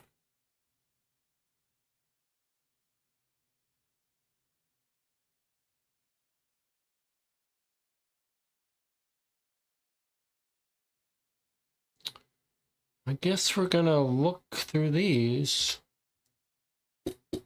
Canceled plans with Tori, she never explains why. Picture of Ben is in the planner. Ben passed away during a military training. Here's Josie played a major role in the Eclipse concept and design. She was giving Josie assistant level tasks, not work suited for a highly capable designer. In the Blackgate Technologies image, Josie appears in the background. Could Josie have felt unappreciative? Duke seems to believe her motive is clearly spelled out, and with no proof of her alibi, she remains high on his suspect list. Okay, we know all this. Real estate ad. The house looks similar to the image in her planner. Was this the home she was trying to purchase? Brad appears to move from job to job. Could a real estate deal gone wrong have given Brad a reason to kill Rhea? Use Brad's resume to work backwards and determine what he was doing the year Rhea was killed. Okay, that's the part that was a little bit misleading because it just says recent. If we think this is from 2026, 22.5, that would be 2020, 2019, 18, 17. So here he would have been working for Blackgate Studios, but we figured that out, and then we think that he got this boat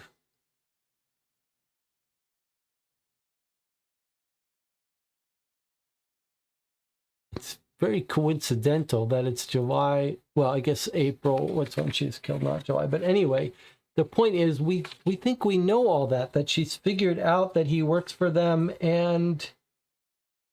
but that doesn't make sense, because in 2016, when she's killed, he's a real estate agent.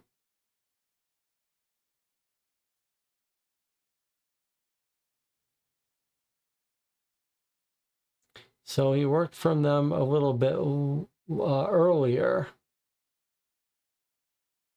But the point is, while he worked for them, he must have signed up for this loan. Okay, that's all fine and well.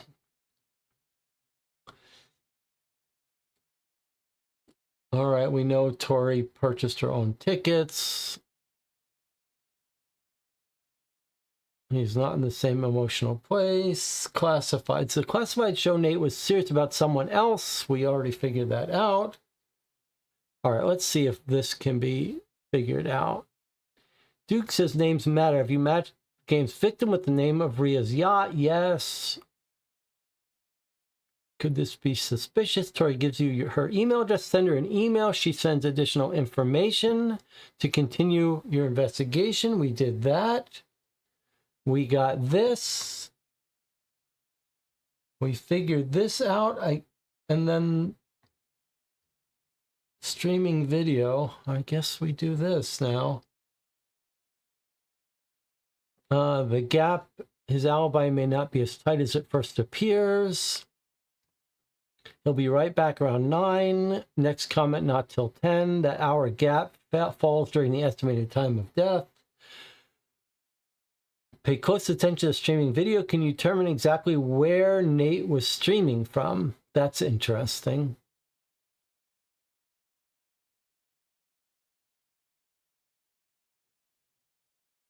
But there was no video. It was just audio.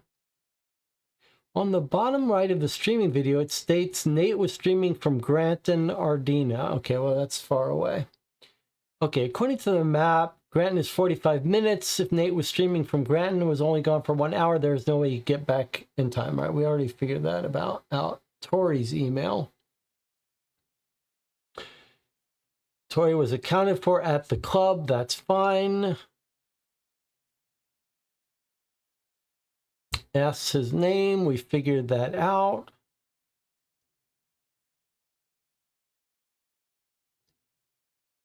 Rachel Monroe, an anagram. We figured that out. We figured all of this out.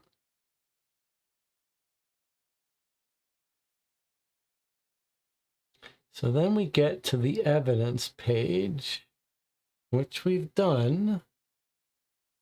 We did all this. Okay.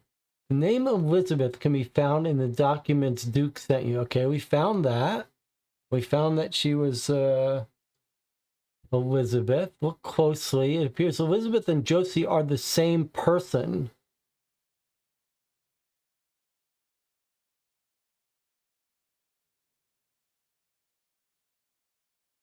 Refers to an Elizabeth. Look closely at who that reference is connected to.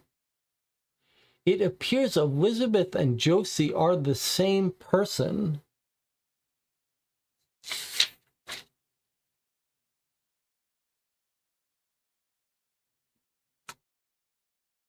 Elizabeth Richmond.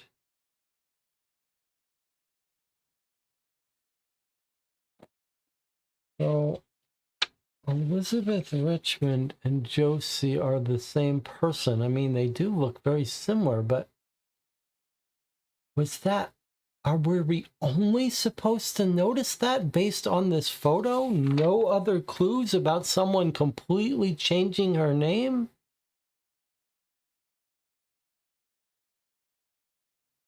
That's very weird. Josie may have changed her name to hide from a former abuser. That's interesting.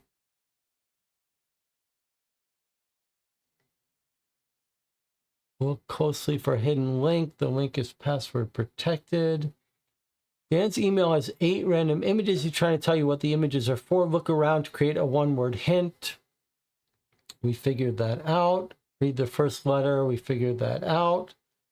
That's password. That comes with our password. So the password is hero. We figured that out. I think we might be getting close here. The timing of Brad's contract, it may clarify the timeline. Ria's activity shows she had visited a site called Ardenabiz Corp. What do you think Ria was searching for? Look at the bank receipt printed the day she was killed. Bank receipt, I think it must mean the loan form. Search for prestige, we did that. We emailed those people. Here are the replies. And here is the link. And use the link on Ria's activity to find Ben Gordon's name.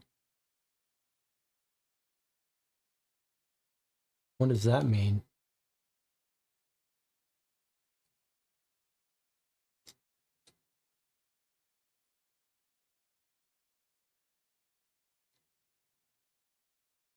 What does that mean? This is Ben. I don't know what that means. Make an arrest.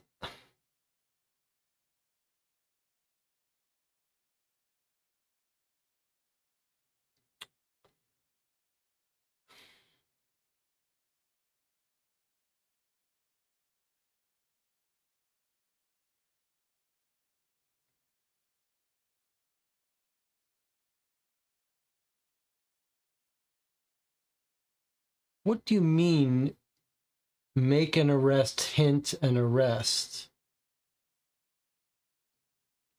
Is this trying to say that this is how we are supposed to end the game? We're supposed to run out of things to do and then go to the tips page and scroll down and click arrest? Or have we missed the correct link to enter the answer?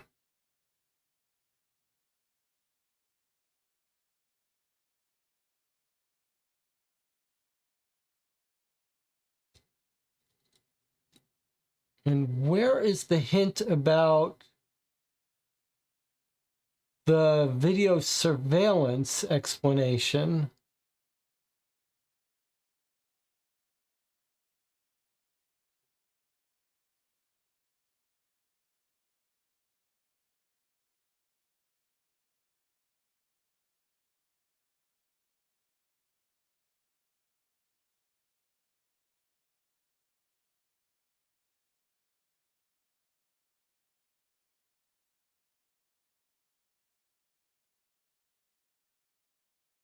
Tips, hints, and solutions.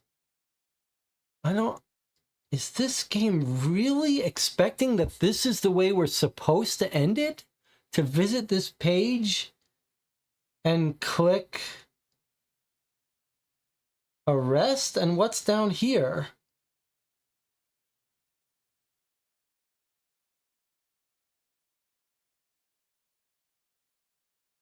We're supposed to send an email?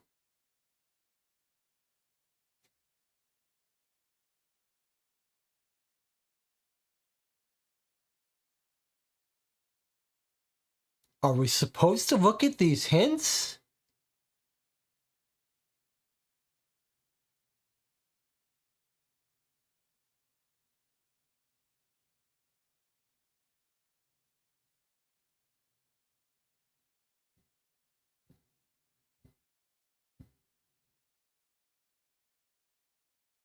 I'm going to click make an arrest hint. I don't know if I'm supposed to do this or not. If you believe you know who killed Ria, click the make an arrest button below. To help make sure you're on the right path, to avoid reading spoilers, the next hint includes a list of documents you should review before making your arrest.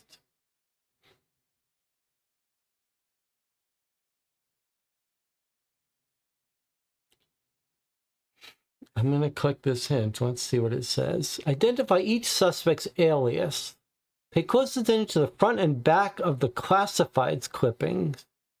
The bank printout and the Adrenabiz information are also crucial when it comes time to make your arrest. So we figured our best guess is that it's Brad and what he's done with the yacht. But I do want to look at the back of the classifieds clipping. So the classifieds clipping, I mean, we've got Blackgate Eclipse is, I'm assuming when it says the classified clippings, maybe it means this. Okay. So let's look now for our Brad and possible other aliases for him. Brad Rewick.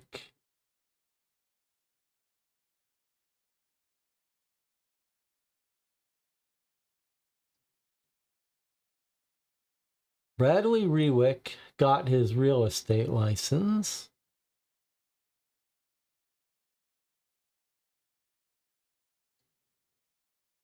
Okay.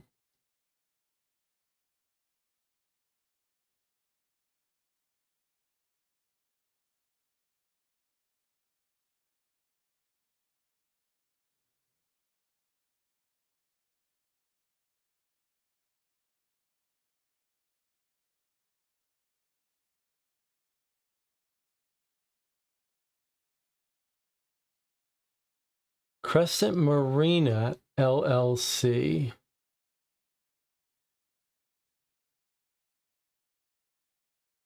Crescent Marina LLC. Anthony Delgado came up in one of our letters somewhere.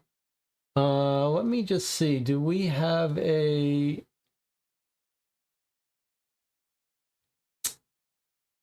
Do we have...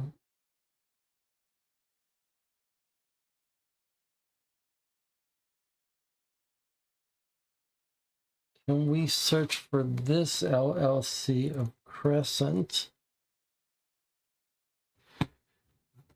Okay, let's just not pay any attention to that.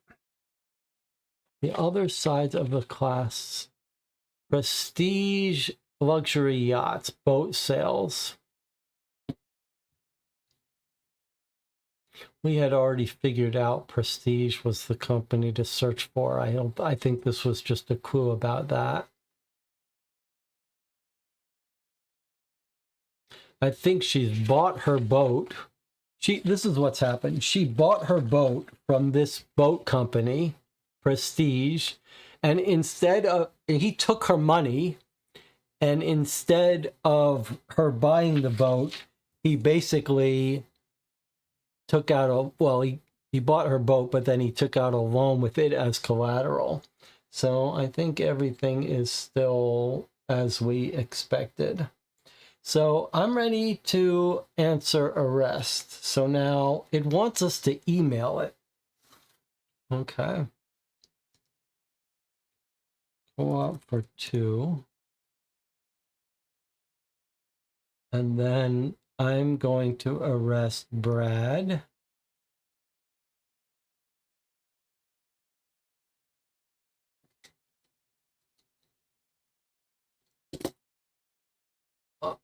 Eliminate? What does that mean? Does that mean submit? And what is this? We don't know. Let's see what happens. Okay. You correctly, I thought we were going to get an email back. Otherwise, it would have asked for the chat's opinion before continuing here. But okay, let's read this. You correctly identified Brad. I don't know what's happened here, why we can't see this page properly. I'm showing you everything I see. I can't zoom out. I don't really, it's opening on the same page. Can I switch to, scroll all the way up, switch to desktop or mobile? Maybe that'll help us.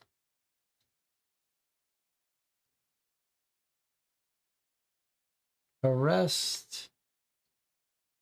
Brad, I'll try this again. I guess it just wants something here. It doesn't really matter.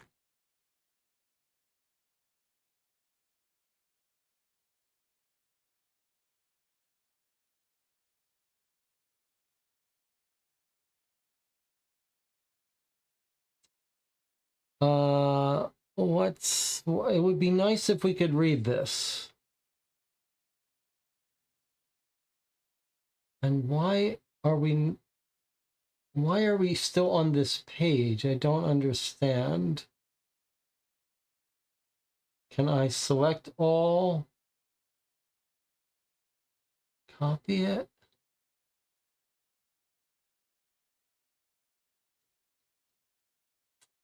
Maybe if you're on a desktop site, you can see this page. Okay, let's try.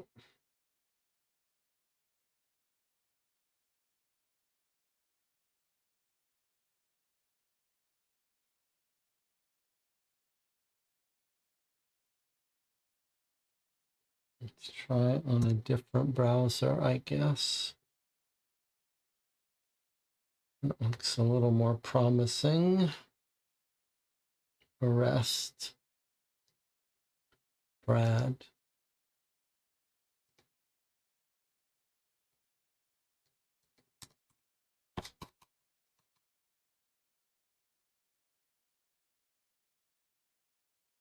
Okay, I can't change my answer. All right, let's try reloading the page.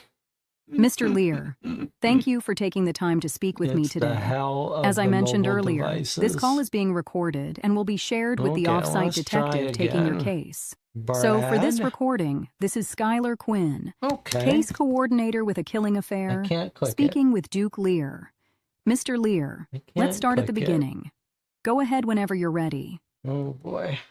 My name is Duke Lear.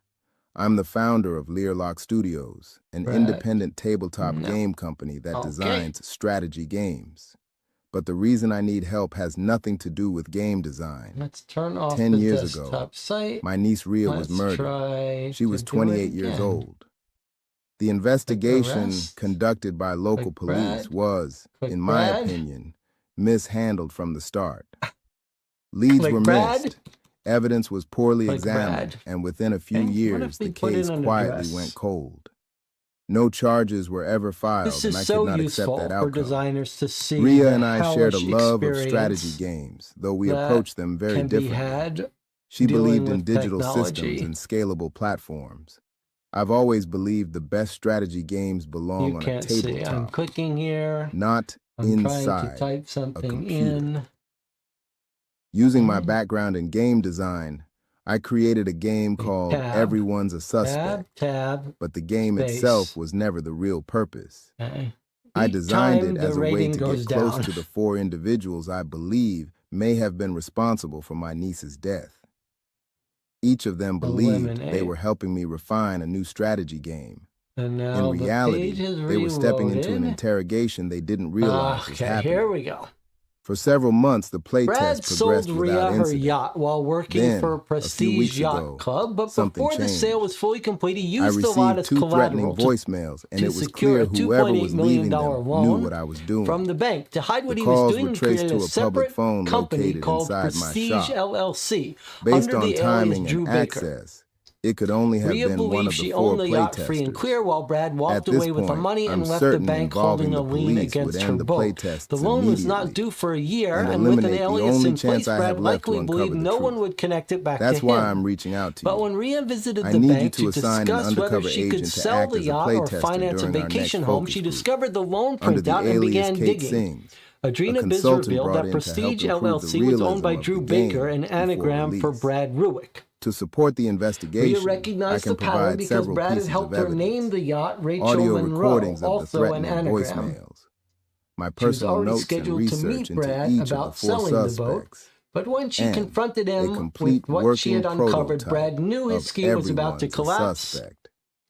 I To understand protect how himself and the unusual money this he request may stole, he sound, killed but her. I would not be making it if I believed All there right. was any Well, let other me way just to point bring my out, niece's killer to justice. we did solve it.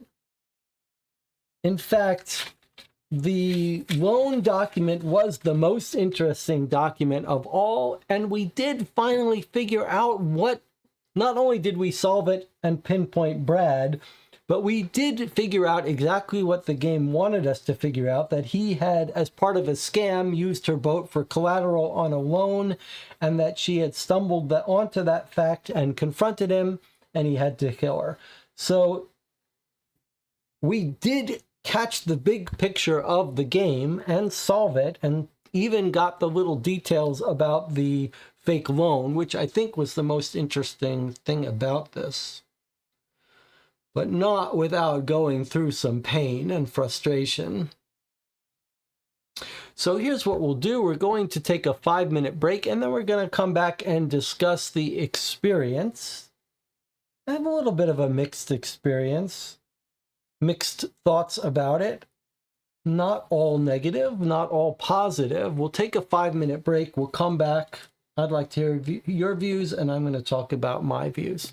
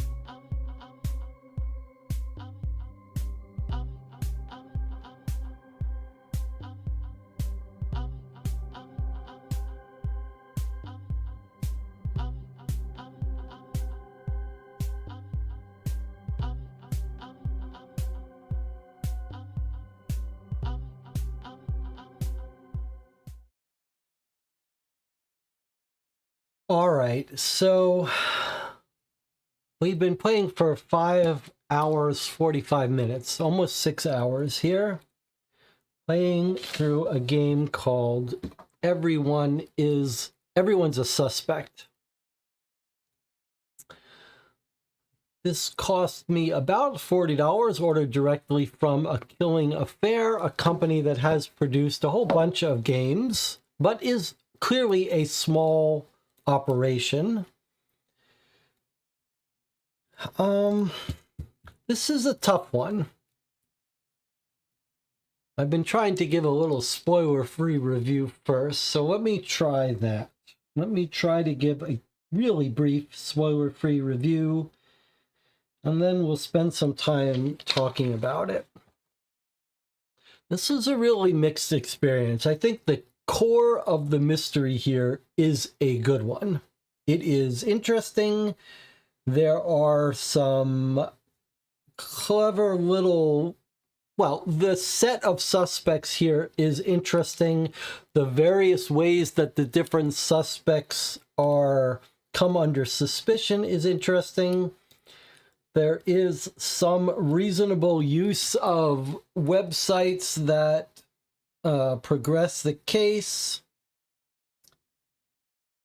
I think there were some real rough edges here that created some unpleasantness. Maybe if you were dealing with a desktop computer website, you wouldn't suffer through so much of that. I'd say there are two big... well, there's one really big, glaring, weird thing here. And that is this hook of this game. I mean, most of the contents of this box are these components of a little social deduction strategy game with a whole bunch of cards, tokens, folders for each player, a sheet of filling things out,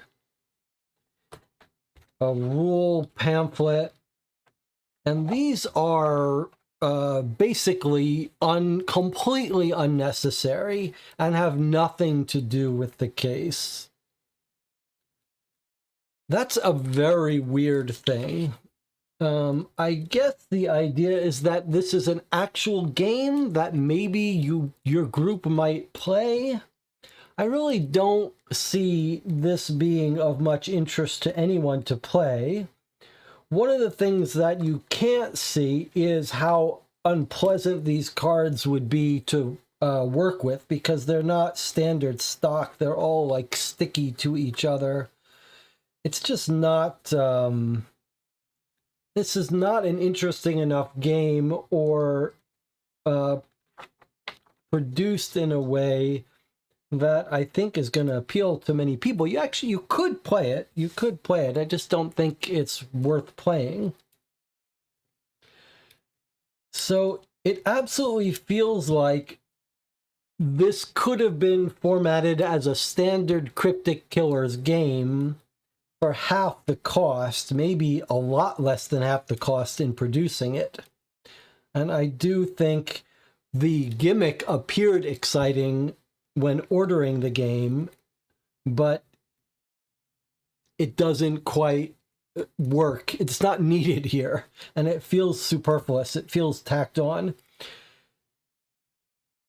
And it's also a weird choice that all of the actual documents here are in this miniature little format that's not really pleasant to go through. So I would have much preferred this be a standard format Cryptic Killers game. I think it would be a little easier to swallow as a $20 standard game in a little manila envelope. So I do think there's a good little dossier game in here, like a Cryptic Killers game. Not as polished, not as smooth an experience, not as clean. The hints and stuff are not as clean. I don't know if there were little aha moments here, but reasonable at its core. I would have liked a slightly different focus here on where their efforts went. If all the efforts to produce that little game got put into polishing up the web interfaces and the details of some of these clues, I think it would have made for a significantly better experience. Okay, there's my spoiler-free review. Not a full-throated recommendation. I don't know what to say. I probably should try to avoid talking about recommendations based on price, but it's hard to avoid thinking about the price of this compared, although it's a reasonable price for what you get, it's just not necessary. Maybe if you think you might enjoy that game, maybe it would be worth it. All right, so there's the spoiler-free part of the review. Now let's check in with the chat and have a little spoiler-filled discussion. Marco says, mixed feelings. It feels a bit like a missed opportunity for a case that had all the markings of an interesting and satisfying experience. Melly Wilson said, I thought overall it was quite fun. Lots of elements, though I still have a few unanswered questions, which is a little frustrating. Not bad, though. Marco says, plenty of content. Generally well put together, a few flaws in the game design and also from a technical standpoint. Developers are on the right track. They need to do a bit of fine-tuning to create fully satisfying cases. A positive feeling. After all, maybe it would have been better if it had been played over 2 sessions. That's not a terrible idea. Yeah, I think that both of those comments are on the right track here.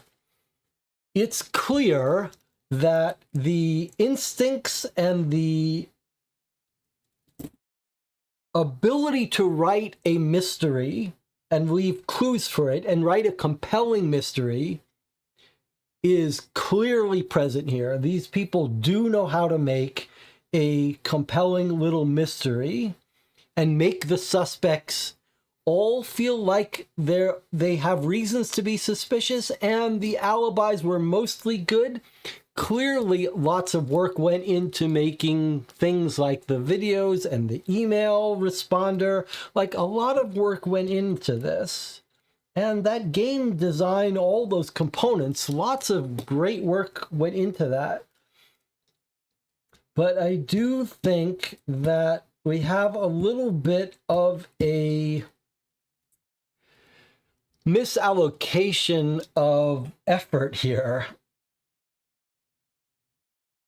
And much more work should have been put into some of this stuff in exchange for skipping out on this game design, or you would have had to find a better way to use this game. Like, I thought that when we opened up this game, what we were going to see is some innovative, clever idea that the game designer was going to put elements in this game that was going to trap the players into making mistakes and stuff, and we were going to have to figure that out. But really, that was not the case. We went through the game, it had nothing, and then we went to the group chat, and basically that had almost nothing too. In fact, that did have nothing. It was just an excuse for giving us extra information. So, boy, that was a real miss for me. I think the general setup of the evidence for each of the suspects was good. And the core mystery, actually, the story of the mystery was good. Like, to me, this is sort of what I want in a mystery game. The fact that the person who killed her had set up this scam and did this financial thing with the boat. I mean, I really love that. I'll take this kind of mystery over a silly little jealous murder mystery or some weird story. To me, this is like pretty cool. You've got this con artist who's doing this convoluted financial scam, and this is sort of what we want in a game, where we're chewing on this document over and over again, trying to make sense of what it exactly means. Like, where did it come from? What part is important? This is sort of what I want to see in my dossier games. And we did, in all due credit to the game, we did figure out what this was telling us. And it did mislead us a little bit. Like her with the cup that said prestige. This is a very fair play thing. Like, this led us to believe this was her company, but it makes more sense. She sort of got this cup maybe as a gift from this guy at some point when he helped her buy the boat. That's all really good stuff. That's all really good stuff. And I just like to see them do more of the good stuff and less of the bad stuff. And all of the motives for the different people, her co-workers and stuff, were all good. There were a couple of weird things, like Josie is Elizabeth, but it's irrelevant to us. That's a weird choice. It's a weird choice to make Josie Elizabeth, and the only clue to that be that if you compare their faces, they're the same person, and it's totally irrelevant to the case. That was weird. In a similar vein, that video was weird. The video surveillance. Like, we spent a half an hour on it, noticing that the cup disappears, the cup reappears, but in the end, it didn't make any sense to us. Like, there a glitch? Is she messing with the footage? If she is, shouldn't she be on the footage? If she isn't, shouldn't she be on the footage? Like, how do you explain that? That's a very weird choice to make, to go through all that effort and then have that be so inconclusive. That's not the first time we've seen that kind of thing. It's almost like you might even give a name to that red herring design philosophy, like give the player a huge chunk of evidence that seems like it should either clear or implicate someone, and it's basically neither. It's basically this inexplicable big chunk of details. And that's sort of where we came down on. Like, by the time we were analyzing that, I had already figured out that it was Brad, and so we just said, whether it showed her in the office or not, it was not going to change anything. We didn't have enough of a motive for her. So that was a weird choice. Another thing that I think was really bad here is the way the case ended. That's a very strange thing. That is a very strange thing that we basically got to the end of this chain of evidence. Each time we did something for inexplicable reasons, it was like, okay, here's a new link here. And then we ran out that mechanic of getting new leads, and we said, we don't really know the answer, but what are we supposed to do? And it turns out what we were supposed to do was go to the hints page, scroll down a dozen pages till we got on a button that said solution and make arrest. And I never would have guessed that that's the way we would submit our answer. That's just not the way these cases are done. The way all of these games work is they all say at some point, either in the beginning or in the end, they present the player with a clear instruction. When you're ready to solve the case, go here. Whereas what we get is, here's your briefing. And then at some point we get this. When you're ready to join the playtest, go here. Where is the thing that tells us where we go when we want to solve it?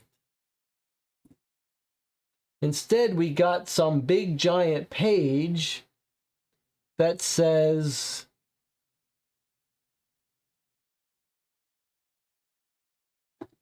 begin your investigation, and then if you want, you can come here for updates, hints, tips, and solutions. That is not where we solve the case. None of those four things are where you solve the case. Solution is where you read the answer.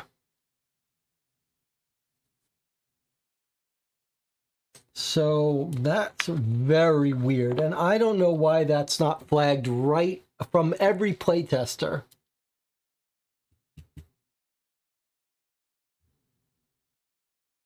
I don't know why every playtester didn't say that, but maybe that's one of these cases where they tell the playtesters, hey, we haven't done that part yet.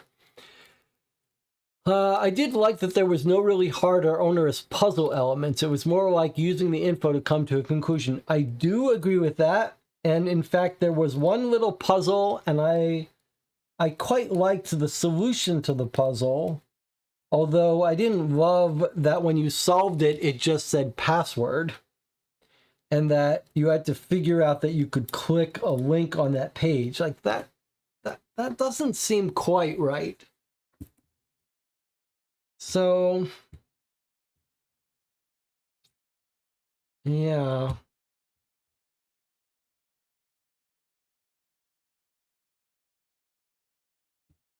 Also, I think this is a weird thing. I'm giving feedback because clearly these people are good at what they do. They're good at writing these cases. Their instincts are right. I'm trying to give one person's feedback of where I think improvements could be made. I've already talked about the fact that these are these tiny little sheets. Like that's the part that you shouldn't do. But here's another weird thing. We're investigating this cold case death of this person, right? Okay, now, how did this person die? Do you know?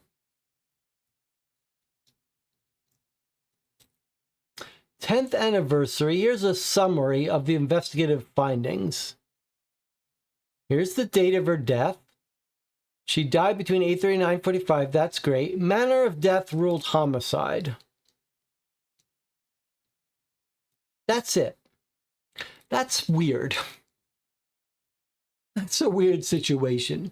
The weird situation to be called in to investigate a cold case, be told she died aboard her yacht, and that's it. Now, maybe it's not important. You know, the details of how she died may not be important for us solving that case. But it is odd to not have access to that information. It feels like it's odd from an evidence standpoint, and it's odd from an emotional standpoint.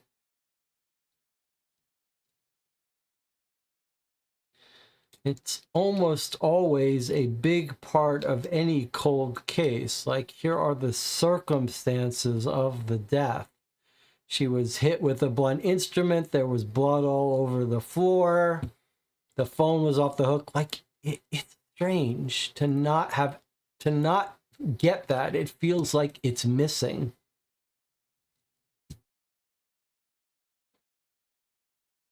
And then similar to, like, all of the evidence feels like there are some gaps there. Like, similar to the video surveillance, which was confusing and could have gone either way. That live stream video was confusing too. It's like, here's a 5-minute video of a 2-hour live stream. What does that mean? How is that even possible? I mean, we were correct in guessing that it meant he disappeared for an hour and came back, but I think it would have been nice if that's what you're wanting us to conclude. Like, there has to be some explanation for how a 2-hour live stream becomes a 5-minute video, because we don't know if you're intending us to assume, because we know you're not going to give us a 2-hour live stream. So wouldn't it be better to say that some explanation for how we have why we're only looking at a 5-minute video? Because to say he was publicly streaming between 9 and 10, but he wasn't.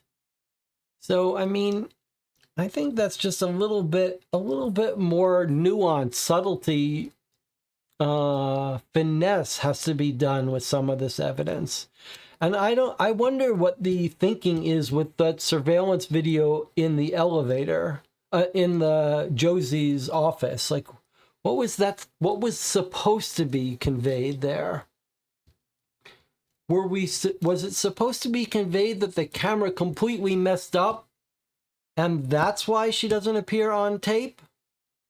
That the glitch in the camera gave us hours of her not at work when she really was at work? And her walking into the server room is just a red herring?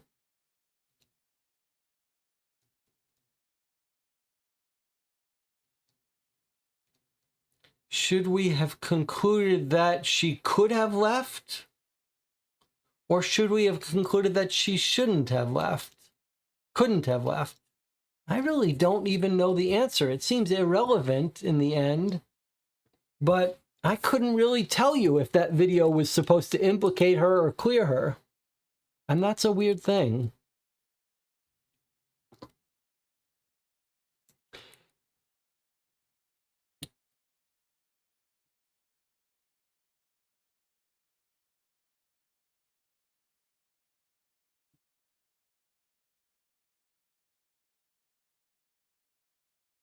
Well, there are my thoughts.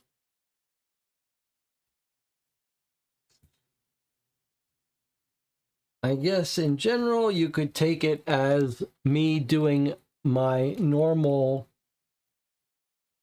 biased view that these games should not rely on expensive, unnecessary stuff and should concentrate on the basics. Because I do think there is a good case at the heart of this. All right. Thank you for joining me. I appreciate the help and company. 6 hours and 8 minutes. I'll see you next time.